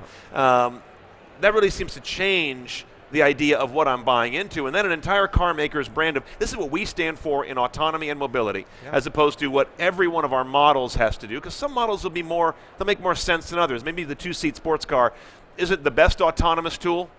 Why would I want to use that in autonomous mode a lot? It's not as utilitarian, but my whole fleet can have a single message. Exactly, and I think that's why those brand experiences are going to become so important. As opposed to nameplate experiences. As opposed to nameplate experiences. Yeah. And so I think that's going to be an exciting and fundamental shift, and that's all part, for me at least, of this shift from selling cars to selling mobility and connectivity. I think that's going to be a real shift in the way that we talk about and market vehicles in the future. Yeah. Interesting. Do we have any questions in the audience? I put the word out. I think we have one here. Please tell us your name and who you are and what your question is for the panel. Yeah, it's Phil Simientowski. I'm a Northwood graduate, and I'm in the profession. Question about the economics. At the beginning of the show, we said $75,000 is the price gap. Uh-huh. Right? What's the biggest contributor to that price gap? And then Okay. the second question is there an aftermarket business model? Okay, so the $75,000 delta we see now, whatever that cost goes to in the future, what's the biggest component of that? We hear LiDAR all the time, but is it more development of the software and the algorithms? Any thoughts on where that cost is bubbling up from? My guess is it's integration. I mean, in this industry, integrating parts and the programming is very, very expensive, and it's a large part of the actual product development time that we see internally in OEMs. But I'm not the OEM expert, so perhaps Xavier here has some better ideas. Well, so I would say, I agree with the $75,000 or even the $200,000 today, because the cars that we have that work reasonably well today, have very expensive components. But our forecast by 2025 is that this goes down to $10,000 per car, and that's the way we look at it. And we started, modeling that about a couple of years ago. When we did that, people said, "No, we'll never reach that cost." Now the discussion I have with suppliers and car manufacturers is that some of them may even believe that by 2025 they might be lower than that. So I think we're making big progress. So therefore, that question about what's costing so much, it just becomes less important. Yes. Now, what is the cost? I mean, there's basically a few things. First, obviously sensors. You need cameras, you need radars, you need sometimes ultrasound, and ideally lidars. So that's important. Then you need computing power, and this is significant. I mean, in those cars, you'll need, a mini computer in each of those cars, and you'll have to pay for that. There's a lot of software and validation, and then most likely we'll need some, good precision GPS and mapping that, is not totally ready today to know exactly where the car is, more by an inch than today by, a foot. Yeah. And these are the things that I think will make the cars of tomorrow. And this is the hardware, in a way, the thing that even if we increase volume, we'll still make a fair share of that. Now, costs are decreasing fast. I mean, the LiDAR today, a good LiDAR is probably $10,000 today. The forecast we have is to have, probably $200 or $300 for simpler LiDARs, and we'll put 2 or 3. And so that can decrease very fast. And as you mentioned, the integration and validation that Stephen points to, which is just, it's a big, complex, highly regulated industry. And that cost is just there in doing the project. Now, the other question was interesting. Is there a market here? We're talking all about OEM autonomy. Is there a market for add-on aftermarket autonomy? I mean, Cruise got picked up. The main one that I know of. Or is this really just a game for big boys? You know, I think if you're going to talk aftermarket, there's going to have to be some regulation on it, because you're not going to be able to allow people to basically buy a kit on the internet, put it on their car, and then like start having it. I mean, plug in an OBD2 connector. Here we go. I mean, this is like the ultimate nightmare, where you literally have anybody and their brother just hacking their car apart in their garage and just letting it drive by itself. Yeah. That's not tenable. I mean, this is a public space we're talking about. This isn't private property. This isn't controlled areas. There has to be some give, and there has to be some societal willingness to do this. You know, you've got to ask permission of society as a whole if you're going to use this public space. Yeah. And we're not seeing that. So aftermarket, on commercial, I can see it, right? Fleet, you can see it very easily. Aftermarket. Because there you've got large companies. The fleet difference is very distinct from personal fleet is cars. very different than an individual user. Okay. And I can completely see aftermarket being added to fleet. But like you mentioned, professionally managed, professionally maintained, and a very clear relationship of who's going to validate and install and what. who's going to be liable. Yeah. Right? Because that's going to be a big question, because the liability from an insurance perspective, from a driver perspective, if it's the car that's doing the accident or causing the accident, or thinking about causing the accident, whatever it may be. Yeah, insurance liability different. And the cost around that, we didn't even get into that. It's completely different. We could do another hour on this, and maybe we will next time.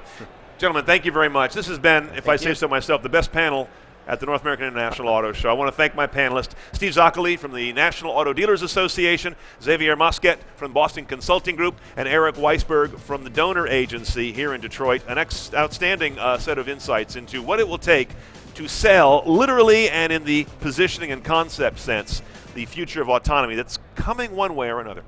Coming up is our final panel from the Detroit show, actually a bit of a birthday party. The Roadshow crew is celebrating its first anniversary this week. We launched here 1 year ago, so our editor-in-chief, Tim Stevens, and the whole team are going to come back for a great big talkapalooza about their favorite moments of the year here at NAIAS 2017. Easy for me to say. Stay with us. Back in a minute. Live coverage from Roadshow at Detroit.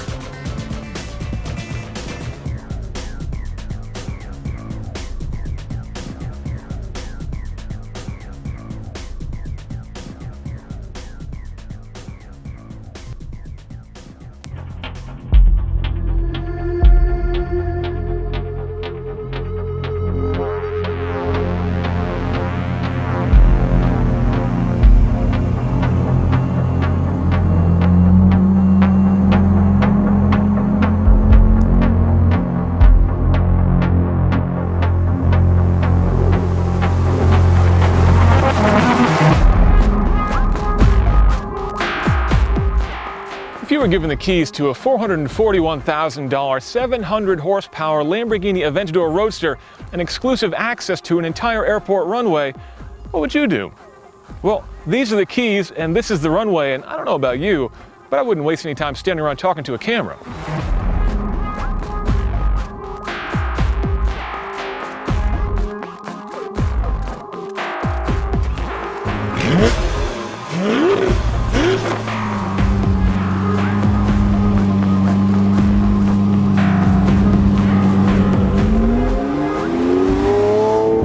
The Aventador is the biggest, fiercest car in Lamborghini's production range, and it is one of the most ridiculous cars in production today. And I mean ridiculous in the fondest way possible. This car will go from 0 to 60 in 3 seconds flat, and then it will continue on up to 217 miles an hour. Now, I'd love to show you what that looks like, but I would need a much, much longer runway. I can, however, demonstrate another supercar feat. That is going from 0 miles an hour to 100 miles an hour, and then back down to 0 again.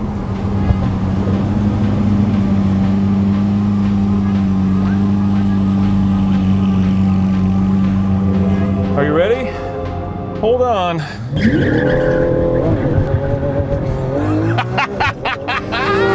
right, 70, 80, 90, there's 100.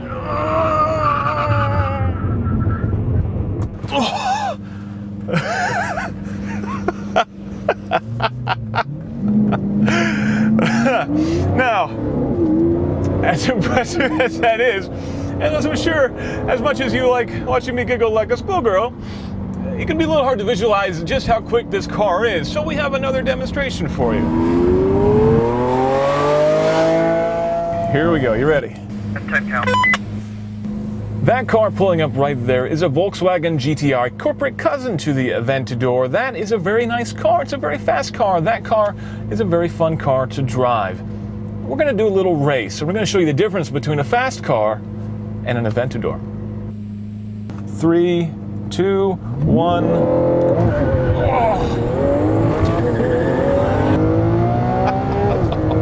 Man, just do not get used to that.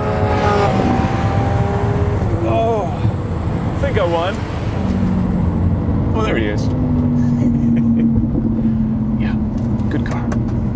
As much as I would love to stay here and play around on the runway all day long, we do have to leave at some point, and that brings us into what, for many Lamborghini owners, is the point: to not only drive a car like this, but to be seen driving a car like this. And that is where the Roadster part comes in.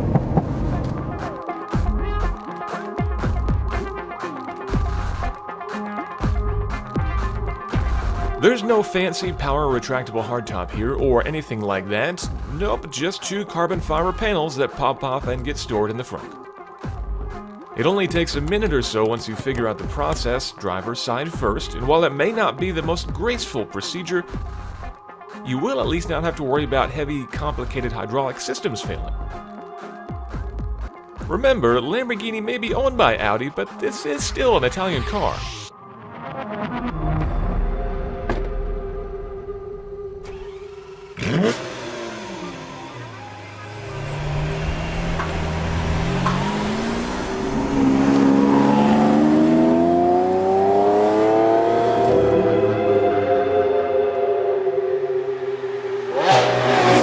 With the roof off, you are, of course, exposed to the elements, but you're also exposed to all the attention that driving a car like this can bring to you. I gotta admit, it makes me feel a little bit uncomfortable to be driving a car that costs more than my house. A lot more than my house, but hey, if that's your thing, more power to you.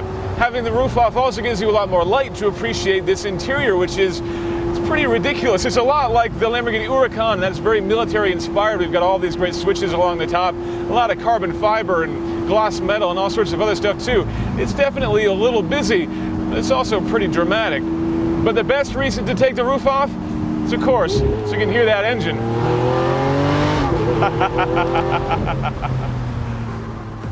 It may be a big brute of a V12, 6.5 liters worth, but this isn't just a dumb lump. It features cylinder deactivation, meaning it'll run as an inline 6 when you're not getting on it, and even turns itself off at stoplights.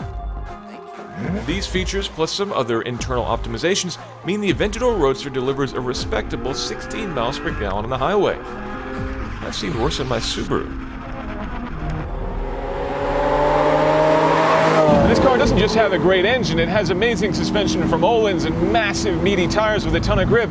Grip which you will absolutely need because this car weighs well over 4,000 pounds. As you're driving out here, you can definitely feel that weight. If you're looking for a lightweight ballerina for carving the corners, this isn't it. This car is much more of a big heavy brute.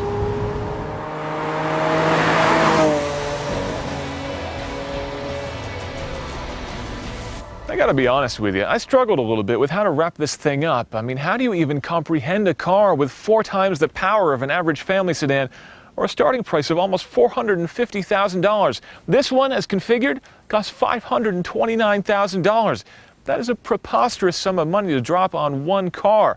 But for buyers of a car like this, it's not about the cost, it's about the look and the sound and the overall experience. And yes, there are cars that cost less and go faster or make more noise or draw more attention, but as a package, there is nothing else on the road like the Aventador. It is absolutely outrageous, and I love it.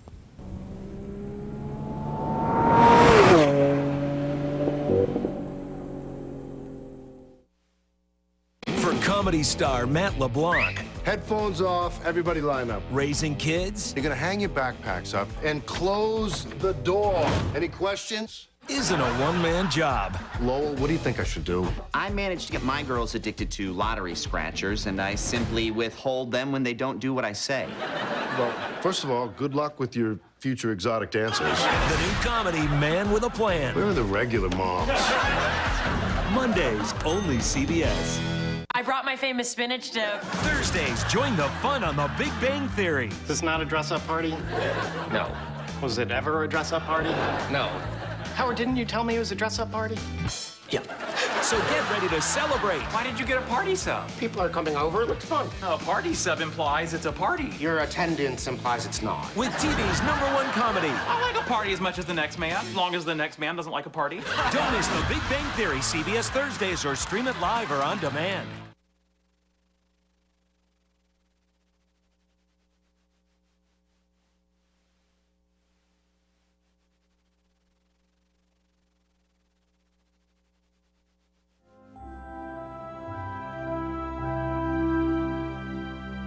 It's like we're in that planet from Star Wars, man.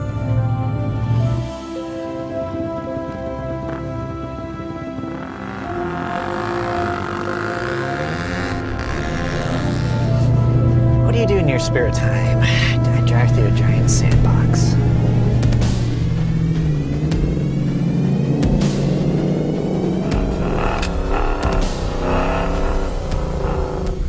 Full disclosure, I've never driven on sand before. This whole off-road thing is quite foreign to me. So when I first got here, seeing all these dunes, it was quite intimidating. My comfort level is racetracks.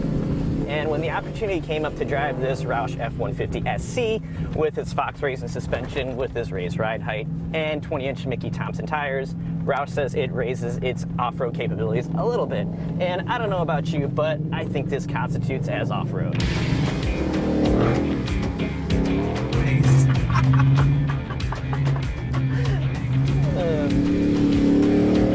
Roush says that this truck is not meant to compete with the SVT Raptor. That is a true Baja racer that can go and compete in that race straight off the showroom floor. This is kind of a lighter off-roader, so think about it competing with things like the Ram Rebel 1500, a Silverado Z71 package.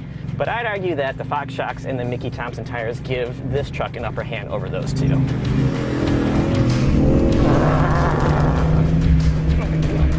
This is scarier than driving on a racetrack, I think. Having something this capable here has definitely helped me cope with the conditions. So far, it's handled almost everything I've thrown at it, from the small hills, the medium hills, the bigger hills, the deep sand, and the couple times that I did get stuck, it was able to dig itself out. But there's one thing I haven't tried yet. Test Hill, the biggest dune here. It's intimidating when you first look at it, and I know the truck can handle it. And after staring at it for 20 minutes, I have to get up it.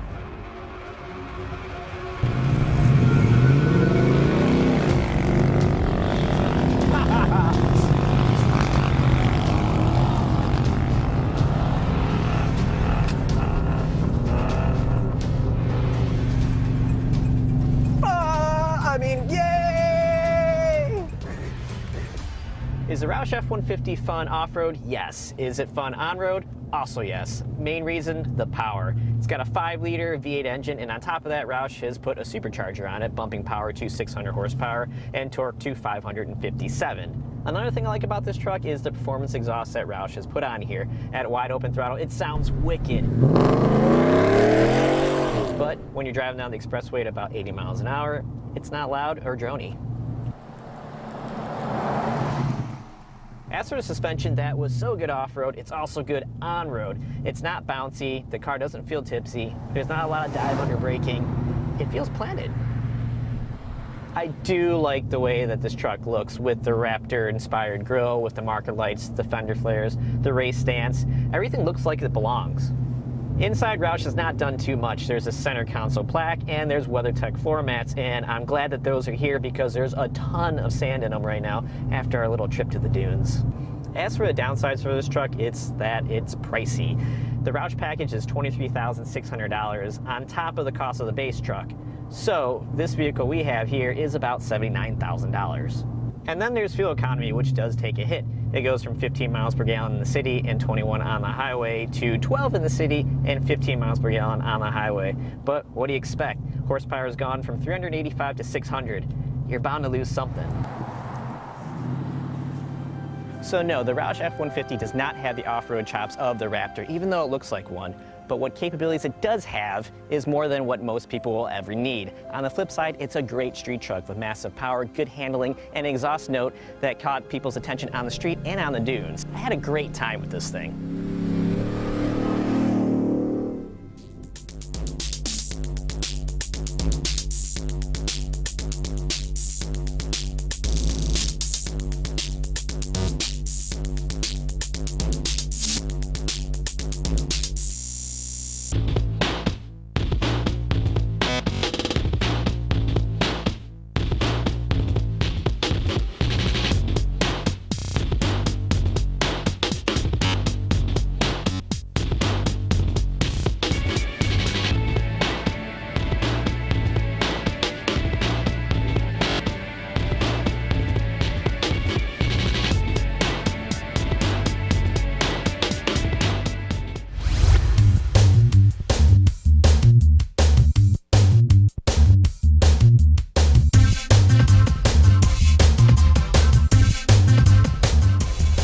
Welcome back to the Roadshow by CNET's live stage at the North American International Auto Show here in Detroit. This year marks the first anniversary of Roadshow, which we launched right here at the 2016 version of that show.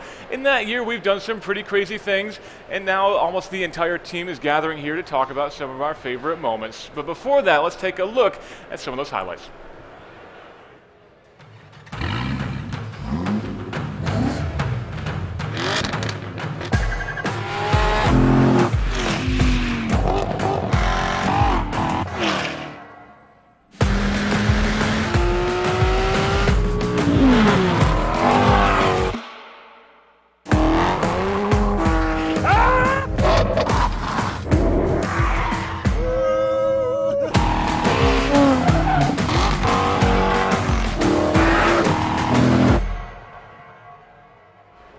I would like to say that the man who cut that video together, Mark Ganley, is not able to be with us today because he's sitting right over there. But I do want to introduce everybody else who did come up here on the stage.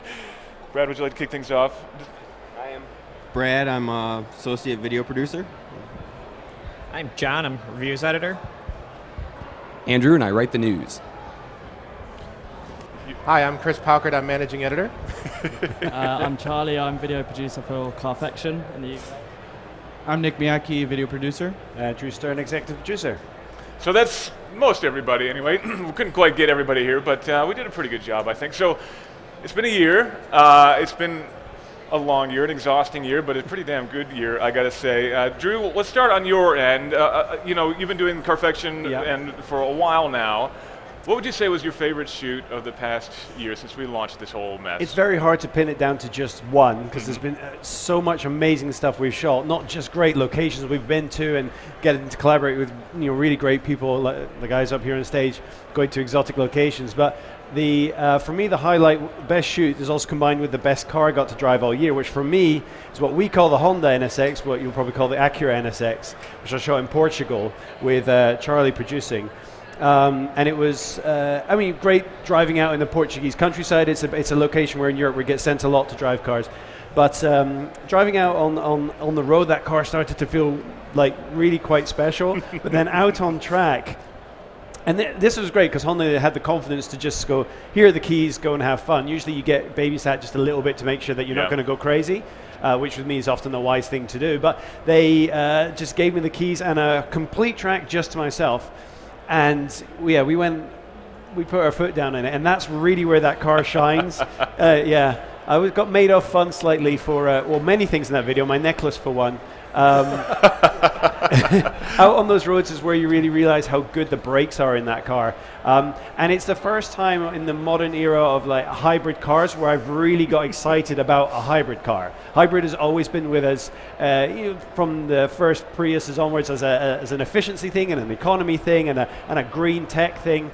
And then with the Holy Trinity, the P1, the LaFerrari, and the 918 Spider, we started to see it as a real performance aspect where the electrification of an internal combustion engine is there to add performance. But those are all $1 million hypercars, absolutely exclusive. You couldn't buy one if you wanted to. And then this car comes along and it actually packs tech that's as sophisticated, if not more sophisticated than say a 918 Spider, at about 1/8 of the cost and something you can actually buy.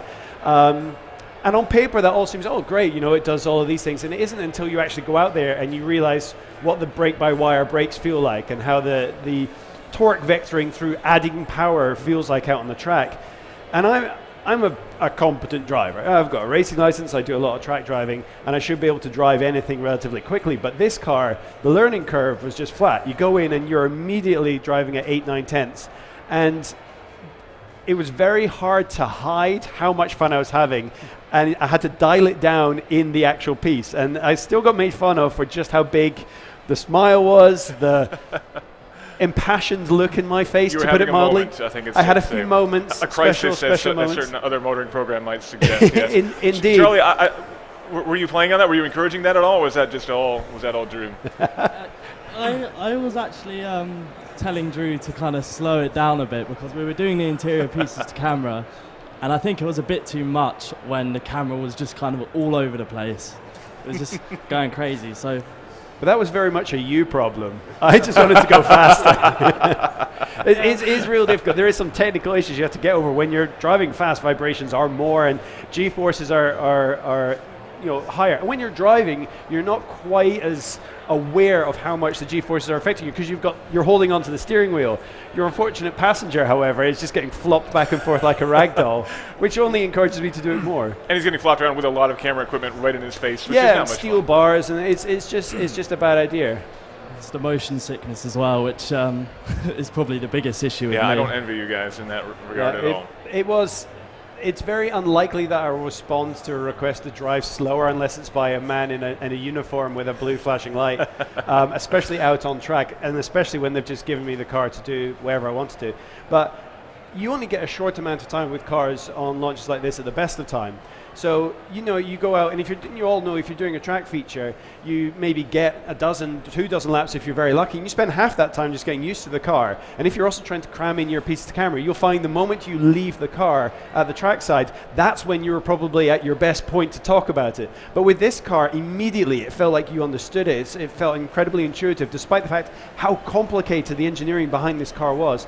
And the end result was just this perfect marriage of fun and work just coinciding, and I think the film did really well for us on Carfection. The car itself is huge interest in it. And part of that film, the beginning of it, we were fortunate enough to be able to call up Honda and borrow an original NSX, a later model 2005 NSX. So I actually start driving that car. So I got to have that car for a week as well. So got to immediately contrast the two. And as John and I saw in an earlier shoot, that's a pretty phenomenal car too. So that's a pretty good combination there for sure.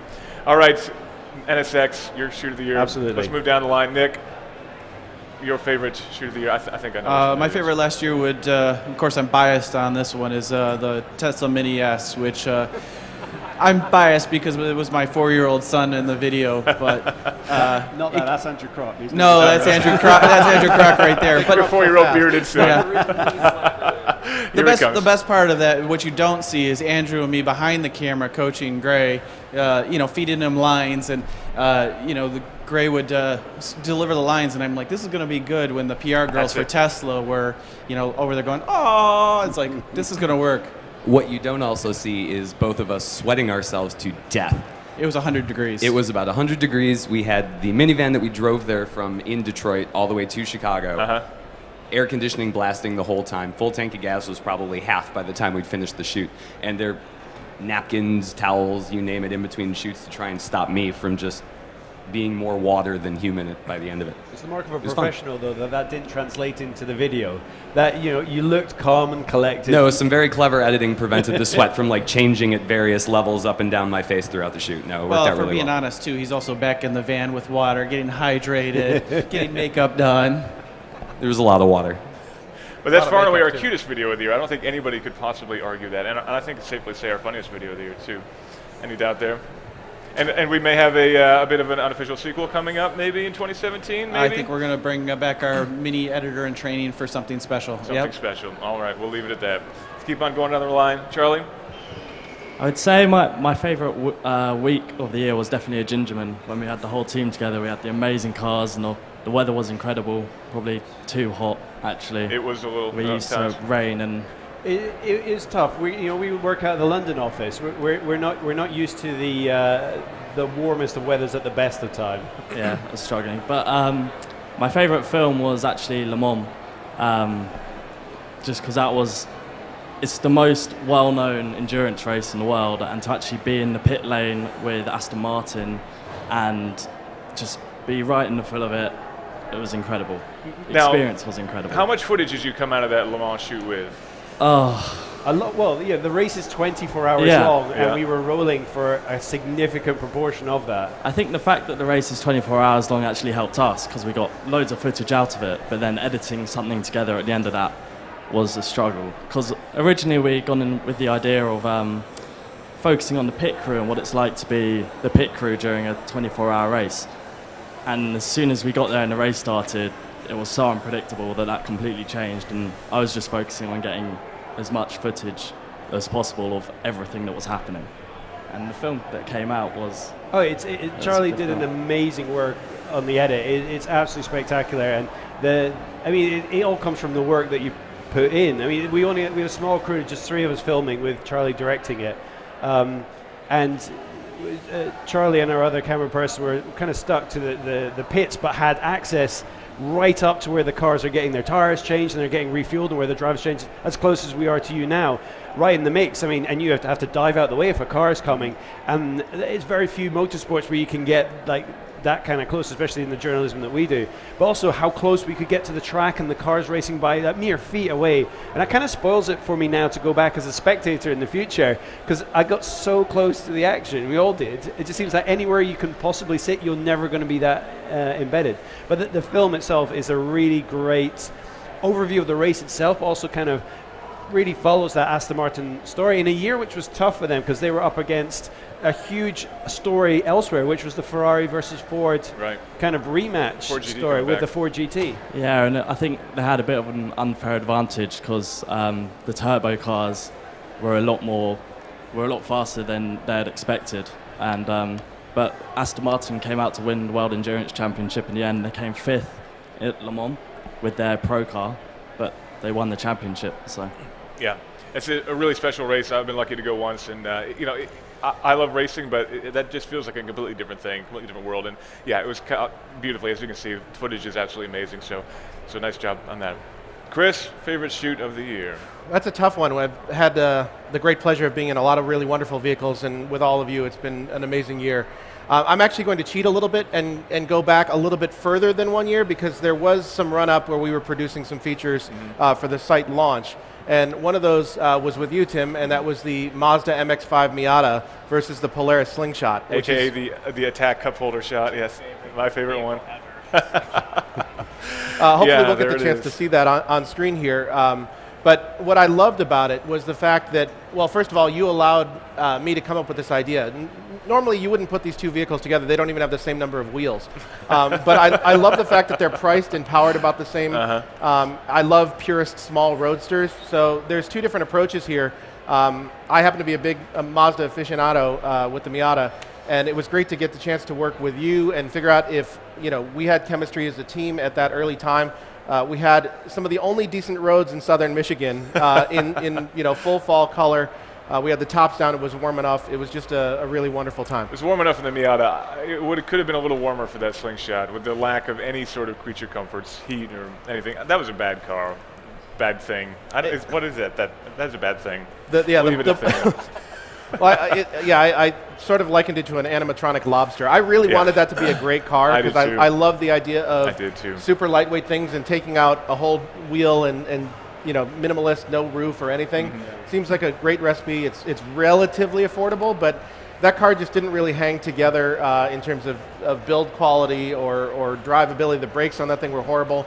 And so when things go wrong is when you find the personality of your coworkers, and it's also when you find a little bit of extra energy for the shoot itself. And the Attack cup holder that was mentioned earlier. We had a great time when Tim unplugged the cup holder while I was driving the Miata, and it flew and nearly brained him, and it just glanced and off. then it very nearly flew right out of the car. That's Thankfully, true it stayed too. within the cockpit. Yeah, it was a great way to get this crew going, I think, and it was a lot. If only of fun. I'd been wearing my helmet for the MX-5 shoot as well, it would have been much safer. Well, that was the other thing. The comedic timing there was excellent because he was talking into the mic to do his piece of camera while he was driving, and I couldn't hear a word that he was saying, and he was actually talking about how you can't hear anything, and I'm just like.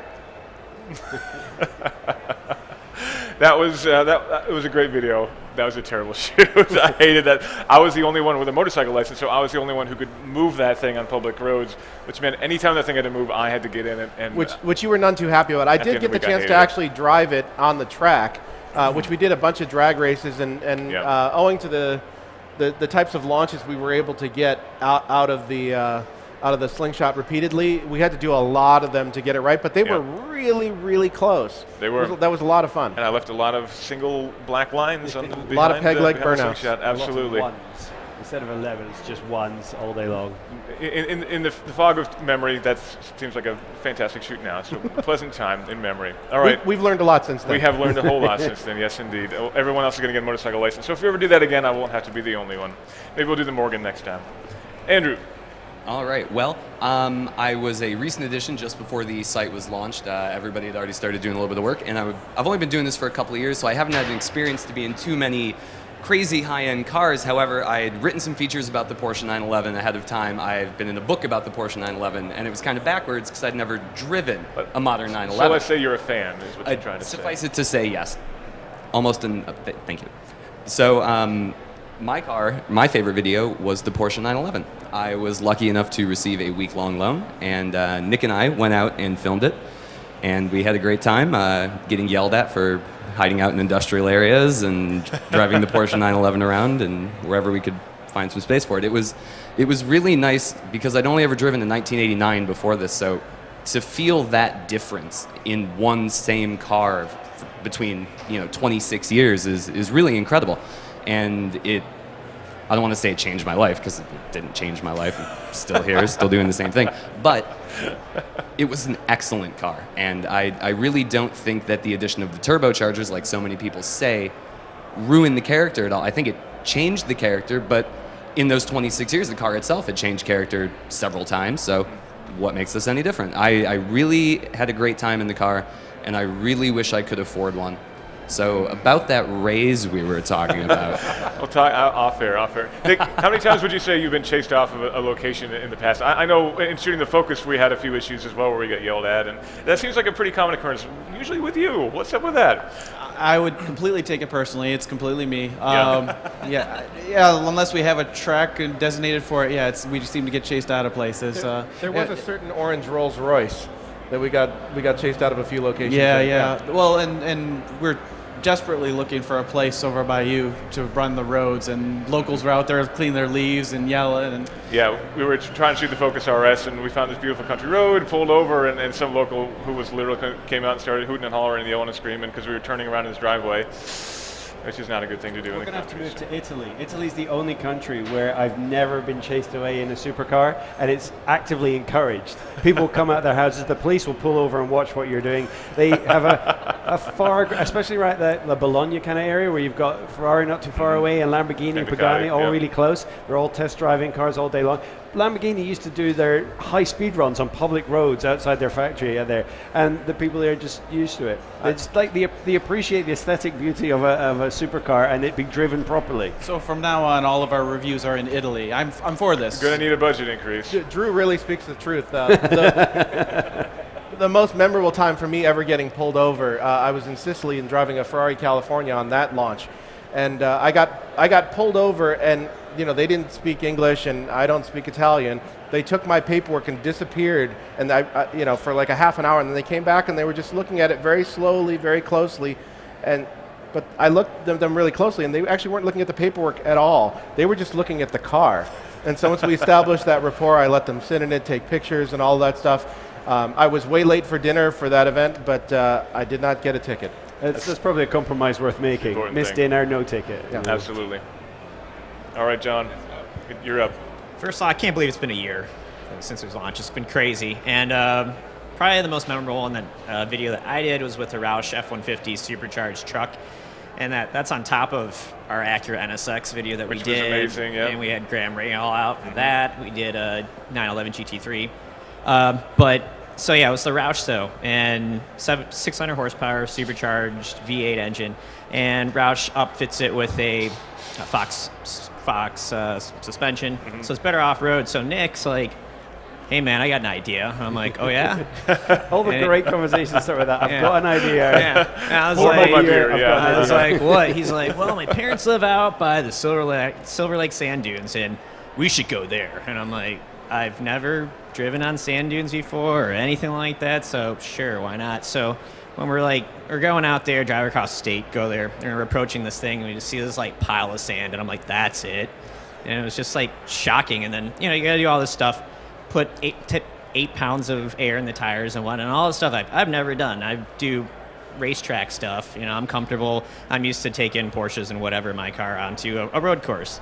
This stuff totally foreign, new, and so it was a really cool experience just doing this for the first time, meeting the locals, and so that was really exciting. But then going out and finally getting onto the dunes and just getting out there, I was just so shocked, where it was just like, whoa, what are we doing out here? I think that's a great thing about this video was Johnny came to me and said, I got a Roush, and what do we do with it? And we have this availability of cars and all these access to these great locations, and my thing was like, well, kind of my bucket list was I always wanted to go to Silver Lakes, right?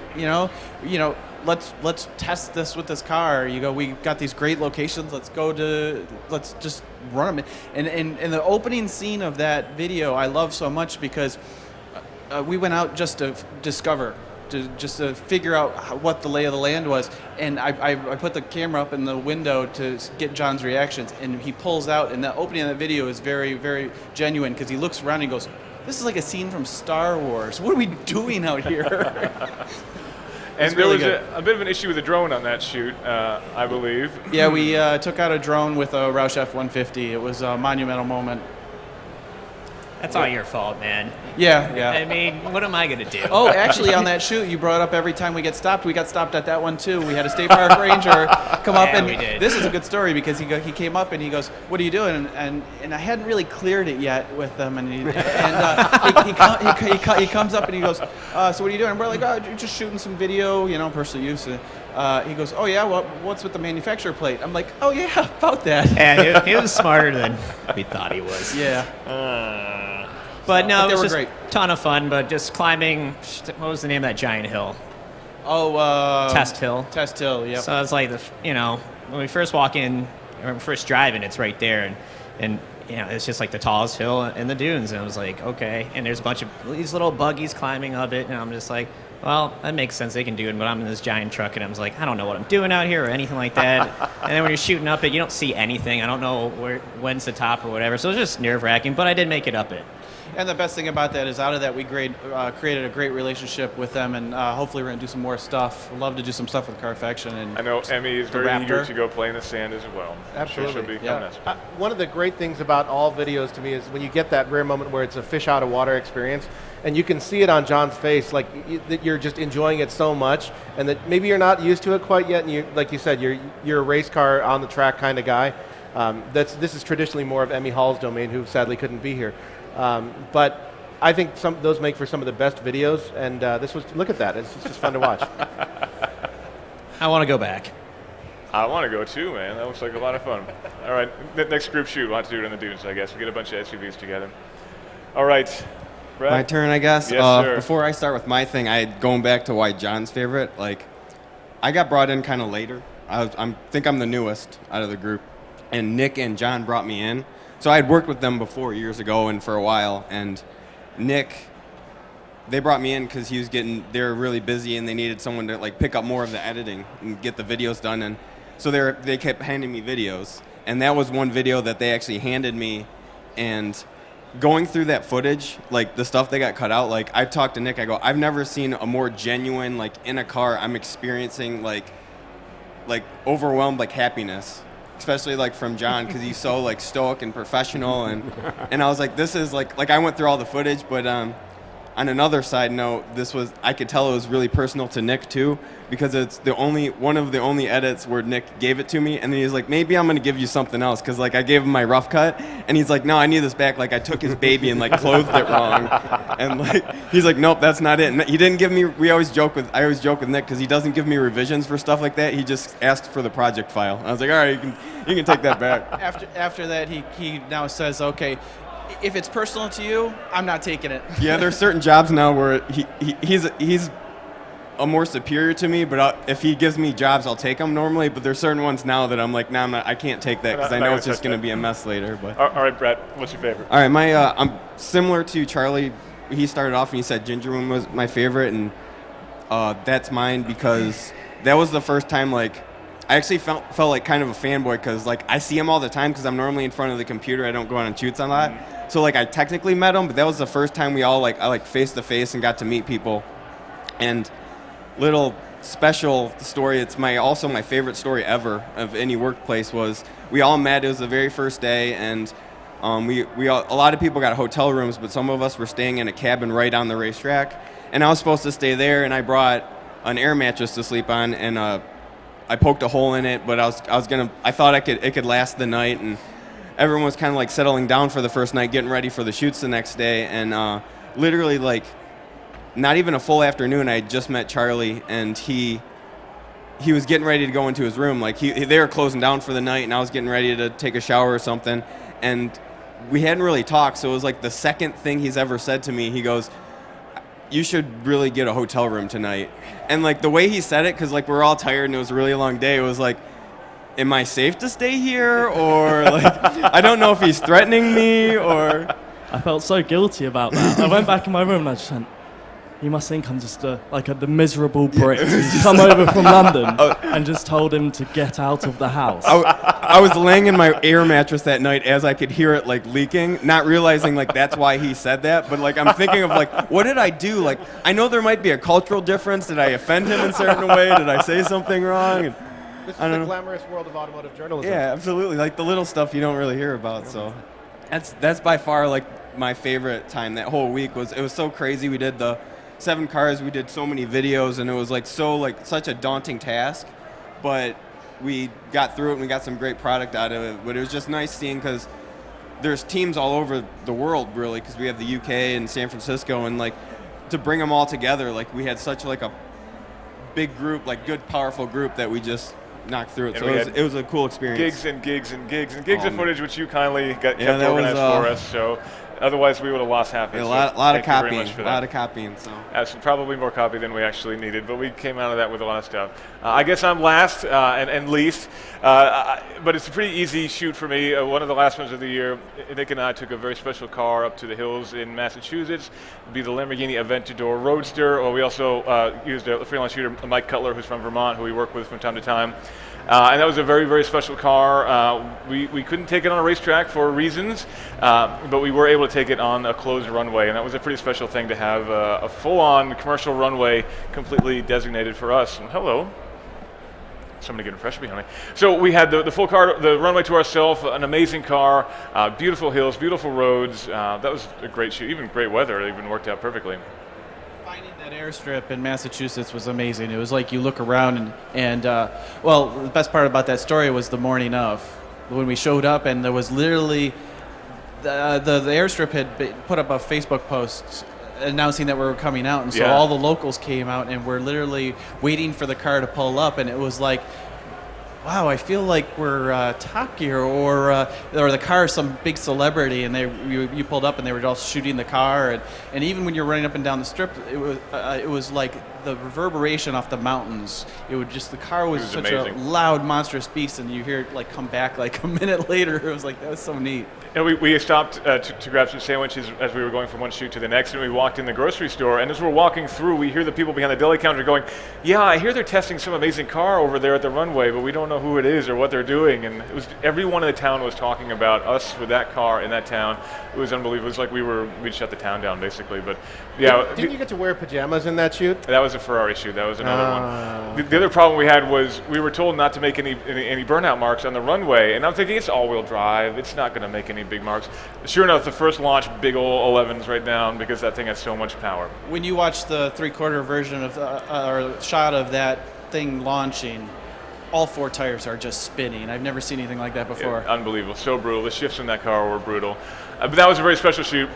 Came together really, really well, and I'm really proud of the results. So bravo, nice work, everybody involved. And it has a genuine moment in there when you do the 0 to 100 to 0 test, where there is nothing scripted and there's nothing artificial about the reaction on your face. I mean, we all know you, so we can, in a perfect position to tell that just took you completely out of your job and just in the moment, and there's nothing quite like it. Like, the look on your face just lights up, and we all know what it feels like to accelerate hard, but that car will have it just more. That's what happens when 700 horses kick you in the ass at the same time. Yeah, it tends to kick you out of whatever mentality you're in.